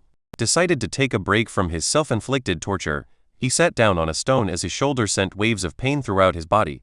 As he wondered how the hell to fix it, he suddenly felt his arm shift slightly as it snapped into place. It turns out that his body would heal something like a dislocated shoulder by itself if he just gave it a bit of time. The wonders of vitality, it seems. So, spending 30 minutes turned out to just be an incredible act of masochism for no damn reason. He was even pretty sure he saw one of those damn birds throw a condescending glance at him. Jake once more cursed himself as he collected his things. He picked up the bow he had dropped earlier as well as both daggers. He had to get his annoyance out on something and quickly found another group of ostriches, only 2 of them this time, one level 8 and one level 9. This fight, however, went way easier as he picked the level 9 one off right away and managed to injure the level 8 one with 2 arrows before it even reached him. Instead of trying to dance around evading it, he baited it into pecking a tree, followed by a quick decapitation in one swift swipe of his knife. You have slain ostrich. LVL 9. Bonus experience earned for killing an enemy above your level. 256 TP earned. You have slain ostrich. LVL 8. Bonus experience earned for killing an enemy above your level. 128 TP earned. Ding. Class. Archer has reached level 8 stat points allocated, plus 1 free point. Ding. Race.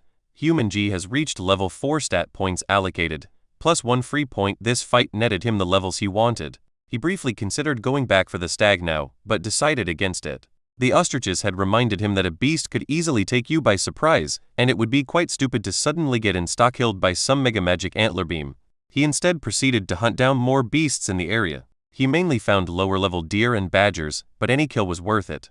He got a couple of scratches here and there, the worst being when he engaged a group of 4 low-level badgers, all not above level 4. It, however, quickly turned out that there were not only 4 badgers. Instead, another 7 were hidden in the nearby bushes, and they all ran at him simultaneously. The following fight turned out to be grueling. He managed to kill 3 of them before they reached him, but had to bring out his daggers for the remaining 8. None of them were above level 5, but he took a lot of damage as he cut them down one by one. His sphere of perception in concert with his instincts and danger perception allowed him to minimize the damage he took, but avoiding all attacks was impossible. He ended the fight with only 56 health remaining. His cloak, once more blood-soaked, now also filled with holes and tears. The worst part was that the whole thing did not even give him a damn level. And to make a shitty situation even shittier, then the entire horde only gave him a measly 62 TP. Most of them had been level 2 and 3, with only one at level 5, making the points given abysmal. He quickly told himself that he would not waste time on beasts too far below his level anymore. He quickly drank a healing potion, refilling his health pool completely, the potion restoring nearly 300 HP. Add another question to the list: how much does an inferior rank healing potion heal? He sighed as he got up, looking at the carnage around him. Only a couple of hours had passed since he last cleaned himself, and he was now once again covered in blood from head to toe. While he had to admit he was thoroughly enjoying himself in the forest, he did kind of miss the ability to take a nice warm shower. He would have to bring that up with the manager of the tutorial at an opportune time. Chapter 17, Loot. Jake considered taking a quick trip to clean off all the blood but decided against it. Chances are, he was going to get dirty again from all the fighting one way or another. He instead picked up his bow, which he had dropped during the fight with the horde of badgers. He started looking for more prey to hunt. While walking, he also conjured more arrows in order to fill his quiver. He had no idea what he would do if he did not have this magical quiver. He imagined having to make every single arrow manually and shivered at the thought. While walking, he got an idea that could perhaps help alleviate his issues locating prey. To find something to hunt and get a good view of his surroundings, he found the biggest tree he could. The thing easily exceeded 80 meters and towered over the nearby trees. The climb itself was surprisingly easy. The stats had made Jake's grip strength strong enough that he could grab the small imperfections in the rough bark and easily climb. It took him a couple of minutes as he finally got above the tree line of the surrounding trees and activated his archer's eye. His vision turned sharper and he looked around him. He could see the spot where they had initially entered the tutorial, and in the distance, he still saw the vast wall. His suspicions that this whole place was a sphere was only fortified as his now even more improved vision allowed him to see details he couldn't before. The curvature of the wall in the distance was slight but noticeable. It was bending for sure. Jake could not see the base or top of the wall properly, but if his guess of the spherical design were correct, they would naturally extend to the sky. After looking a bit more around, he saw something glinting in a tree a couple of hundreds of meters away from him. It was slightly above his eye level and was in another of the super tall trees, one even more massive than the one he was currently sitting in. He was nearly 70 meters up at this point, and this glinting object was perhaps 100 meters up. Despite his archer's eye's effectiveness, he could not see what it was, only increasing his curiosity. He decided to climb down the tree and head towards the even taller tree with the shiny object. Who doesn't like shiny things, right? On the way, he encountered a small group of deer, all level 7, which he easily killed. Once again, not getting a level. The only thing he got out of it was a bit of TP and even more blood on him that he couldn't be bothered washing off. He quickly reached the tree and once more started climbing. It went easy enough like before. As he got further and further up, he kept looking at the bark as he rose, searching for what had been reflecting the light. Finally, he spotted what seemed like a hole in the tree trunk above him. When he got up there, he saw that the opening was more than big enough for him to climb into. The tree was, after all, massive, having a diameter above 5 meters. When he got into the hole, he finally spotted what had returned the light. A shining box of either bronze or brass with pretty decorations of jewels was sitting on a small wooden platform. The hole was far from big enough for Jake to stand in, but he could still crawl. Before he crawled to the box, he focused on his sphere of perception and looked for any potential traps. You may call him overly paranoid, but Jake found it rather suspicious for jewel boxes to be found in giant trees. And yet his suspicions were unfounded as he saw nothing indicating a trap or any foul play. It was just a perfectly normal jeweled box in a perfectly normal tree hole. He was unable to see what was inside the box even with his sphere, and quickly found the reason as he used Identify on it. Magical jeweled lockbox uncommon. A system-created magical lockbox enchanted with the ability to block off all types of attempts to peek inside before opening. He nearly got the sense that the part about blocking out peepers was directly aimed at him. Sorry for having an omnipresent perception ability, I guess? The box was able to block him out and was apparently created by the system. It was also the first uncommon rarity item he had encountered since entering the tutorial. It was the highest level of rarity he had seen thus far everywhere. Everything else was at most common rarity. Well, that was ignoring his bloodline ability and the translation skill, which did not have any rarity ranking besides just being unique. His suspicions of the box were lessened, but he was still a bit unsure if it was safe to open. Then again, unless the system was just being a complete dick, he saw no reason for an all-powerful entity to leave a killer box in a tutorial. Though it could be a mimic. Everyone loves mimics, right? I hope it isn't a mimic. While the tutorial had not been benevolent in any way, it did seem to have a sense of fairness. Such as beasts not hunting at night, water being plentiful, and the beasts being edible. The beasts were also all relatively passive, only really attacking if you attacked them first. Having decided to risk it, he crawled to the box and found it had no lock, despite it being called a lockbox. Only a small mechanism that you could turn for it to open. He opened the box, once more cautious as to what was found inside. And what he found inside was a pair of leather bracers. They seemed to be made from very high-quality leather, and he quickly identified them. Leather bracers of the Novice Rogue, uncommon. A pair of bracers made of fine leather, originally designed for new initiates in the Order of Umbra. Enchantments, self-repair, +5 agility, +3 strength. Increases the effectiveness of all stealth skills, further amplified while remaining hidden in the shadows. Requirements: LVL 5+ in any class or humanoid race.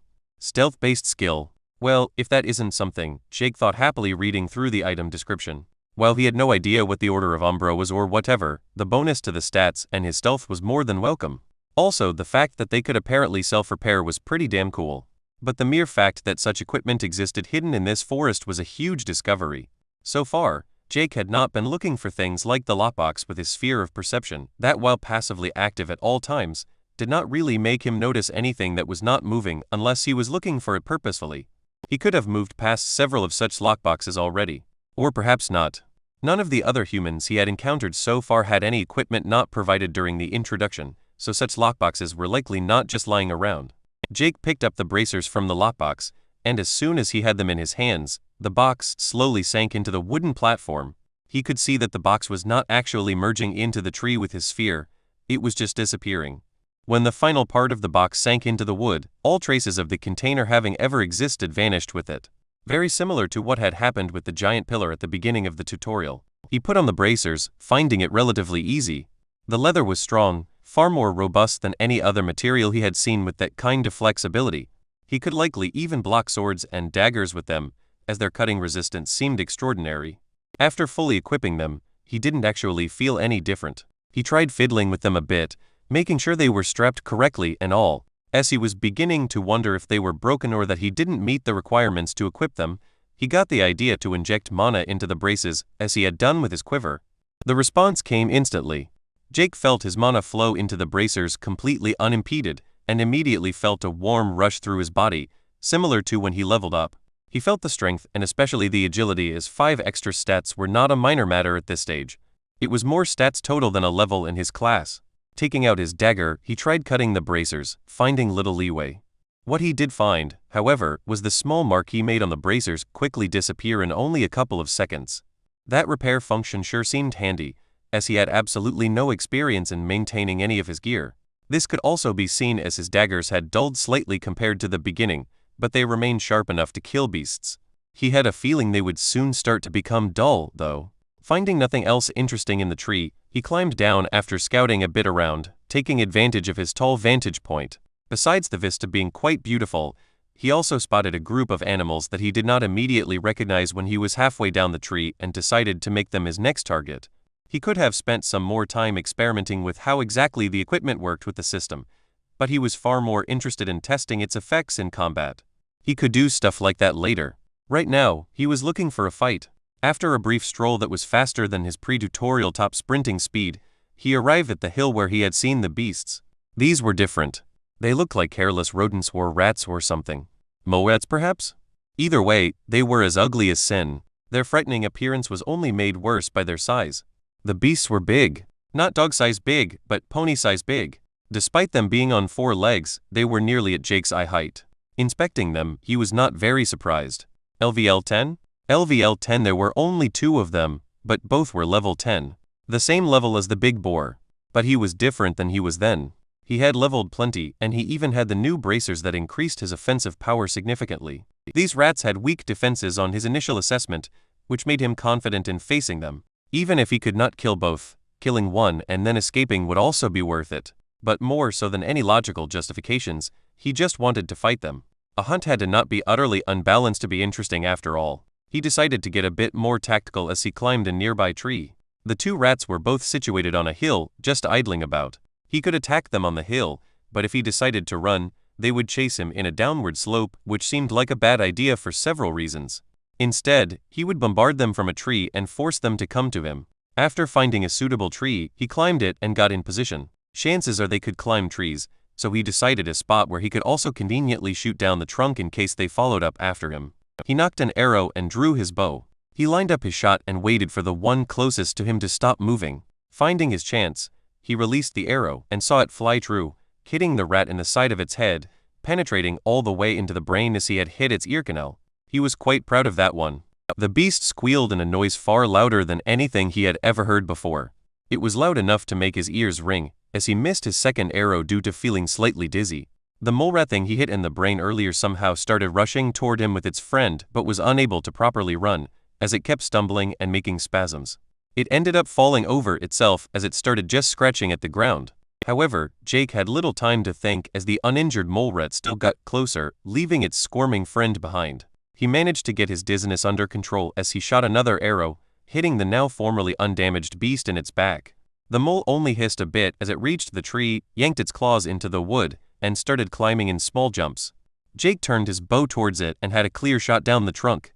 As the beast was climbing head first, he managed to hit it in the side of its head. What followed was another loud squeal, this one, however, far closer to him. The pain was unbelievable as he lost all hearing, and he felt blood drip out of his ears. All his senses were completely thrown off, and he nearly stumbled and fell down from the tree. He managed to steady himself, however, as his danger sense kicked in. The beast was just about to bite his leg off as he managed to barely grab a branch above him, lifting his legs. The beast was about to bite him once more as he swung back and kicked it square in its ugly mug. The rat made another squeal as it lost its grip on the tree and fell down. Jake was somehow thankful that his eardrums had already ruptured as he was unable to hear this squeal. He could still feel the vibrations in the air from it, though, showing just how ridiculous it was. The beast landed pretty hard on the ground, and the far too large rat's problems only got worse as an arrow once more struck it. It tried to get back up and climb the tree again, but Jake kept firing arrows at it every time it tried, making it fall back down time and time again. After a bit, the beast ran out of strength and collapsed. It was still making small movements but appeared unable to get back up. He then turned his attention towards the rat he had first shot. He had not yet gotten any kill notifications, so he knew it was still alive. What he saw was the beast clawing at the ground around it, still trying to make it to him. It walked like it was blackout drunk. Jake guessed he had managed to hit the beast's brain in a pretty important place, yet not somewhere important enough to kill it. He felt a tinge of pity as he fired more arrows at it. After he had shot a couple, he got a notification from the other one that had finally bled out beneath him. Less than half a minute later, the other one also died. You have slain Molerat Screecher, LVL 10. Bonus experience earned for killing an enemy above your level. 500 TP earned. You have slain Molerat Screecher, LVL 10. Bonus experience earned for killing an enemy above your level. 500 TP earned. Ding! Class, Archer has reached level 9 stat points allocated, plus 1 free point. He breathed out a sigh of relief as he finally got the level. The name of the rats was not surprising and also had more flair than the lower leveled ones. 500 TP was also not the 512 he would have expected if the double TP ever level hypothesis held true, which meant that sadly there would be no level 30 beasts giving millions of TP a kill. He was now convinced that something happened at level 10 to make the beasts significantly stronger.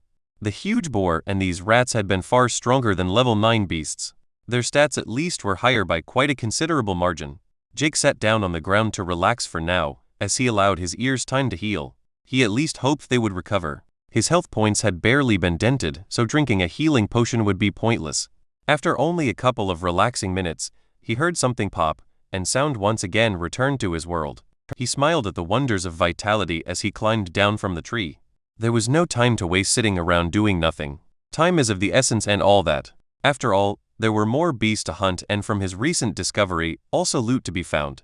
Chapter 18. Finding a Challenge. Jake ripped his knife out of the fallen iron-tusk boar, the same kind he had killed when he was still with his party. The level 10 beast had been quite the challenge for their entire team then, but this time he took it down solo with little trouble.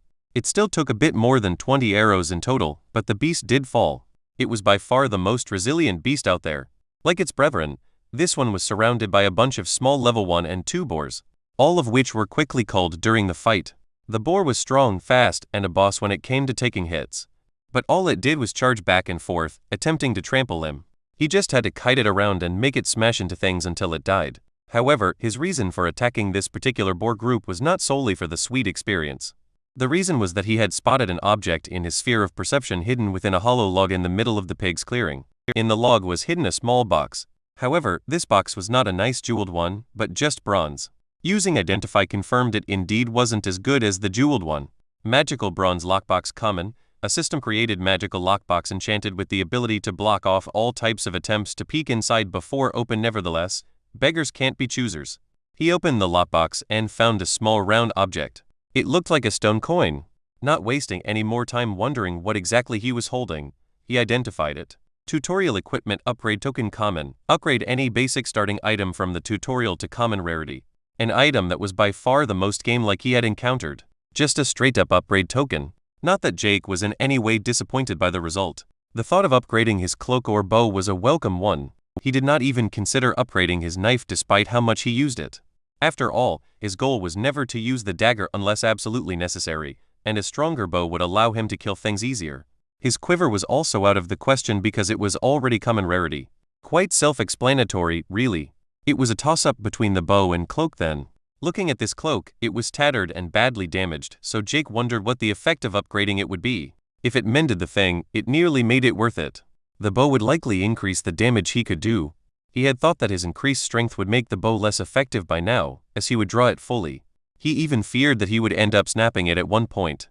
However, the bow held up strong, and he did not feel its durability reach any limits quite yet. In fact, it almost felt like it kept getting more durable along with him. Like it somehow adjusted to his higher stats and kept the string taut and the wood healthy and resilient. It was a bit like some of the more modern compound bows with adjustable draw strength. Those use technology and physics, though. While Jake's current wooden bow used magic or system fuckery of some kind. Ultimately, it didn't matter much. What mattered was that his current bow was still capable of fully supporting his fighting style. Thus, he decided to try and upgrade his cloak.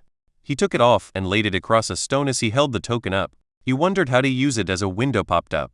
Use Tutorial Equipment Upgrade Token Common on Archer's Cloak unranked? He quickly agreed as the token turned to dust that was carried off by the wind. At the same moment, his cloak rapidly mended and was cleaned of all the blood and dirt. It was like new again. It didn't look like it had changed much except for a good dry cleaning and a quick visual inspection. Touching it, however, it felt far less coarse than before and far more comfortable to wear. Jake quickly focused on it and used Identify. Archer's Cloak Common, a cloak handed out for the tutorial now upgraded with a token. Made of resilient cloth that is resistant to slashing attacks. Enchantments, self-repair. Requirements, tutorial attendee. Archer class. While certainly less impressive than his bracers, the self-repair enchant itself made it worth it. Finally, he would not walk around looking like a murder hobo. Well, he kind of still looks like a murder hobo, just one wearing a nice cloak. He felt quite a bit better now that he didn't have the constant smell of sweat and blood enter his nostrils at every moment. He proceeded to scout a bit around, looking for more lockboxes. Finding nothing, he noticed it starting to get a little darker. He opened the tutorial panel to see what the time said. Tutorial panel duration, 62 days, and 15/22/58 total survivors remaining, 965/1200 TP collected, 7,335. It had been around noon when they entered this place. With the timer saying 15 hours now, that meant it had to be around 6 p.m. or so? He thought about what his plans for the night would be. He did not feel tired in the least as of yet, the improved stats doing work. He also took small breaks between battles. While the physical exertion did matter, mental exhaustion was the real killer. He had to stay sharp. Hunting in the night was certainly an option, but he had no idea how the beasts would react. They seemed not to be very active, but he doubted they would just leave him alone if he started to attack them. The problem, however, would be finding them hidden in the shade of the trees. His sphere of perception offered him a great way of scouting his immediate surroundings, but it provided no way of seeing far ahead. But then he thought of some caves he had seen earlier when he looked for loot. His sphere would be incredibly useful in a small closed-off space. And it would be completely dark, something mattering little to him with his sphere, but it would likely handicap the beasts living in there somewhat. He did realize that caves were not the ideal place to fight for a ranged combatant like him, but he decided to give it a shot anyway. Besides, what place would be better to hide lockboxes than caves? But before then he still had daylight to burn, beasts to hunt, and loot to loot. He spent the next couple of hours looking for boxes and killing beasts, but quickly noticed the issue of finding high-level beasts. He still had the stag to go back for, but the beasts still gave him a distinct sense of danger. He tried to ignore anything below level 8 but did kill a couple, but quickly noticed a huge issue. Humans. Several groups were still up and about, walking the forest in groups. Jake avoided them like the plague, but that did result in him missing out on several beasts to kill. He wasn't going to attack other humans either. While Jake had killed quite a handful already, all of them were in self-defense. Alright, he did bait some of them to attack him, but it was still kinda self-defense. Either way, he wasn't going to go full psycho and begin hunting people. So he stayed hidden. By the time the moon was out, and it was starting to get really dark, he had barely killed anything, and found no lockboxes or gotten any levels. The only positive aspect was that his new cloak turned out to be great, especially when he combined it with his new bracers. They were incredibly strong, and he even had a level 9 badger bite down on them, discovering that its teeth were unable to pierce all the way through. The cloak also got some tears and a few small holes during his hunt, but they repaired themselves quickly. He was currently sitting on a root leaning against a tree as he conjured more arrows. It started to get too dark to hunt properly, and the beasts had also begun going idle. He had seen a group of deer that all seemed to be sleeping. He decided to finally head to one of the caves he had seen embedded in a hill earlier, with it being too late to hunt anymore. Or perhaps calling it a hole in a hill would be accurate, as it did not actually consist of rock. He got to the cave, which, yes, he had decided to call it a cave anyway, and looked inside. It seemed rather unassuming like most of the other caves he had encountered, but this one gave him a bit of a special feeling. He couldn't quite put his finger on why, but he felt like there was something special about it. Walking inside, he quickly found himself in complete darkness after barely entering and taking a single turn. The hill hadn't been that big from the outside, but the path was sloping downwards. As he walked, he found no beasts or enemies of any kind. All he saw was a musty cave. As he got in further and further, he spotted faint light in the distance.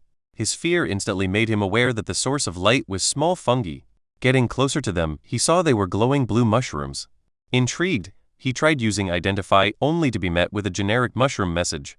Yeah, he was going to avoid touching those as he walked in further. He quickly noticed that he was walking in a circle, with the downward pattern continuing like a spiral staircase. The mushrooms only got more numerous as he descended, soon not only being on the ground but also the walls and the ceiling. When dark green moss also started appearing on the wall, he considered going back. He was not very educated when it came to fungi, but he knew that they could be dangerous even if you didn't touch them. And he currently found himself in a small closed-off space surrounded by them, with potentially deadly spores floating in the air all around him. His fear of perception was quite overpowered, but it did not allow him to spot minuscule objects like spores or particles of dust. Fungi liked to grow in damp places, with the cave certainly fitting that criteria, but so do human lungs. The fact that a fungus can take root inside the body was precisely why they could be so dangerous. He remembered some friends of his family who had a bad case of mold in their house, and they only found out when their youngest kid got really sick. It was an invisible, silent killer, and these were glowing magic mushrooms. Even if they were just normal ones, if they managed to infect him and take root within his body, would healing potions even do anything? Would his vitality simply accelerate their growth? But on the other hand, this place was unique, and if Jake had learned anything from video games or novels, it was that unique and interesting places contain something equally unique and interesting. That or it was a bad game. No risk, no reward, he thought to himself as he kept walking. More and more moss and mushrooms were growing on the walls as he got further in, and by now he could not avoid stepping on mushrooms as he walked. Small spores were swept up, visible in the blue light, as he touched the mushrooms. He covered his mouth with the upper part of his cloak, trying to minimize his intake of air as much as possible. His danger sense was silent, but then again, he had no idea if it worked on passive threats like this. Assuming it was even a threat. After another 10 minutes, he had descended quite a bit, and the mushrooms were at peak growth. The moss had also gotten so bad that it hung from the ceiling. Turning back now would be too late if these things were infectious anyway, so he decided just to keep walking, hoping to find something worth his time. After walking for over an hour, he started to regret ever going to this place. Nothing had changed for the entire hour, it was just more of the same. He even guessed he was stuck in a loop or something and tried stabbing an arrow into the dirt wall to serve as a marker. After walking for another half an hour after that, he had still not encountered his arrow. If he wasn't walking in a circle, exactly how far had he gone? He had to be hundreds of meters down by now. The only positive aspect was that something good just had to be down here. Either that or the system was a mess of troll. A quarter of an hour later, he finally reached the end of the tunnel. What met him was not a dirt wall, however, but a wooden door. The door looked rotten like it had been here since ancient times, with no apparent door handle. Looking at his sphere of perception, he saw nothing behind the door, making him wonder if this was even a door or just a door-shaped wooden wall. Was it some kind of big wooden shield, maybe? He tried to use Identify on it, but got nothing. Getting nothing from any of his usual means, he did what any reasonable person would do in his situation. He poked it. Tutorial Challenge Dungeon discovered. Challenge dungeons found throughout the multiverse offer danger and rewards hand in hand, being known as natural treasures. This variant is only found within the tutorials provided by the system to newly integrated races. Enter at your own risk. Requirements to enter. Must be below level 10 in any class or race. Must not have a profession. Must be top 5% in tutorial points. Requirements to enter met. Warning: challenge dungeons cannot be entered in groups. Only one challenger allowed per dungeon. Enter the dungeon? Why/and I found something for sure, he thought. Earlier, he thought that lockboxes with loot in them were the most game-like element he had discovered so far, but this was literally a dungeon. Okay, maybe the whole stat thing is also very game-like, but seriously, dungeons. It was well hidden, and he had no doubt it would be dangerous. The requirements to even enter were also quite something, as it required one not to have a profession. Did this mean it was related to unlocking one? Or did it have something to do with how strong he was allowed to be? The last tutorial points were also interesting as it confirmed him to be in the top 5%. With less than 1,000 people alive, that put him in the top 50. He wasn't sure if he should be happy about it, though, as he knew the only reason for that was killing humans. Not entering the dungeon did not even occur to him. The thing he desired the most was a good challenge. And this dungeon literally had challenge in the name. How could he say no? He checked his equipment, making sure that everything was as it should be. His stamina was still high, and he did not feel even a whiff of fatigue. He didn't hesitate any longer as he accepted the challenge with great excitement. The 93rd universe had been integrated. The enlightened natives had entered their tutorials as the multiverse's forces moved to capitalize on the Great Shift. Capitalize on the natives and even the tutorials themselves. For a new universe to be integrated was not a monumental event only for the universe in question, but the entire multiverse. It brought not just expansion but change. Powerful entities moved to take advantage of the changes. Paths had been opened to even the mightiest of beings. It was an excellent opportunity to break through their limits or further expand their influence. Others were fearful of the change, feared what it would bring. These did all they could to solidify their positions. But some did nothing. An entity laid in its realm of desolation as it was stirred awake by the Great Shift. Its eyes opened as it stared into the void. The 93rd era has begun. It muttered listlessly before closing its eyes once more. The significant expansion and change of little interest. Yet it couldn't help but hope that this time something would change. A hope it quickly quelled from its mind as it entered meditation once more. Chapter 19. Everybody loves blue mushrooms. Challenge dungeon entered. Objective: survive to the end of the dungeon while accomplishing all challenges represented along the way. Failure to complete challenges may result in death. Jake felt his vision shift as he blacked out for a brief moment. When he opened his eyes again, he found himself standing in a giant hall. Looking around him, he saw only shattered stones and broken pillars littering the ground, all of it the same monotone gray color. The only slightly different thing was the braziers hanging from the ceiling emitting a faint blue light. To his horror, the braziers emitted light not through magic or fire, but by being stuffed with glowing blue mushrooms, the same kind as in the cave. It seemed like even in deadly challenge dungeons, one cannot escape the power of fungi. He also noticed that his bow, daggers, and quiver were all mysteriously gone, and checking his satchel, so were all his potions. He really hoped the system would give those back. Shifting his attention back to the hall, he began looking for where to go. The only entrance or exit was through an opening that looked like it once held a door. Walking through it, he entered a long hallway. It was filled with the same blue light, emitted from even more mushrooms, but this time growing on the walls. Not exactly an improvement. He found himself in yet another hall after walking through the hallway, nearly identical to the one he had arrived in. This hall was a bit cleaner, a bit less broken, and even a few cracked pillars were still standing. Casually strolling into the room, his danger sense exploded as he swiftly retreated into the hallway he had just entered from. A long metal spike penetrated the floor where he had just been standing, piercing into the solid stone like it was butter. To make it worse, Jake then heard a sizzling sound as he saw the ground slowly being eroded. Stupidly, he decided to walk forward and get a closer look. Before he could examine it properly, another spike came flying straight at him. Like the first, this one was also easily dodged. Jake didn't consciously need to avoid attacks like this, he simply had to follow his instincts. At least that is how he justified moronically walking back into a room he knew wanted to kill him. Triggering the second spike wasn't completely useless, though.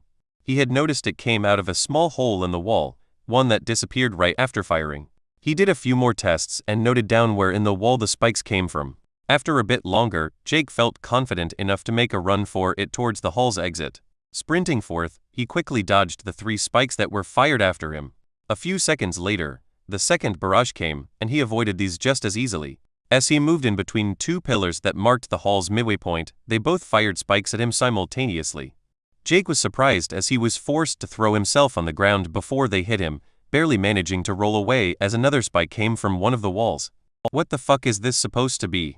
Hailed in his head as he scrambled back on his feet. Luckily the 2 pillars didn't shoot again, giving him ample time to keep going.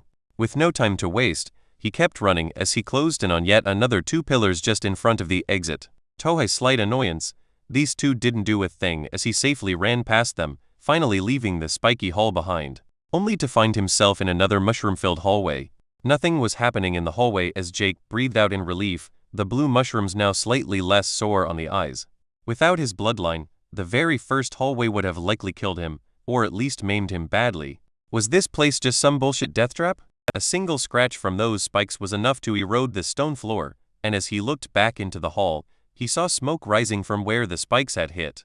Whatever was on those things would likely eat through him in seconds.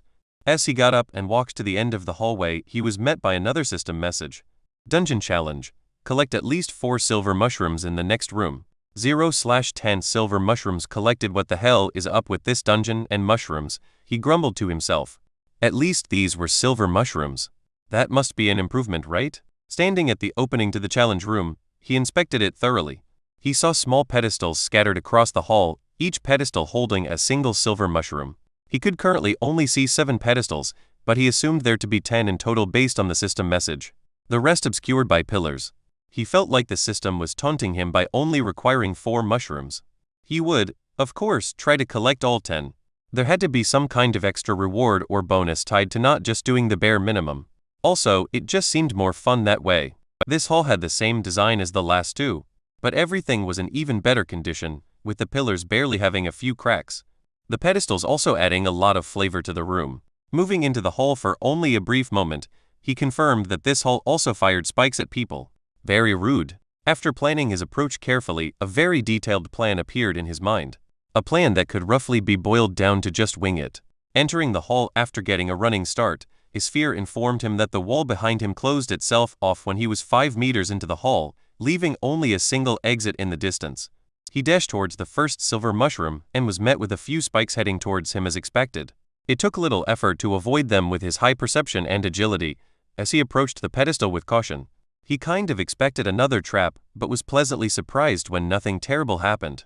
1/10 silver mushrooms collected. 1 down, he thought, as he threw the mushroom into his satchel and sprinted towards the next one. Another spike was fired towards him after taking only a few steps, followed by another shortly after. After having collected 4 mushrooms, he confirmed that the frequency of spikes was increasing with every mushroom acquired. He danced across the hall while attempting to stay as far away from the walls and pillars as possible. There were several dangerous situations, one particular event standing out where he nearly got hit by 3 spikes fired at once, one of them coming from a particularly tricky angle. He barely avoided getting hit during the final sprint as he rolled over the 10th pedestal, using it for cover, and collecting the last mushroom in one fluid motion. The spikes were coming rapidly by now, and without his current stats and bloodline ability, he doubted that he would have been able to gather all 10 without dying. With all the mushrooms in tow, he made a mad dash towards the exit, practically rolling into the next hallway. This one was, to everyone's surprise, also covered in blue mushrooms. Checking his satchel, he found the expected 8 mushrooms, the last 2 still held in his hands as he placed them into it. The system then once again made its appearance by informing him of his completed task. Dungeon challenge. Collect at least 4 silver mushrooms in the next room. 10/10 silver mushrooms collected. Challenge completed. He had kind of hoped for a reward or something for collecting all 10 mushrooms. He looked at said mushrooms and used identify only to be met with the generic mushroom message. The skill frankly did more harm than good at times. He proceeded through the hallway, and as he got to the end, he half expected another challenge room like the others, but was instead met with a new kind of hall. If it could even be called that. This hall was rather weird. The walls and ceiling looked the same as all the others, and everything was the same bland color palette, but that is where the similarities ended. The pillars were now gone, and nearly the entire floor space was replaced with a huge basin of water extending from wall to wall. The only parts of the floor not underwater were several platforms and the beginning of the hall itself. Exiting the hallway would make him step onto a small ledge just in front of the many platforms. On it were growing even more of those damn mushrooms.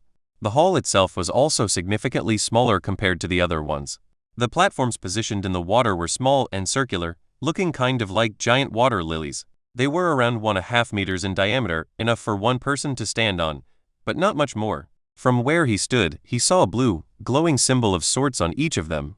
As he fully entered the room by stepping out of the hallway, a system message appeared. Dungeon challenge. Make it to the other side of the hall by using the platforms. The time limit per hall is set to 15 minutes. Make it to the other side of the hall. 0/3 time remaining. 14:59. But just as he thought that doesn't seem so hard, he was met with a follow-up message. All stats reduced to a static 10. All skills are disabled. Stats and skills will be restored upon completion of the challenge. He instantly felt a wave of weakness wash over him as he knelt down on the floor. His senses dulled as he was struck with vertigo. He felt sick to his stomach and felt like throwing up. It was like he had just gotten done running 4 marathons while lifting weights on an empty stomach. Soon after, the feeling went away just as quickly as it had come, but the weakness remained. Jake tried using Archer's Eye and found it unresponsive.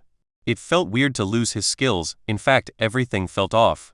It was like he had returned to before the system and the tutorial. Well, except for the tiny detail that he was stuck in a room that was likely going to kill him in 15 minutes if he didn't make his way through it.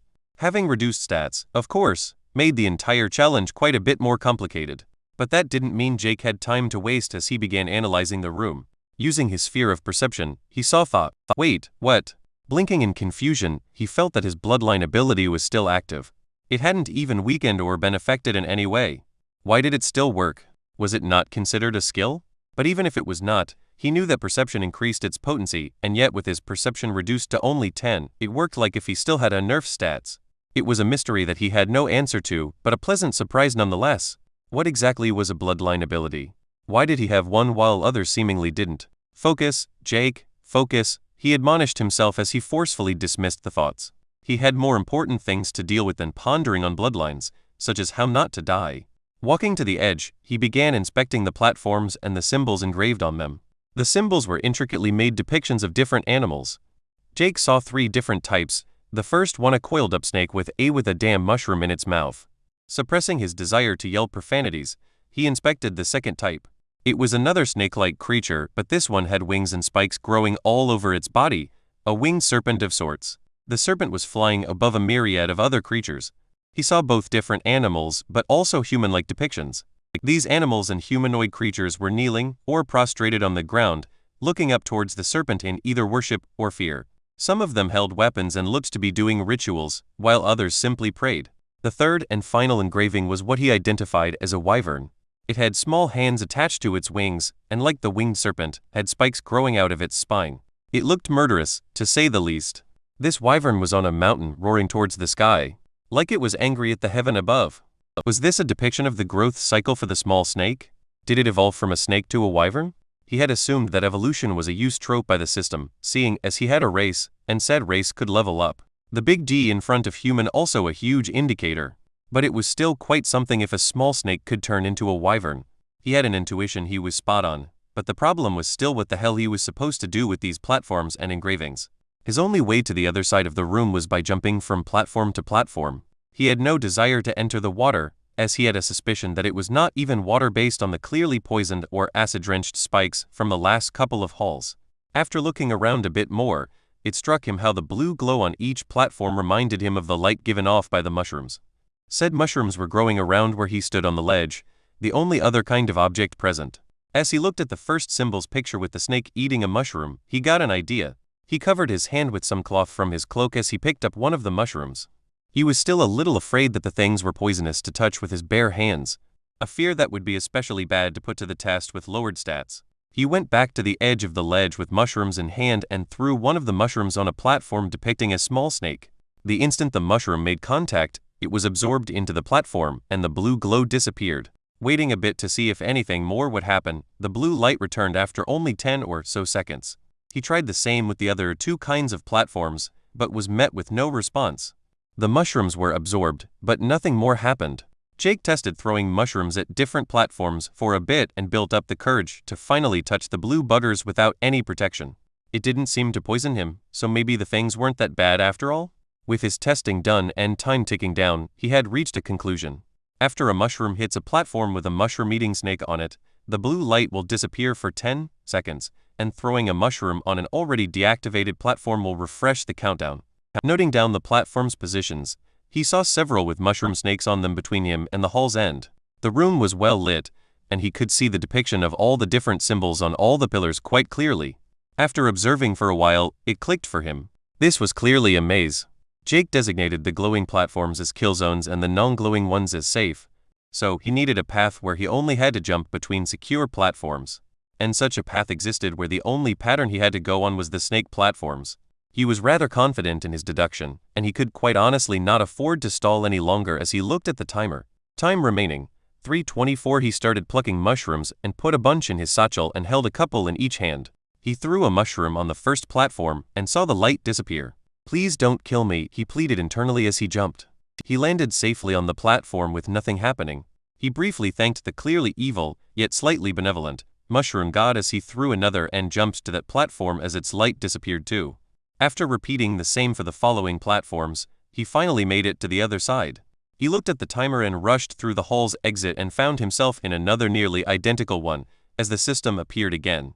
Make it to the other side of the hall, 1/3 time remaining. 14:59. This room also had the mushrooms on the starting platform, and a newly added pedestal with a beautiful red pillow of silk placed on it. Lying on the pillow was what looked like a dagger. He quickly tried to use Identify on it, but was met with no response. Shit, he thought, having briefly forgotten that skills were disabled. The dagger was made from what looked like bone. Ornate markings depicting a snake decorated its handle, giving Jake a very culty vibe. He picked up the dagger, momentarily afraid to be cursed or something, but was luckily met with nothing. Scouting out the room, he quickly concluded that no path with only mushroom-eating snake symbols existed, meaning he couldn't repeat the same tactic. He nevertheless picked up some more mushrooms and also tested throwing one on a snake platform, confirming it to be disabled for 10 seconds just like in the previous room. The other platforms also ignored the mushrooms like before. The size of the room and layout were also nearly identical. Indeed, the only difference was the pattern of the symbols and the dagger. As the counter steadily counted down, his mind worked on overdrive to figure out the solution. Chapter 20, Death and Courage. As the timer ticked down, he assessed the situation. He knew what to do about the snake platforms, and as he had been given a dagger, he assumed it would have something to do with deactivating either the winged serpent or the wyvern symbols. If his whole evolution theory was correct, he likely had to do something with the winged serpent symbol. The picture was the same as in the room prior, depicting a winged serpent flying over humanoids and animals, who all submitted before the beast. If he had to feed the mushroom-eating snake mushrooms, did he have to feed the winged serpent too? It seemed probable. There was just one tiny issue. The only other thing than itself in the picture was other living things. And he was the only human or animal present. He didn't like where his logic was going. But he would have to figure something out. The knife was clearly there to cut something, and the only things he had to cut were stones, mushrooms, and himself. And as much as he would like to go on a rampage slicing and dicing mushrooms, he was pretty sure what to cut. Well, nothing ventured, nothing gained. He lifted the knife and made a small cut in the palm of his hand. Because that's what you're supposed to do, right? He hissed in pain as it started bleeding. Standing at the edge of the platform, he threw out a few drops of blood, luckily hitting one of the symbols with a winged serpent on. When the blood touched it, the blue light disappeared, just like it had when he fed the small snake mushrooms. Smiling to himself, he nodded at his brilliance. Not that hard. He started looking for the pattern he would have to jump as he wrapped up his hand in the cloth of his robe. This room's path was a bit longer than the last one, but it should be manageable. Alright, so first there then there. The seconds ticked by as he mapped out the road in his mind. But he soon noticed an issue. Not with his intended path, but his hand. It hadn't stopped bleeding. In fact, it felt like it was getting worse. Fuck me, he cursed out loud as he just put himself on an even tighter timer. He quickly went for the pattern he had decided on and started throwing mushrooms and blood all around him as he leaped on the first platform. It made his bleeding hand hurt as it was unwrapped from his cloak, but quite frankly, he wasn't sure it could get any worse. As he got a bit over halfway, he started feeling dizzy and nearly stumbled. The blood was coming out at a frightening speed, and his attempts to put pressure on the wound didn't do jack shit. He kept pushing forward as his hand began to feel cold, a coldness that soon spread up his arm. A sense of weakness began to overtake his entire body as he finally made it to the last platform and, with a half-hearted leap, tried to jump into the next hallway. His half-heartedness resulting in him not getting all the way, hitting the ledge hard. He managed to hang on with his barely functional arms, but his feet ended up barely touching the water. The moment they made contact, he felt a stinging pain. He hauled himself up with a rush of adrenaline, but as he tried to stand up, he heard a weird sound like someone was squashing rotten fruit. Falling on the ground, the feelings of pain and dizziness were overpowering. He looked behind him and saw the fate of his feet. Both were rotting stumps as blackness spread up his legs, already up to his thighs. He tried crawling forward, but his knees gave in as even the bone was rotten. He was so close to being all the way into the hallway. With desperation, he used his hands to claw himself forward. His entire body was cold, but the debilitating pain from his legs made him focus. Even then, his vision started to blur as he kept crawling. Vision in his left eye suddenly gave out, followed by the right eye as he was blinded. The rot had spread to his lower body by now, already reaching the navel. His mind was blank, yet he kept clawing at the ground, moving him forward inch by inch. It wasn't even clear if you could call him conscious any longer. His instinct to survive was the only thing still hanging on. The rot had already reached parts of his lungs, and breathing became impossible. Soon it would reach his heart, and no matter how powerful his instinct to survive, that would be the end. As death was mere moments away, he crawled the last few centimeters, fully entering the hallway. Challenger fully restored. Challenge continuing. Make it to the other side of the hall. 2/3. Time remaining. 14:59. Jake opened his eyes with a jolt as all feeling returned to his body. He was already standing up before he could process what had happened. His body was healed, the knife wound and rot all gone, and even his clothes restored. His heart was still pumping fast, and his entire body stiff. It took him around a minute before he finally calmed down, fully realizing what had just happened. Realizing that he was no longer in danger. He had more or less died. He'd felt himself die. While the feeling of coldness and emptiness was physically gone, it still dominated his mind. For the first time since he entered the tutorial, he had truly faced death. His bloodline ability had offered no warning, and he had no response to his body being slowly devoured. If the system had not healed him when it did, he would be dead. There was nothing he could do about it. He enjoyed fighting. He enjoyed dancing between life and death, dodging fatal attacks by the skin of his teeth. To feel the rush from coming out on top. But against that water, or whatever that liquid was, it wasn't really an enemy. It was just there. If he died fighting a strong opponent, even if it was a mindless beast with no ability to comprehend his sentiment, he could accept it. Dying here alone, his only companions being mushrooms, he couldn't accept such a fate. He wanted to die fighting, not lying on the ground helplessly, slowly being corroded by some shitty toxic dungeon water. On that thought, what the fuck's up with this shitty dungeon? Aren't dungeons supposed to be loot-filled caves with strong enemies and cool bosses? Not just a bunch of sucky halls with even suckier traps. Was this one of those puzzle dungeons nobody likes in video games? Could you even call this shithole a dungeon to begin with? His despair and concern turned to anger as he shifted his attention back to the present.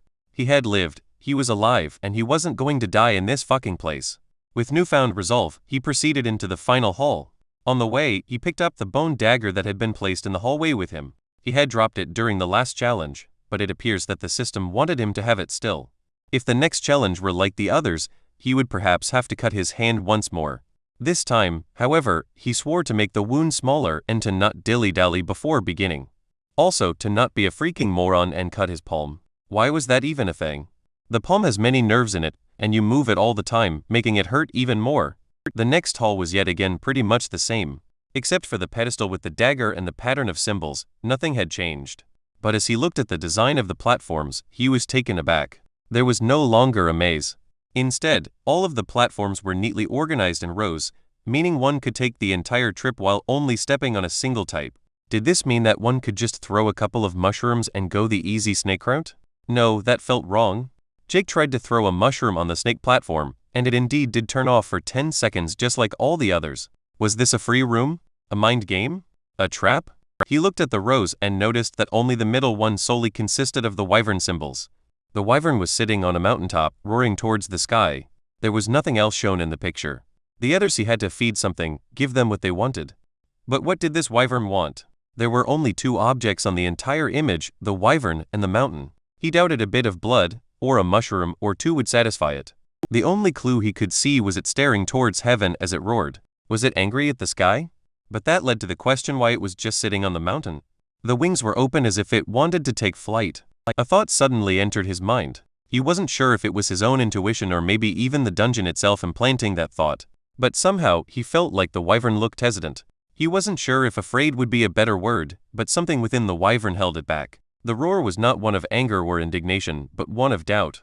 It was only a feeling, but his intuition told him he was right. At least partly. What the wyvern truly needed was courage. The willpower to advance and face its fears. As he thought this, the platforms appeared to respond as their glow increased. At the same time, every other platform, but the ones with wyverns on, turned off. Jake instinctively knew he could move down any of the different paths towards the exit and move on safely. But he didn't. Instead, Jake decided to feed the wyvern courage. Without hesitation, he sprinted towards the still glowing platforms with the blue symbols of the wyvern. He leaped onto the first platform, and his danger sense instantly went insane. He didn't stop for even half a second as he jumped onto the next platform with a wyvern on. Through his fear, he felt the platform behind him be consumed by a torrent of the acidic water shooting up. He repeatedly jumped, leaping from one platform to another until he reached the end, every platform behind him consumed by the water. As he stood there, the challenge passed, he looked back and saw all the other platforms crumble to dust.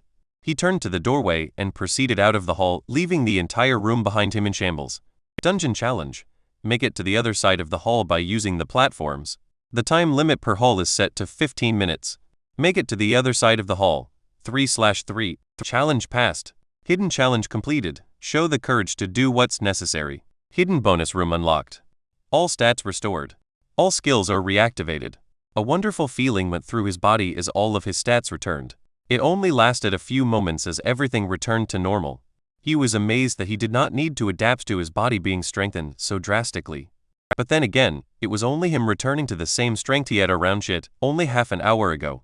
As he read through the message, he also realized that he could indeed just have taken the easy path. If his guess was correct, then the previous room was a test to see if the challenger would take the obvious and easy route, or take a risk like he had. He smiled to himself at his foolhardiness. Well, he thought, at least I would have died on my own terms if it failed. Entering the next room, the one he assumed to be a bonus one, he found himself in yet another hall. This one was far bigger, though, so that's something. There were no pillars like the first or a massive basin of killer water like the subsequent ones. It was just a long hall with a gigantic mural carved into the wall at the end. He walked closer, and as he did so, he could finally see the whole carving. It clearly told a story. As he stared, the images began to move as he felt his consciousness be sucked into it. The moving pictures displayed the same snake from the symbols as it crawled on the ground, eating mushrooms. It only continued for a few moments as the snake consumed mushroom after mushroom. The same tiny snake soon began fighting giant beasts, but they were all left half-rotten in its wake. The little snake slowly grew in size, before it finally grew wings and soared into the sky. It flew over the landscape, spitting out a mist that consumed the very land beneath it. At other times, humanoid beings of different shapes were shown kneeling before the great serpent as it lazed around on a vast plateau. The winged serpent kept flying across the land, killing all that came in its path, with the humanoids following it like its humble servants. Finally, it showed a battle between the serpent and a ridiculously gigantic bird-like creature. The snake won and once more soared into the sky as it grew larger and larger, before finally morphing into a wyvern. This wyvern then rampaged through the land, killing all it came across. An army of the same kind of bird it had killed earlier was consumed by a mist of poison that surrounded the scaled beast. It had no rival and slaughtered everything it came across. Not even its humanoid followers were spared from the onslaught. At last, the wyvern found itself on a mountaintop, surrounded only by the desolate world below, a wasteland of its own creation. As it lay there, it roared towards the sky. The mural then displayed the passage of time, as the wyvern simply idled. No new grass or trees grew, no new life emerged. The land in which it had grown up was dead. The wyvern stared towards the land it had created and finally found courage, no longer hesitating. It opened its wings and soared towards the heavens. The sky was shattered like was it made of glass, as a colossal explosion consumed the great wyvern. The mural's final part was the once small snake emerging from the exploding planet, now no longer a wyvern, but a dragon. It soared upwards into the stars as an entire universe opened up before it, hunger evident in its eyes. After the images stopped, Jake stood in front of the mural for quite a while, just staring at it. It had shown the small mushroom-loving snake's complete evolutionary path, from a tiny creature to a dragon. He marveled at the beautiful carving, where the scene was frozen on the image of the wyvern breaking through the heavens. He laid his hand on the mural as a warm glow entered him. At the same time, he heard the wall off to the side open up, showing the exit. You have witnessed the will of a true dragon. Plus 10 willpower. As the glow disappeared, he did not feel any different. His willpower had always been his lowest stat, and now it nearly ended up doubling. He wasn't quite sure what the stat exactly did yet, but hey, free stats are free stats. He decided to take a look at the status for the first time in quite a while.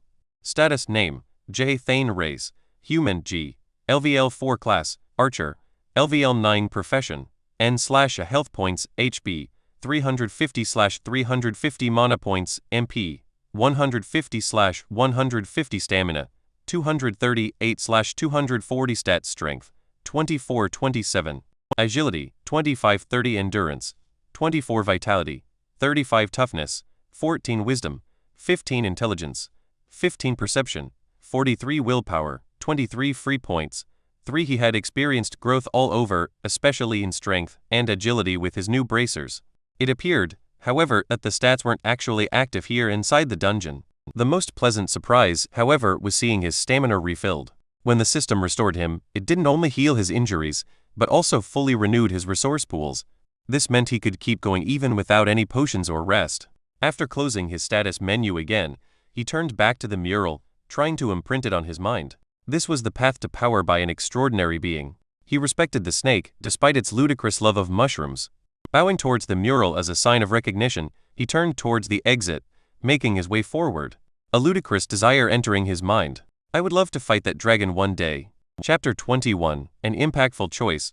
The next hallway was quite a bit longer than the previous one and suspiciously lacking in mushrooms. This meant that the narrow passage was covered entirely in darkness. Not that it mattered much to Jake with his sphere. As he walked, he remembered that he had his skills back. He took out the dagger he had gotten during the second challenge room and identified it. Dagger of Bloodletting Common, a dagger created by an ancient long-dead cult made for sacrificial purposes. Enchantments. Any cuts made with this blade bleed more for longer and are harder to heal. The enchant explained why it bled so damn much when he cut himself. He put the dagger away as he proceeded down the hallway. After walking for a couple of minutes, he turned a corner and saw a light source in the distance. But this was not the blue light he had gotten used to, but normal light, the orange/whitish kind. Well, technically, light is a combination of all colors on the color spectrum. What matters is that it was light with colors outside of blue. He sped up his walk and exited the hallway to find himself in a new room. It was not what he expected. It looked like an old library or perhaps an office. There were bookshelves all along the walls filled with old leather-bound books. A chair and a desk with a few writing utensils were positioned in the middle of the room. There was also an old wooden door at the wall directly across from where he entered. As hadn't seen any system messages yet, he walked up to one of the bookshelves and tried to take out a book, but was met with an invisible barrier of some sort. He tried with a couple of the other bookshelves with the same result. He also attempted to move some paper and the small cup filled with pencils and pens on the desk, both of which he couldn't touch either due to the same kind of barrier. Finding nothing else of interest, he went through the only door in the room. He was met with a small, relatively normal-looking hallway with 5 doors in it, 2 on each side of the corridor, and 1 at the end. The first door he opened led into a room that had a bed in it. The rest of the room was absolute barebones, with only a small wooden table and chair as well as a dresser and a closet. He was unable to open the dresser and closet, met with yet another invisible barrier. Leaving the room, he closed the door after him and opened the next one. This one could only be described as a medieval bathroom that, for some reason, had a modern shower and toilet placed in it. He walked into the room and tried flushing the toilet, which surprisingly worked. So, an ancient forgotten temple in a dungeon with running water. Got it. The third room he entered was at the end of the hall, and what he found himself in wasn't exactly what you could call a room. It was more like a hellscape in the form of a cave. Mushrooms. Everywhere. Not just the blue, glowing kind, but also other less evil-looking ones. The cave was not closed off either and had another exit beside the wooden door. Jake walked out of the aforementioned exit and found himself in a small walled-off garden. Flowers were growing everywhere, weird-looking grass and bushes aplenty, many of which he had seen before outside in the tutorial forest. There was even a small pond with different aquatic plants. He called the garden walled off, but the wall that did so seemed to extend up into eternity. Hanging above the garden was a miniature version of the artificial sun he had seen outside in the forest, emitting both warmth and light. He was briefly confused, as Jake recalled it being late in the evening when he entered the challenge dungeon, and according to the timer counting down, only a couple of hours had passed since then. Shaking his head at the weird garden, he went back through the cave and into the fouth room. This one was like an old laboratory. Not the modern kind, but the 1600 mad scientist kind. It looked like a dream come true for an insane chemist. There were mortars and pestles, alembics, and a slew of other tools and materials. In the room were also open barrels with what seemed like water. Off to the side were closed cabinets that couldn't be opened either due to a barrier. As he made his way out of the room towards the next, he wondered what exactly the system wanted him to do. No challenge had been represented, and no way forward had made itself known. This place seemed more like a living quarter than any kind of testing facility. Maybe the challenge is to find the challenge? Opening the fifth door, he found himself within another hall like the ones he had done the challenges earlier. In the middle of the room was a pedestal. He moved to it and found a hand imprint on top of it.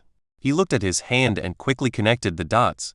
He put his hand on the imprint, and instantly his danger sense flared as a black spike shot up, penetrating through it before he could react. He yelled out in pain and stumbled backward, as the room started rumbling. A new platform had begun rising in front of the pedestal.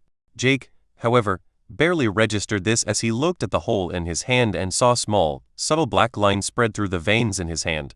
He suppressed his panic, rushing towards the newly risen platform. It didn't take a genius to figure out he had gotten poisoned. On it was a book. The book was massive, far more massive than any book Jake had ever seen before. On the cover was the depiction of a small snake. The very same snake he had seen on the symbols and mural. He tried opening the book, as the system finally did something. Dungeon challenge. Become an alchemist of the malefic viper and cure yourself of the poison running through your veins before it flares up and kills you. The poison will remain dormant for 30 days, not affecting the challenger in any way during the period. Rejecting the profession will result in the challenger being fully restored and returned to the tutorial area. All rewards will be retained, and all items returned. Cured yourself of poison 0/1. Time remaining, 30 days. Become an alchemist of the malefic viper? Y/N he was taken aback by the message. A profession? The N/A on his status page had annoyed him for a long time, but he didn't expect to get one offered this way. It was the first option to obtain a profession he had seen since being introduced to the system, and he doubted it was an ordinary one. Alchemy though? Not something he had any experience in at all outside of games. He was rather good at the modern equivalent, chemistry, back in school, but he had never done it at any higher level. He also severely doubted that knowledge of chemical compounds would have a lot of use with magic being a thing and all. The time limit was 30 days also. Looking at his just impaled hand, it was rather obvious where the poison came from. The wound had already scabbed over due to his high vitality and he didn't feel any different. Jake also had the option of just quitting now and going back to the forest. It was the safe option for sure. He would be healed, walking away with a new dagger and a bonus to willpower.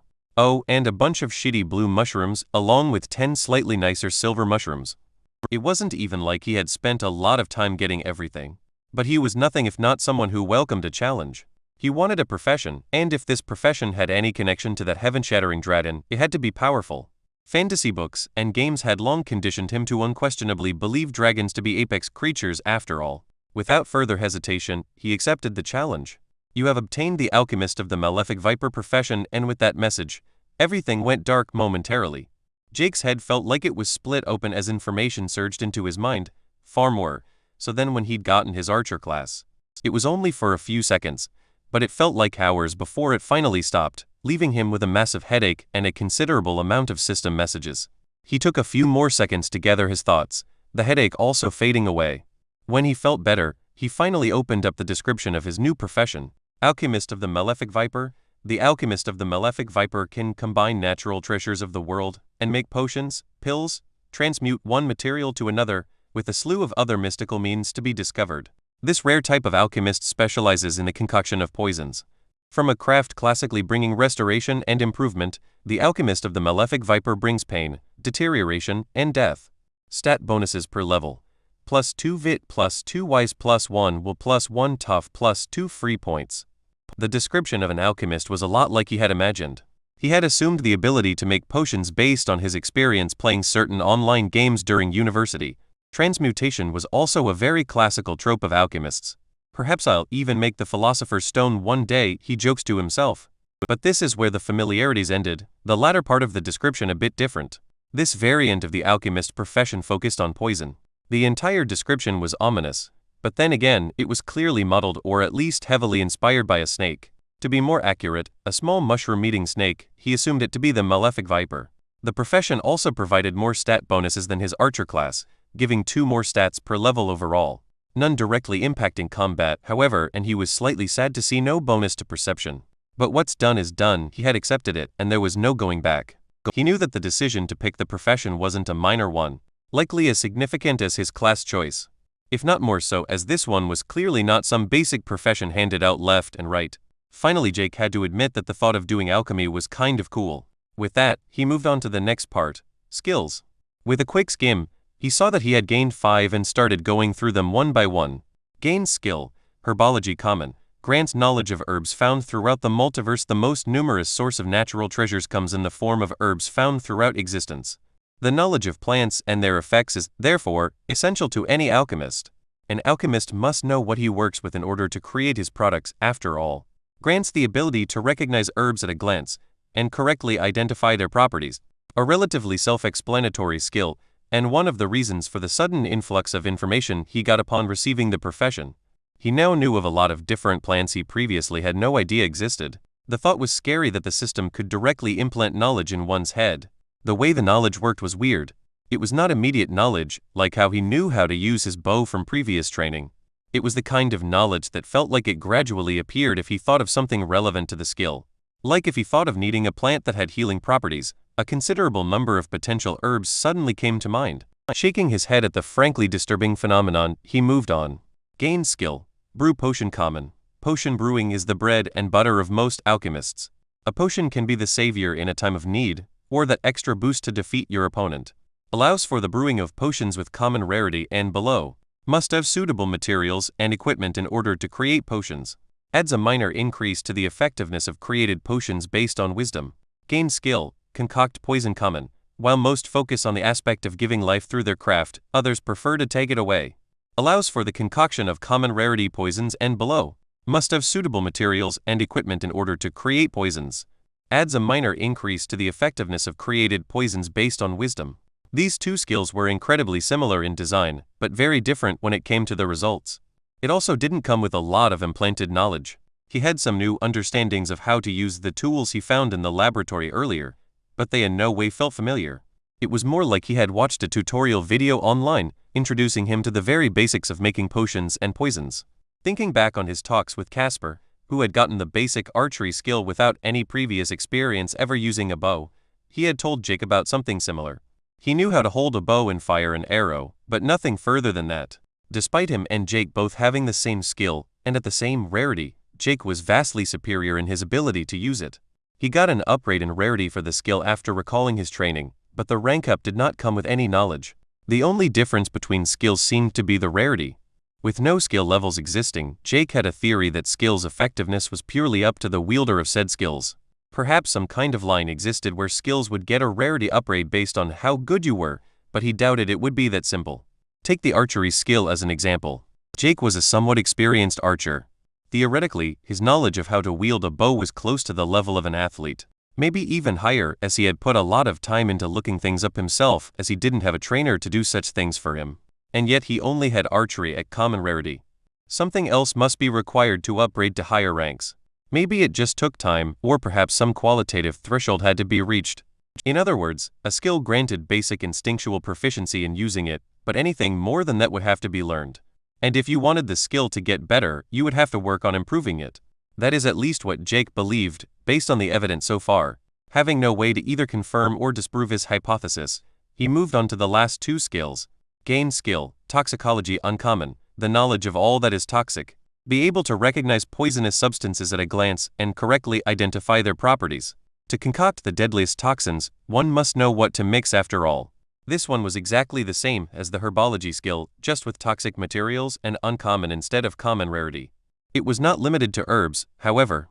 As an example, if he thought about the water that nearly killed him earlier, he now knew that said water was some kind of toxic liquid with necrotic properties. He didn't know the details of the water, just the basics of what it was. Moving on to the last skill, he was pleasantly surprised to see the rare rarity tag. Gain skill, Malefic Viper's poison rare.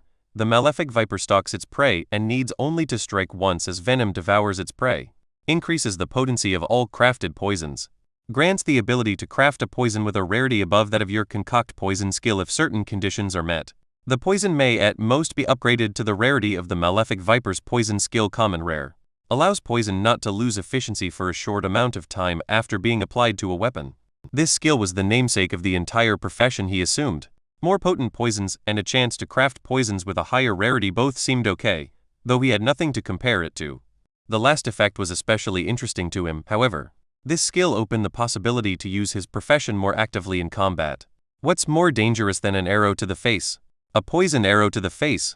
He had one more notification remaining, which was another pleasant surprise. Skill upgraded. Identify inferior common identification skill, known by all, but the smallest of children of the myriad races. The skill allows you to attempt to identify any object or creature you are focusing on. The only difference in the skill's description was the basic being removed, so it now just called it an identification skill. Not much to see there, really. But Jake was still kind of excited to see what he could now identify. Perhaps he could even identify other humans? He guessed the upgrade either had something to do with having both a profession and a class, or maybe it was due to the two skills, herbology and toxicology, giving him more knowledge. Looking back, both of those skills included a sentence about being able to identify herbs and toxins. Closing all his windows, he looked down at his hand that was still healing. After scanning the room once more, finding nothing of interest, he turned around and headed straight for the garden area to test his new skills. Chapter 22, Alchemy. Jake entered the cave, looking around at all the different fungi and moss, deciding to identify the infamous blue mushrooms first. When he did it before, he just got back a message saying mushroom, so he kind of expected more. Which it expectedly did. Blue bright mushroom common, a poisonous blue mushroom that emits blue light. While it is not poisonous to touch, the juices found within are highly toxic, often used for lighting due to it only requiring mana to sustain itself. Knowing the name of the blue menace did not alleviate his distaste for the evil fungus. It was good to see that they were only poisonous if squeezed or eaten, though. His next target was another type of mushroom, this one rather plain looking. The flytrap mushroom inferior, a carnivorous and poisonous mushroom that eats insects to accelerate its growth. This one was a lower rarity but still poisonous. Jake looked a bit more around, finding quite a few different kinds of mushrooms, nearly all of them inferior rarity. Shifting his focus to the green moss growing everywhere on the walls, he used Identify once more. Green moss inferior, a widespread kind of moss, found in places with little or no sunlight and adequate mana saturation. A typical ingredient in potions and poisons alike. So, jack of all trades moss. Jake then noticed that a patch of moss was darker than the rest, so he also identified that. Aged green moss common, a widespread kind of moss, found in places with little or no sunlight and adequate mana saturation. A typical ingredient in potions and poisons alike. This moss has been thoroughly soaked in mana over time. Common rarity moss. Did this mean that age was a factor when it comes to the rarity of plants? Finding nothing more of particular interest in the cave, he exited to the garden. The first thing he did here was to identify the grass. Once more, noticing some off-colored patches spread throughout. Evergreen grass inferior, a widespread herb found throughout the multiverse in any place with adequate nature affinity mana. While the grass only offers minor restorative effects, it is a great catalyst when mixed with other herbs. Aged evergreen grass common, a widespread herb found throughout the multiverse in any place with adequate nature affinity mana. While the grass only offers minor restorative effects, it is a great catalyst when mixed with other herbs. This grass has aged and absorbed more mana than most evergreen grass. It was the same concept as the moss in the cave. Recalling some of the knowledge given by the system, he knew that the moss was often used when concocting poisons, while the grass was used when making potions. Many flowers were also spread throughout the garden, the most abundant kind being 4 lavender types, a blue one, a red one, and a green one. In between the small patches of these flowers were rainbow-colored lavenders, all of which looked very fantasy-like. Once more, Jake identified all the plants. Blue lavender inferior, a very abundant herb found nearly everywhere with any kind of mana. Mana is stored in the small flowers growing on the stalk, with the stem itself containing the useful juices, known as the main ingredient of mana potions. Red lavender inferior, a very abundant herb found nearly everywhere with any kind of mana. Mana is stored in the small flowers growing on the stalk, with the stem itself containing the useful juices, known as the main ingredient of health potions. Green lavender inferior, a very abundant herb found nearly everywhere with any kind of mana. Mana is stored in the small flowers growing on the stalk, with the stem itself containing the useful juices, known as the main ingredient of stamina potions. Rainbow lavender common, a relatively abundant herb found nearly everywhere with any kind of mana, usually surrounded by its lesser variants. Mana is stored in the small flowers growing on the stalk, with the stem itself containing the useful juices, known as the main ingredient of rejuvenation potions. These flowers straight up informed him that they were the main ingredients in potions, and he had a very, very strong feeling that he would come to craft a lot of potions. More flowers were present in the garden, some of them not even returning anything when he identified them, and others being only inferior rarity. Lastly, he went to the small pond and surprisingly successfully identified the water. Purified water, pure water, free of any kind of contamination. Great for mixing potions and poisons alike. And with that, he had everything he needed to start making stuff. At least he assumed he had. The only way to find out was to test it out. What could possibly go wrong mixing a bunch of unknown substances in an old temple left by a cult worshipping a possibly long-dead snake? Jake began picking up plants, but only the inferior rarity ones, as he assumed they would be the easiest to experiment with. Opening his satchel to put in some of the lavender flowers, he spotted the 10 silver mushrooms he had picked up during his very first challenge in this dungeon. He had to admit that he had kind of forgotten those. Without any expectations, he decided to identify one of them and was taken aback by the result. Argentum vitae mushroom rare, a silver mushroom only grown in places with extremely high mana density. The mushroom has a solid exterior that, if broken, reveals the actual mushroom within. This type of mushroom's juices usually are highly poisonous, but this mushroom has evolved to bring life instead. +1 vitality upon consumption. He took a deep breath after reading the description. These were 10 free points to vitality, 11 factoring in his bloodline patriarch title, giving a 10% bonus. He was just about to eat one when he stopped himself. These mushrooms were still raw. What if he could get more than a single vitality per mushroom? There was also that whole thing with a poison in his body that would flare up and kill him in a month. He would not find it unfitting for these mushrooms to somehow be needed not to die. Thus he decided to leave them be for now and instead continued collecting more ingredients. Leaving the garden through the cave, he also collected a stack of mushrooms, heading straight for the laboratory. He went through the lab once more, this time being able to open the cabinets and interact with all the equipment. The cabinets were all filled with small glass bottles, and the water in the barrels was the same pure water found in the small pond. Jake had initially planned on starting to make something right away, but quickly hit his first roadblock. He had no idea how to. He had been given some incredibly basic knowledge, but nothing that would allow him actually to make something. In fact, the few fragments of knowledge he did have only served to inform him that he didn't know enough. Each plant had requirements for how to handle them properly, each potion or poison their own recipe. None of this was given to him for free, which led him to the other room covered in barriers before. In the library/office he had first arrived in, he could now touch all of the many bookshelves. Oh, and on a side note, the door that he had initially entered through was gone, so going back to the prior challenge rooms wasn't an option. Not that he had any intentions of leaving. Walking up to one of the bookshelves, he took a random book out, and the first thing he noticed was that it was clearly written in English, which was quite impressive considering that he was multilingual, and yet it had chosen English. What if I wanted it to be? Oh, now it is. Before his eyes, the entire text had now changed language. He couldn't help but try it again and found it to switch back and forth with only a thought. Jake found it quite humorous to experiment with, but sadly he couldn't play around forever. So he began actually to read what was written. The first book seemed to be some kind of history book, detailing the history of alchemy. While it was interesting and very enlightening, it wasn't what he was looking for. He quickly discarded it and started reading the covers of some of the different books. Going from top to bottom on the bookshelf, he quickly located the first one he wanted, a book detailing the creation of inferior rarity health potions. After looking a bit more, he ended up having 6 books stacked on the desk. Alchemy for Novices, Volume 1. Alchemy for Novices, Volume 2. An Introduction to Potions, the Health Potion.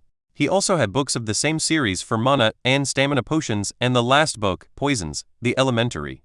The 3 potions books were pretty short and had a plethora of pictures and diagrams of different herbs, most of them recognizable to him. The Alchemy for Novices were massive tomes and contained many diagrams and step-by-step guides too, but most of it was just a buttload of text. The most comprehensive book was the one on poisons, and the one he had decided to save for last. Checking the timer, he had spent around a few hours since he had gotten his profession. Having no time to waste, he started reading the first volume on novice alchemy. The first thing he noticed was how fast it went. He was already an experienced reader, having finished university and being used to reading a lot. But this was at an entirely different level. It took him only an hour to go through the first 100 pages. And that's with the pens and papers placed on the desk being used avidly in making bookmarks and taking down notes. The whole thing brought Jake back to his university days. The only thing he really lacked was some hot tea and some good music. The content of the book was exactly as the cover said. It introduced alchemy. It had small parts on transmutation and pill making, and even some details reminding Jake of more modern chemical theories. Still, the main content was detailing the process of making potions using herbs. It went into how to process the herbs, the tools often used when doing so, what type of water was suitable for different kinds of potions, how to properly store and prepare the herbs, etc. The knowledge on concocting poisons was somewhat limited, and pretty much only focused on how to avoid introducing poison into your creations. After another couple of hours of reading later, he wanted to give it a shot. Was he ready? Probably not, but he felt like at least trying. Jake got up and stretched before walking towards the laboratory. He had left his satchel back in the lab, as he saw no reason to carry it around. He had learned a lot from his reading, one of those things being how stupid it was just to pluck a bunch of herbs and throw them together in a big bundle in the satchel. At least he had not been dumb enough to also throw moss and fungi in. After a bit of salvaging, most of the herbs were still useful. Jake had brought along with him some of the books and his notes. Without further ado, he started meticulously following them on how to create potions. Grinding the grass into a paste, mixing it with water, ejecting mana into a small enchanted burner to boil the purified water. Rather than university, where it had been all reading and numbers, this felt more like chemistry. Far more practical. Potions for health and mana were not made one by one. Not the lower rarity ones at least. You usually made batches that could vary quite a bit based on how well you did. The mix could quickly become too weak or too strong, resulting in adverse effects, the system recognizing them as failed creations. Mana also played a massive role in alchemy. The bowl where you mixed the batch in required mana to be injected into, thus entering through it.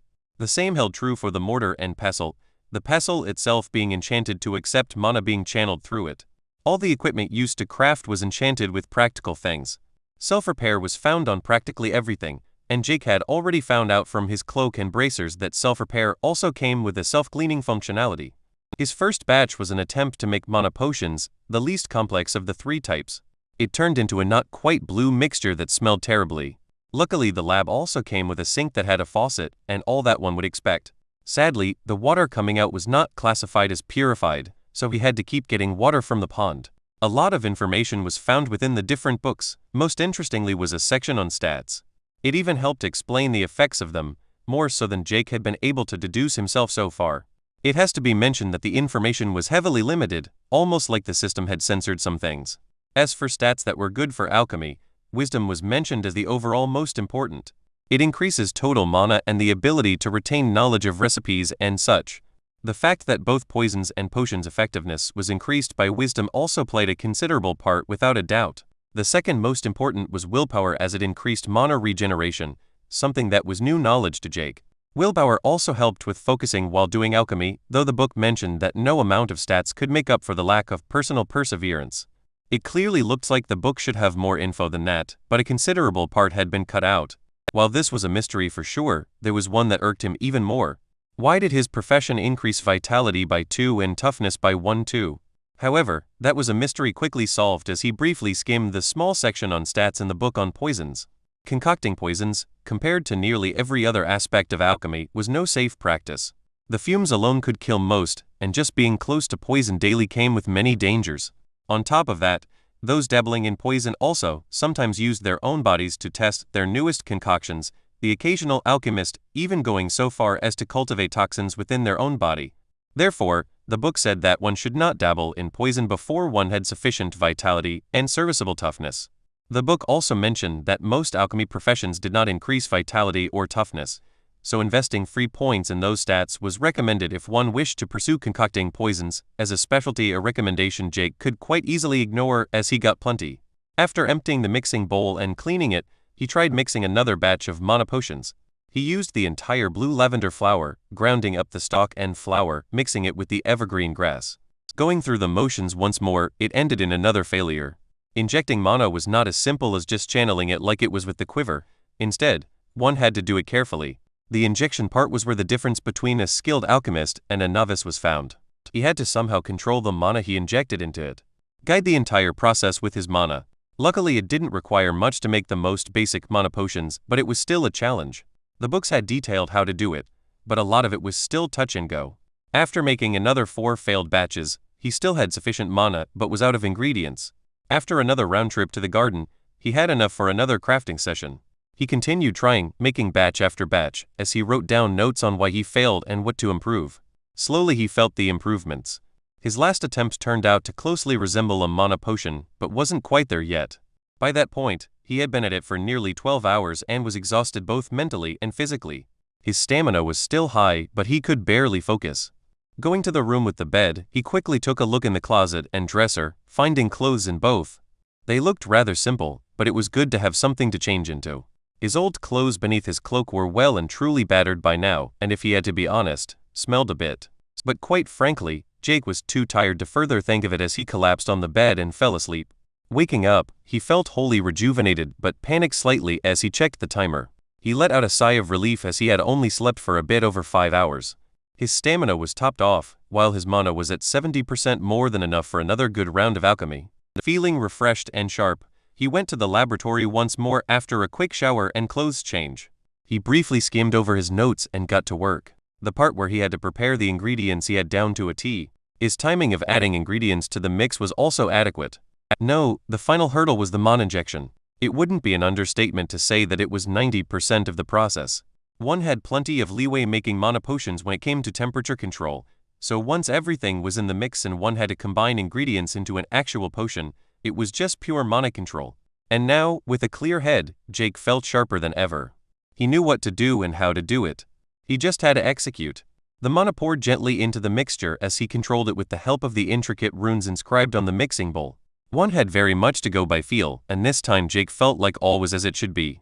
A short while later, a refreshing smell permeated the laboratory as he turned off the fire. A beautiful blue mixture in his bowl. He knew he had succeeded, and the system message shortly after only confirmed it as he smiled to himself. You have successfully crafted mana potion inferior. A new kind of creation has been made. Bonus experience earned ding. Profession. Alchemist of the Malefic Viper has reached level 1 stat points allocated, plus 2 free points. Ding. Race. Human G has reached level 5 stat points allocated, plus 1 free point. Chapter 23. Progression. Feeling the warm glow run through his body from the level ups was as comfortable as ever. He was equally as pleased to see that profession experience also helped with his race level. Looking at his stats, he noticed that he now had 6 unspent free points.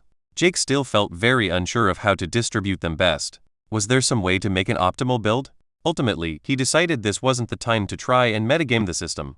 With his life on the line and all that. So, having decided not to hoard the points any longer, he threw them in the stat best for alchemy according to all the books. Wisdom. He felt the warm glow once more before opening his status menu to confirm the changes.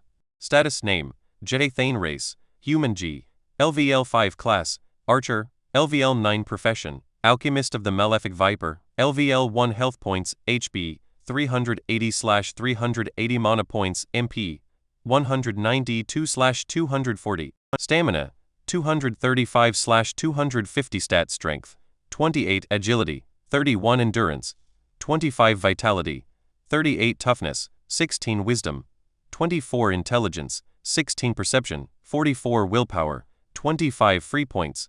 0. Not much had changed with his stats, besides wisdom getting a considerable bump upwards from the levels and free points. Nodding to himself, he closed the menu once more and turned his attention to the mixing bowl in front of him. Looking at the completed batch of mana potions, he felt very satisfied with himself. Walking to the cabinet, he took out a handful of bottles and began putting the concoction into them. The bottles were perfectly sized to get the full benefit one could from each potion. Jake had wondered what would happen if one drank an additional potion during the cooldown period. He and his colleagues had some theories, most of them determining it would end badly if one drank more than 2 within an hour. But now he knew what would happen. And it was a big shocker. If one consumed 2 potions within an hour, the second could cause horrific consequences, such as being slightly less thirsty or having 1 less potion to drink. Jokes aside, one could pour down mana potions for days without suffering any adverse consequences. It was basically just water. Of course, this raised countless more questions as to where the excess energy would go. It was honestly frustrating how none of the books even bothered to talk about it. They were all just like, so yeah, the second one doesn't work because that's how it is. Aka, system fuckery is how potions work. The batch he had just made could be consumed as is, but would only have the effect of the single potion, so one was more or less forced to bottle it up. It also wouldn't register as an actual item before being in a bottle or another similar type of container. Moving on back to the present, Jake ended up with a total of only 3 bottles, something that, according to the books, was considered quite terrible. Not that Jake cared much, he was just proud of his accomplishment. Using Identify on the potion, it only echoed how terrible they were. Mana Potion Inferior, restores 87 mana when consumed. He remembered Caroline telling him that the mana potions that the system had given them upon entering the tutorial had given her at least 130 mana when she used one. He would have to thank Jacob for being terrible enough at combat the next time they met. The fact that Jake could see the exact amount restored was also something new. He was unsure if it was due to Identify going up in rank or one of all the new profession skills. Or perhaps it was the presence of the profession itself. Jake put the potions on one of the other tables in the laboratory with a smile. He planned on drinking them later, but he still had enough mana not to make full use of them. Having proven himself able to make something, he started mixing a second batch after cleaning up a bit. However, his festive mood quickly died down as he failed the next 2 batches. Still, it was rapidly alleviated when the third batch of mana potions succeeded another 3 potions, with exactly the same properties. Seeing his mana had gotten a little low, he drank one of the potions he had made and felt his mana fill up to nearly full once more. He planned on drinking a potion every hour with the internal cooldown to keep working, with the only limit being his mental energy. The mixing continued. A day and over a dozen mana potions consumed later, he finally started to get exhausted once more, and his last 2 batches had failed due to him not being able to focus. It was hard work, but the results spoke for themselves. Ding. Profession: Alchemist of the Malefic Viper has reached level 2 stat points allocated, plus 2 free points. Ding. Profession: Alchemist of the Malefic Viper has reached level 3 stat points allocated, plus 2 free points. Ding. Race: Human G has reached level 6 stat points allocated, plus 1 free point. Ding. Profession: Alchemist of the Malefic Viper has reached level 4 stat points allocated, plus 2 free points. The levels were impressive, but it was, without a doubt, slower than leveling his class. He had spent more than 24 hours on the challenge already, and yet he was only level 4 in the profession, compared to outside, where he in less time than that reached level 9. If he had been more efficient and gone solo earlier, he would, without a doubt, be well into the double digits by now. Looking at the dungeon challenge window, he noted the time. Time remaining, 28 days. 22:53:11. Walking back to the bed once more, he brought the book on health potions along for a quick read before taking another nap. He had decided to try and make them the next day, as the mana potions experience had started going down and also because he had enough of them to keep himself going for a while. Health potions were, according to the Alchemy for Novices book, the second easiest type of potion to make, just after the mana one. The process was very similar with only slight variations. The pattern and method of injecting mana into the mixture was the most significant difference, and quite a lot harder than with mana potions. Mana potions were quite natural to make. You did not need to change the properties of the mana injected, you just had to purify and inject it. With health potions, you had to change the nature of the mana. Ultimately, the potion was still a kind of condensed energy close to mana, and Jake had no proper understanding of how exactly it all worked, so he just left that up to the system. He also wanted to start making poisons soon, but he felt it would be slightly more challenging than the 3 basic resource restoration potions. The books agreeing with his intuition. From what he had briefly read, concocting poisons had many of the same methods as potions, so there was a lot of overlap, though, so it wasn't like his practice on potions was wasted. In the end, concocting poisons was also primarily about injecting mana properly and controlling the crafting process. After reading the book on health potions, Jake put it on the floor as there was no bettable. Seconds after closing his eyes, he fell asleep. Dreaming of potions and alchemy, genuinely looking forward to waking up and continuing. Jacob, Caroline, Bertram, Casper, Ahmed, and Theodore were all walking with a group of Richard's men as they were out hunting once more. The team they went with was the usual except for Caroline, who could join them as Richard was taking a rest back at camp. Richard had reached level 12 earlier that day, and had gotten a new ability at level 10 that allowed him to bash with his shield and send out a shockwave, knocking down anyone in its path. With it and his increased stats, he had hunted many beasts over level 10, and they had even relocated their base once to get further into the forest and find stronger enemies to hunt. The only one from their original group at level 10 was Caroline, who often went with Richard and his so-called elite squad. Caroline had at level 10 learned a ranged version of her heal, much to the delight of everyone. The entire camp had also expanded significantly. When they had joined, Richard's group was 26 people excluding them. Well, 20 people with the 6 that Jake had killed. After joining, they shot up to 29, and after recruiting some more, the group was now a bit over 50. Richard still in charge, of course. They had only gotten one more healer, but he was only level 6, and Caroline had shown herself to be competent, so Richard kept her around in his squad. The passive regeneration aura alone was enough to keep a healer around initially. In combat, they often contributed little to nothing as their healing was touch-based, but with her now being able to heal from a distance, her worth shot up significantly. Jacob was the leader of this small group that usually had to go without a healer. He was level 8, and the only one in their squad who was level 9, besides Caroline, was Casper. Dennis and Lena were both in another team. Jacob knew that this was due to Richard not wanting their group to all be together, even if you considered Joanna, who was stuck back in the camp. Speaking of Joanna, she had brought with her a pleasant surprise. She had started fixing up cloaks and robes for people and conjuring arrows for the archers after joining, trying to make herself useful. A couple of hours ago, just before they left the camp, Joanna had unlocked a profession. This was the first instance of anyone obtaining a profession that they knew of. Joanna had been into stitching and sewing before the tutorial, which had likely helped her unlock it to begin with. This was only a theory, though. According to Joanna, the profession didn't give many stats per level, hers only offering 1 wisdom, 1 willpower, 1 agility, and 1 free point per level. To see that the stat gains were so low compared to the time investment, Richard's interest significantly waned. That is right until Joanna got to level 1 in the profession, and as she was also level 3 in her class, she leveled her race too. This instantly reignited his interest. Every single race level gave +1 to all stats and an extra free point, making them even more valuable than both class and profession. His interest was further amplified after he experienced that leveling only got harder and harder, and level 10 seemed to be one of those difficulty jumps. Hunting with a team also hurt his experience gain, but as he was more powerful in a group due to his class's nature, he had to be in one. Making their way back to base, Jacob thought about what Jake was up to. It had been close to 2 days since he left, and they had neither seen nor heard anything from him. He and Richard had a tacit understanding never to mention him, but Jacob still wondered. He was not afraid for Jake's well-being, more so curious as to what level he had reached by now. Okay, he was a bit worried, but the guy could clearly handle himself. At least he hoped he could, as Jacob had encountered some nasty things. After a final fight with a small group of badgers, one of them being above level 10, they finally made it back. Talking of the badgers, those things turned out to get a lot more dangerous when they reached the double digits. Not only because of their size, but because of the venom their claws now secreted. If Caroline had not been in the group, they would not even have tried fighting it. Another group had lost 2 people to one of the beasts, as they got severely poisoned from just a few minor scratches. The potions they drank only functioned to extend the suffering as they died. The importance of a healer was once again evident. Back in camp, Jacob went straight to Richard, reporting how their little hunt went. "Jacob, welcome back. Any difficulties?" The huge man said. His shield was leaning on a stone next to him. It was not the one a heavy warrior started with, but a far larger tower shield. He had gotten it earlier that day and was, according to Caroline, an uncommon rarity item. "No, nothing special. It's getting harder and harder to find enough beasts to hunt, and those we do tend to be on the weaker side. Should we consider moving further into the forest?" Jacob asked as he took a seat on a stone across from Richard. It was frustrating trying to level up at any decent pace.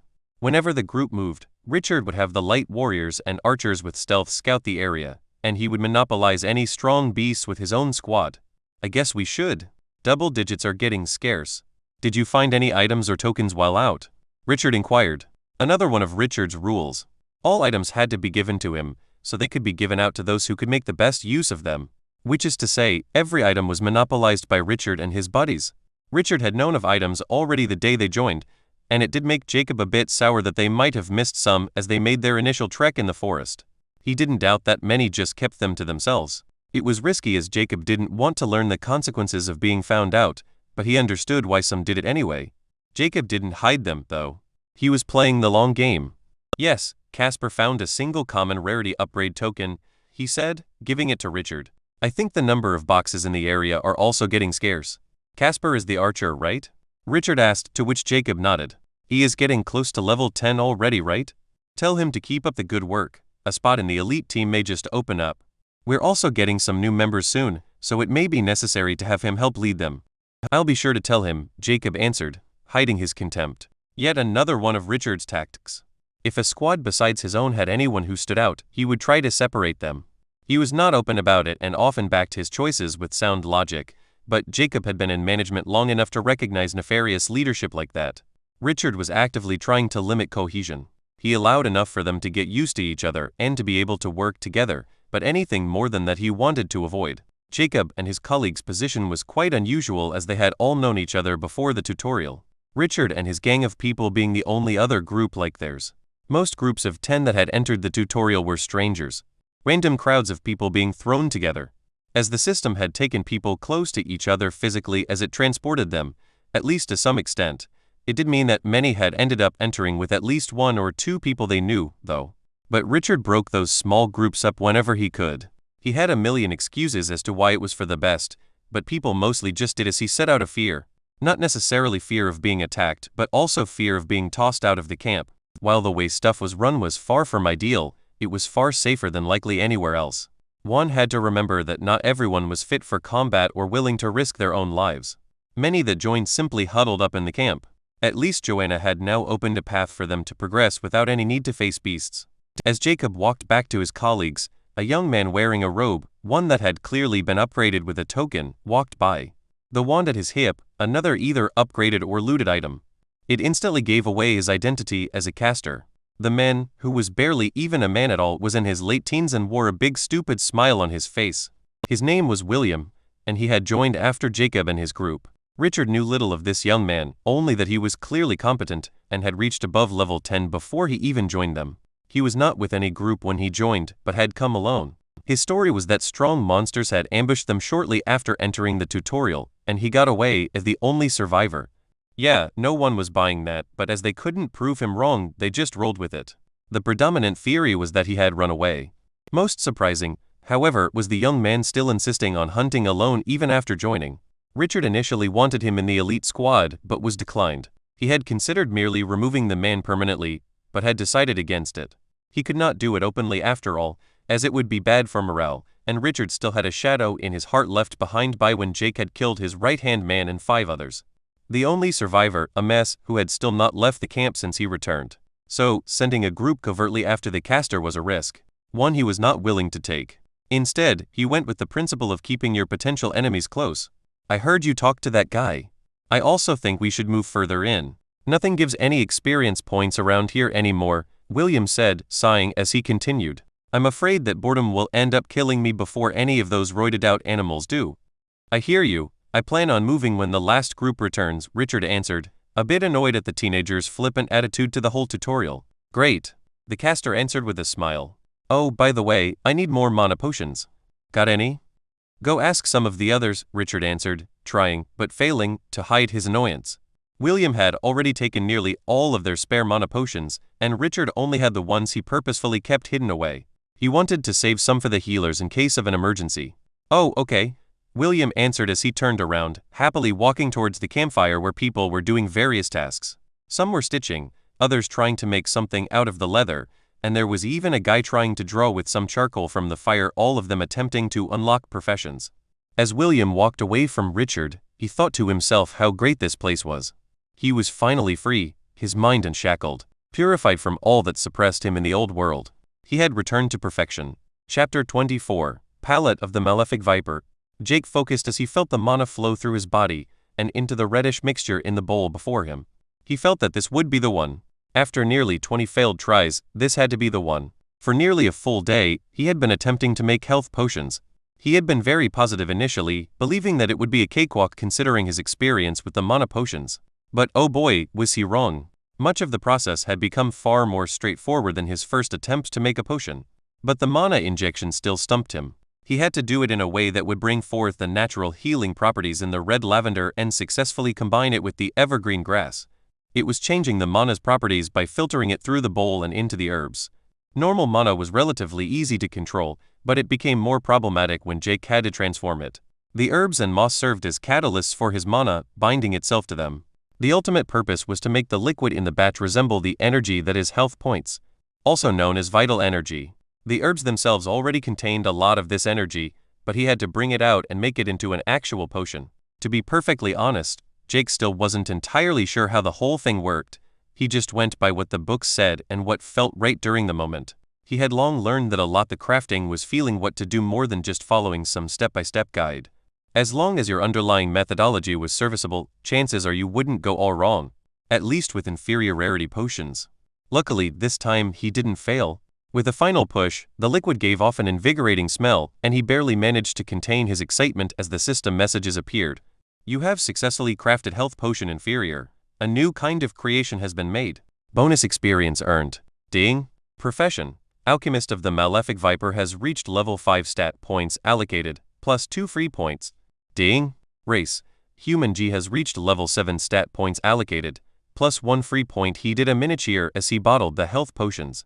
He only ended up making 3 from the whole batch, but a success is a success. One of the primary reasons why the number of potions varied was the purified water evaporating during the brewing. According to the books, in a perfect scenario, nearly none of the water would disappear. This would, in turn, lead to more of the energy contained in the herbs not being wasted. Jake was currently wasting a lot of precious energy, mainly because he quite honestly still sucked. But then again, he had only been an alchemist for less than 2 days. He could not be expected to be a potion master instantly. On a side note, his free points were once again just thrown into wisdom. Apropos of becoming a master of alchemy. Having reached level 5 in his profession, another message appeared along with the level up. One he had been looking forward to. Alchemist of the Malefic Viper profession skills available. Jake didn't hesitate to open the menu. The first thing he noticed was that there were far fewer skills to choose from compared to his archer class. But that wasn't really a bad thing. All of those skills had been filler, so to say. Useless passive weapon skills mainly, all of which he had no interest in at all, and every one of them was inferior rarity. The alchemy profession didn't have a single one of those. Instead, it had given him only 6 options. He started going through them one by one. Pill consolidation inferior. The path of alchemy is diverse and methods aplenty, potion brewing, but one of the major paths, another being pill consolidation. Pills come in many forms, but most have the purpose of empowering the one who consumes it, both temporarily and permanently. Must have suitable materials and equipment in order to create pills. Adds a minor increase to the effectiveness of produced pills based on wisdom. Reading through the entire thing, Jake had to scratch his chin a bit. Pill consolidation did seem useful. However, Jake had no interest in it at all right now. He already had a hard enough time making potions, and he still had poisons to concoct on his timetable. On top of that, he was still somewhat unclear as to the differences between pills and potions. The description did offer a bit of a hint, mentioning permanent benefits, but it also compared the two paths as similar. While the promise of permanent buffs was tempting, unless those permanent benefits included not dying in less than a month, he wasn't that interested. So, learning about the wonders of alchemical pills was something for later, if ever. For now, he moved on to check the next skills. Geology inferior. Grants knowledge of minerals and other similar natural treasures found throughout the multiverse. These natural treasures can be combined with other materials to amplify or bring forth strong magical effects. An alchemist must be able to distinguish the magical rock from the mundane gravel after all. Metallurgy inferior. Grants knowledge of metallic materials and substances found throughout the multiverse. Many types of rare and powerful metals are found throughout the multiverse and can be combined with other material to amplify or bring forth powerful magical effects, not limited only to alchemical products. Jake decided to group these together as they were somewhat similar. They were like his herbology and toxicology skills, only for stones and metals. Or well, geology does include things that can't strictly be defined as stones, but quite frankly, he didn't really care. He had always found geologists a weird bunch, and there was no way he was going to spend his days looking for, or studying, rocks. Thus, he moved on swiftly. Since herb common gives a passive ability to detect herbs and a rough feeling of their properties. An alchemist must be able to find the materials to craft his products after all. Adds a minor increase to the effectiveness of sense herb based on perception. Sense poison uncommon gives a passive ability to detect poisonous substances and their toxicity level. An alchemist must be able to find the materials to craft his products after all. Adds a minor increase to the effectiveness of sense poison based on perception. These two skills were, in his honest opinion, quite necessary. It would be splendid out in the forest or anywhere else really, as finding herbs and toxic materials he could craft from likely wasn't just found lying about. Or maybe they were, he just wouldn't know without a skill to help him find them. Or he would be forced to scour through the underbrush constantly. But while he considered them essential, finding materials was not exactly a challenge in his current situation. He would need them for sure. But the last skill made it absolutely clear he wouldn't pick any of them. Palette of the Malefic Viper rare. The malefic viper has honed its venom by devouring myriad toxins found throughout the multiverse. In the same vein, the alchemist of the malefic viper can consume toxins to learn their effects and properties. Grants the alchemist immunity or resistance to most low-level poisons. Through consumption, may your power grow, through gluttony may your records expand. Okay, was his first thought after reading it. Most of the descriptions were rather direct, but this one was quite a bit more flavorful, especially in the last part. Based on the name, this one was clearly associated with his variant of alchemist. Thinking about the effects of the skill, the prospect of eating the blue mushrooms came as both pleasing and horrifying at the same time. He did hate the damn things, so the thought of eating the bastards was nice, but on the other hand they were blue magic mushrooms. Shaking his head, he picked the skill. Surprisingly, he felt nothing despite getting another rare rank skill. He had to open his status screen and check to make sure that he, in fact, did have the skill. Confirming that he did, he walked to the cave and looked at the mushrooms. He decided to go for the fly-eater one. He picked it due to it being inferior rarity. He assumed that even if his skills didn't work like he believed, it wouldn't kill him. Flytrap mushroom inferior, a carnivorous and poisonous mushroom that eats insects to accelerate its growth. Picking the fungus up, he inspected it closely. To call it appetizing would be a straight-up lie. Not that Jake was the best judge, he hated mushrooms even before the tutorial. According to him, the mere thought of people willingly adding them to salads was one of life's greatest mysteries. He had never used them for recreational purposes either, even though he did know some who did during his university days. And yes, he had been offered plenty, despite him barely ever participating in social gatherings. One guy even knocked on his door at 4 a.m., randomly offering him a bag. Though he was pretty sure the guy was looking for Andrew, his roommate at the time. Oh well, no better time to do mushrooms than when stuck in a dungeon with less than a month to live, Jake thought as he threw his first fly-eater mushroom into his mouth. The first thing that hit him was the taste, or more accurately, lack of taste. It was a bit chewy, but it didn't have much flavor to it honestly. He had half expected it to taste like chicken. The juices coming out of the shroom made sizzling sounds as it came into contact with his spit. It did not hurt or was uncomfortable in any way. It was more akin to drinking carbonated drinks. However, Jake did not have time to think much of it as a weird feeling of realization struck him. Akin to if one had been struggling with a math problem for hours and then suddenly, something clicked and the solution came to you. He now knew a lot, not about the mushroom per se, but the poison it possessed. It felt familiar to him now. But he also knew that the knowledge was not complete. A single mushroom was not enough to truly familiarize himself with its properties, far from it. And as such, his feasting began. The cave was big. Very big. Same with the garden. Jake knew there was no way for him to use all of the ingredients found here in 30 days, even if he was several times faster at doing alchemy. But now he was starting to get a bit worried as he chomped down fly-eater after fly-eater. He had to be honest with himself, the taste was kind of growing on him. Or maybe it was just the feeling of quite literally eating himself to knowledge and understanding that he found so intoxicating. After eating way too many, he finally stopped. First of all, because his stomach was starting to hurt from being overstuffed. Secondly, the diminishing return had kicked in hard.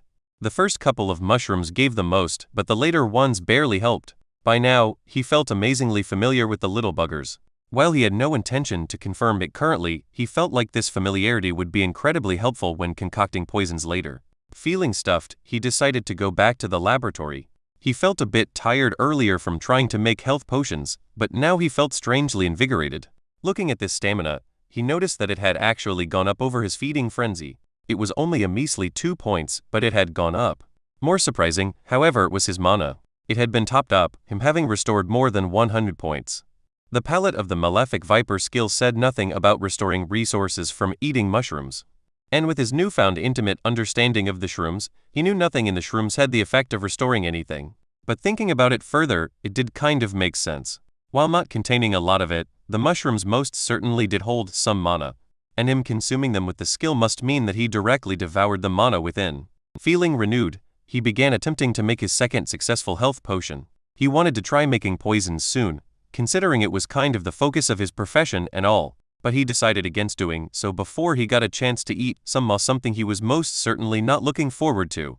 He did try to eat some lavender too. They tasted like shit and didn't give him any knowledge. So the skill did indeed only work on toxins.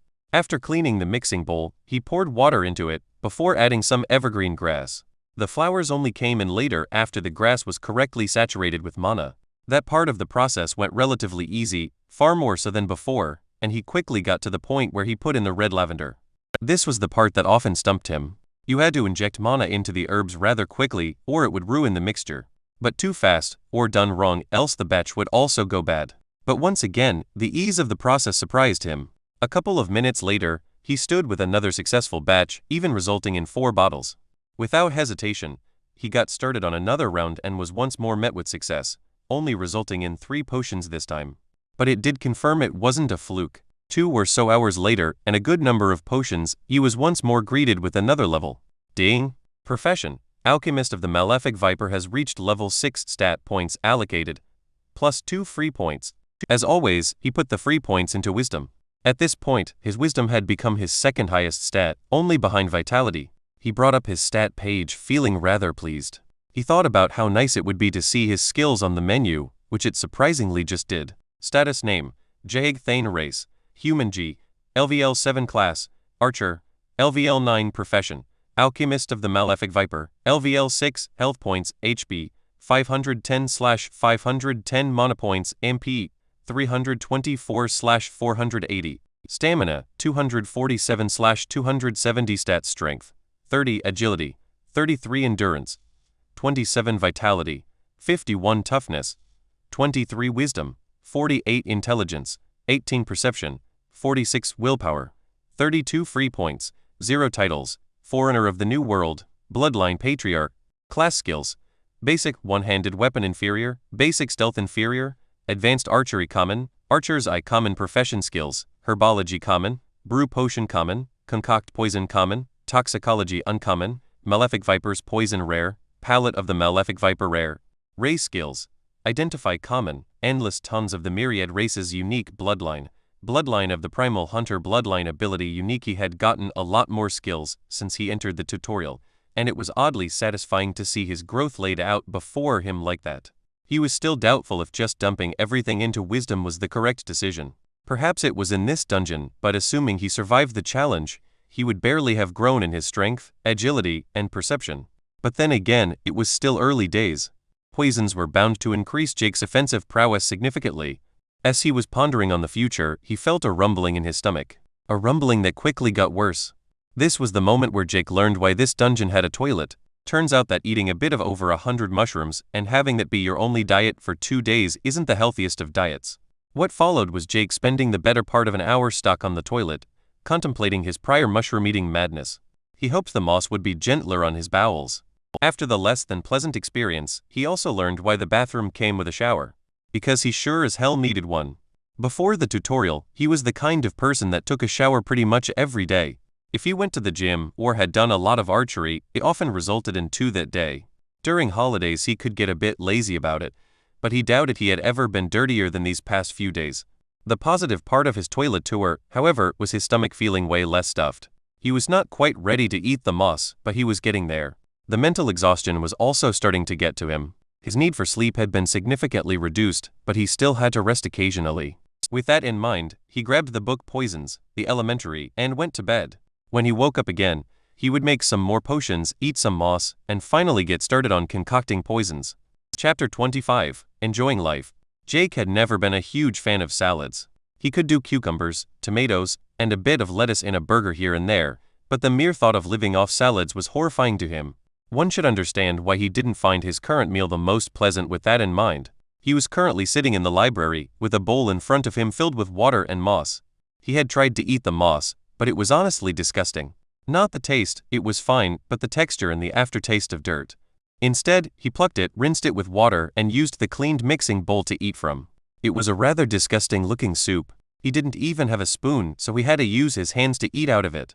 However, the torturous meal was made acceptable by the feeling of knowledge and improvement from eating it. It was the same as with the flight or mushrooms, though he made sure to control himself and not overeat. After his wonderful meal, it was back to making potions. He had started alternating between health and mana potions to break the monotony. Not that it mattered much. He was also considering if he should give making stamina potions a shot, but according to the books, it was quite a lot harder than both health and mana. And not by a little either. Stamina potions were essentially a mix of health and mana from a methodological standpoint. Quite honestly, the book's explanations were quite terrible, and Jake had no desire to attempt it currently. One good thing about his improved wisdom was that he no longer needed to take notes. By now, he could easily remember everything. It was kind of weird and a bit scary when he thought about it more in depth. He had not felt anything immediately, even when gaining a lot of wisdom at once, but it changed him without a doubt. He already knew that the system could directly implant knowledge, and it could obviously also improve memory. Jake had always had a relatively good memory, but now he could verbatim recall the page numbers of where everything stood in his alchemy books. And if the system could implant both knowledge and make his memory that much better, what was to say it couldn't change something more fundamental? His intelligence stat had also been improved quite a lot, but he hadn't felt anything directly from that. Something that he was still unsure if that was assuring or concerning. What was to say that his improved mental stats had not made some fundamental changes to who he was already? Would even be aware if it happened? For some reason, he found his bloodline far less scary, even though it clearly was the thing introduced by the system that had affected him the most. But he was aware of it doing so. He had let his bloodline affect him. He had allowed his improved instincts to take charge during times of danger. In essence, he felt like his bloodline wasn't changing him, but merely bringing forth who he was in a more primal and instinctual form. But ultimately, did such existential worries even matter in the grand scheme of things? If he had been changed, he would have no way of knowing. He remembered Descartes saying, "Cogito, ergo sum," I think, therefore I am, and he was undoubtedly thinking far too much, so he most certainly existed in his own mind. Also, damn the extra wisdom making him remember random quotes. Never mind that tangent, back to potions. Jake had needed to refill the barrels of purified water a few times already, but after his meal, he had to do so yet again. It was kind of insane that he could carry an entire barrel filled with water. It was with some difficulty, but it still clearly showed that his strength had reached superhuman levels, especially considering the difficulty mainly stemmed from how unwieldy the barrels were. After filling the barrels and cleaning the bowl after his mussy meal, he jumped right back into it, an entire day of mixing ahead of him. William walked through the forest, alone as always. Richard had gotten a bit annoying the last few days, but it was not time yet. The man still had time to grow. William also still needed him, or more accurately, what his camp could offer. The teenager smiled as he saw a group of big mole rats.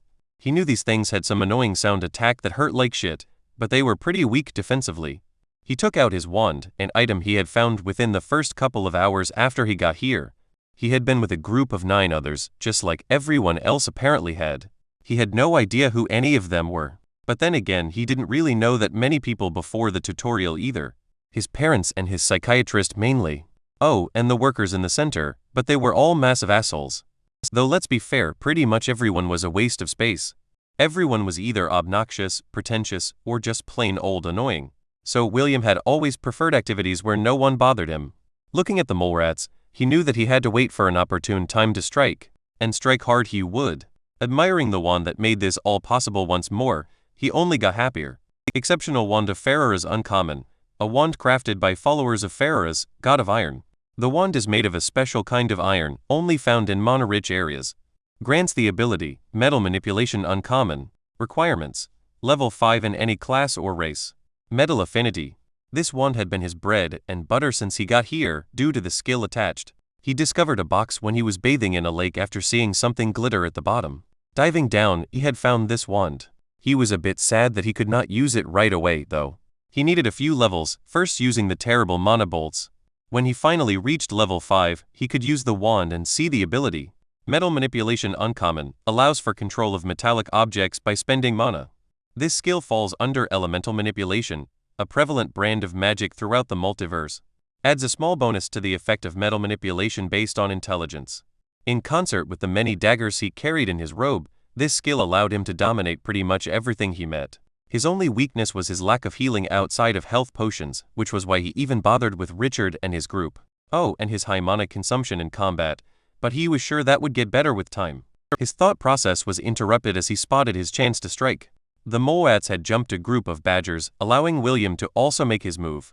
Focusing, he lifted the wand as 7 daggers flew out of his robe, towards the closest rat.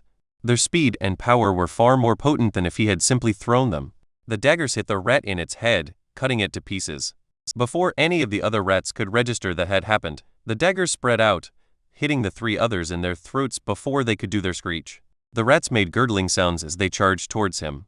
Raising his wand, he cast a spell towards the ground as a metal board appeared before him, blocking the rats' charge and obscuring their vision. At the same time, he lifted himself off the ground as he shot backward. After killing a medium warrior, he had started wearing the chest piece he had looted off the man, hidden beneath his robe. While it was expensive as hell to lift his whole body off the ground, it gave him excellent mobility. As he dodged around, blocking off the rats with the metal barrier, and having the daggers penetrate the rats over and over, he felt quite wonderful.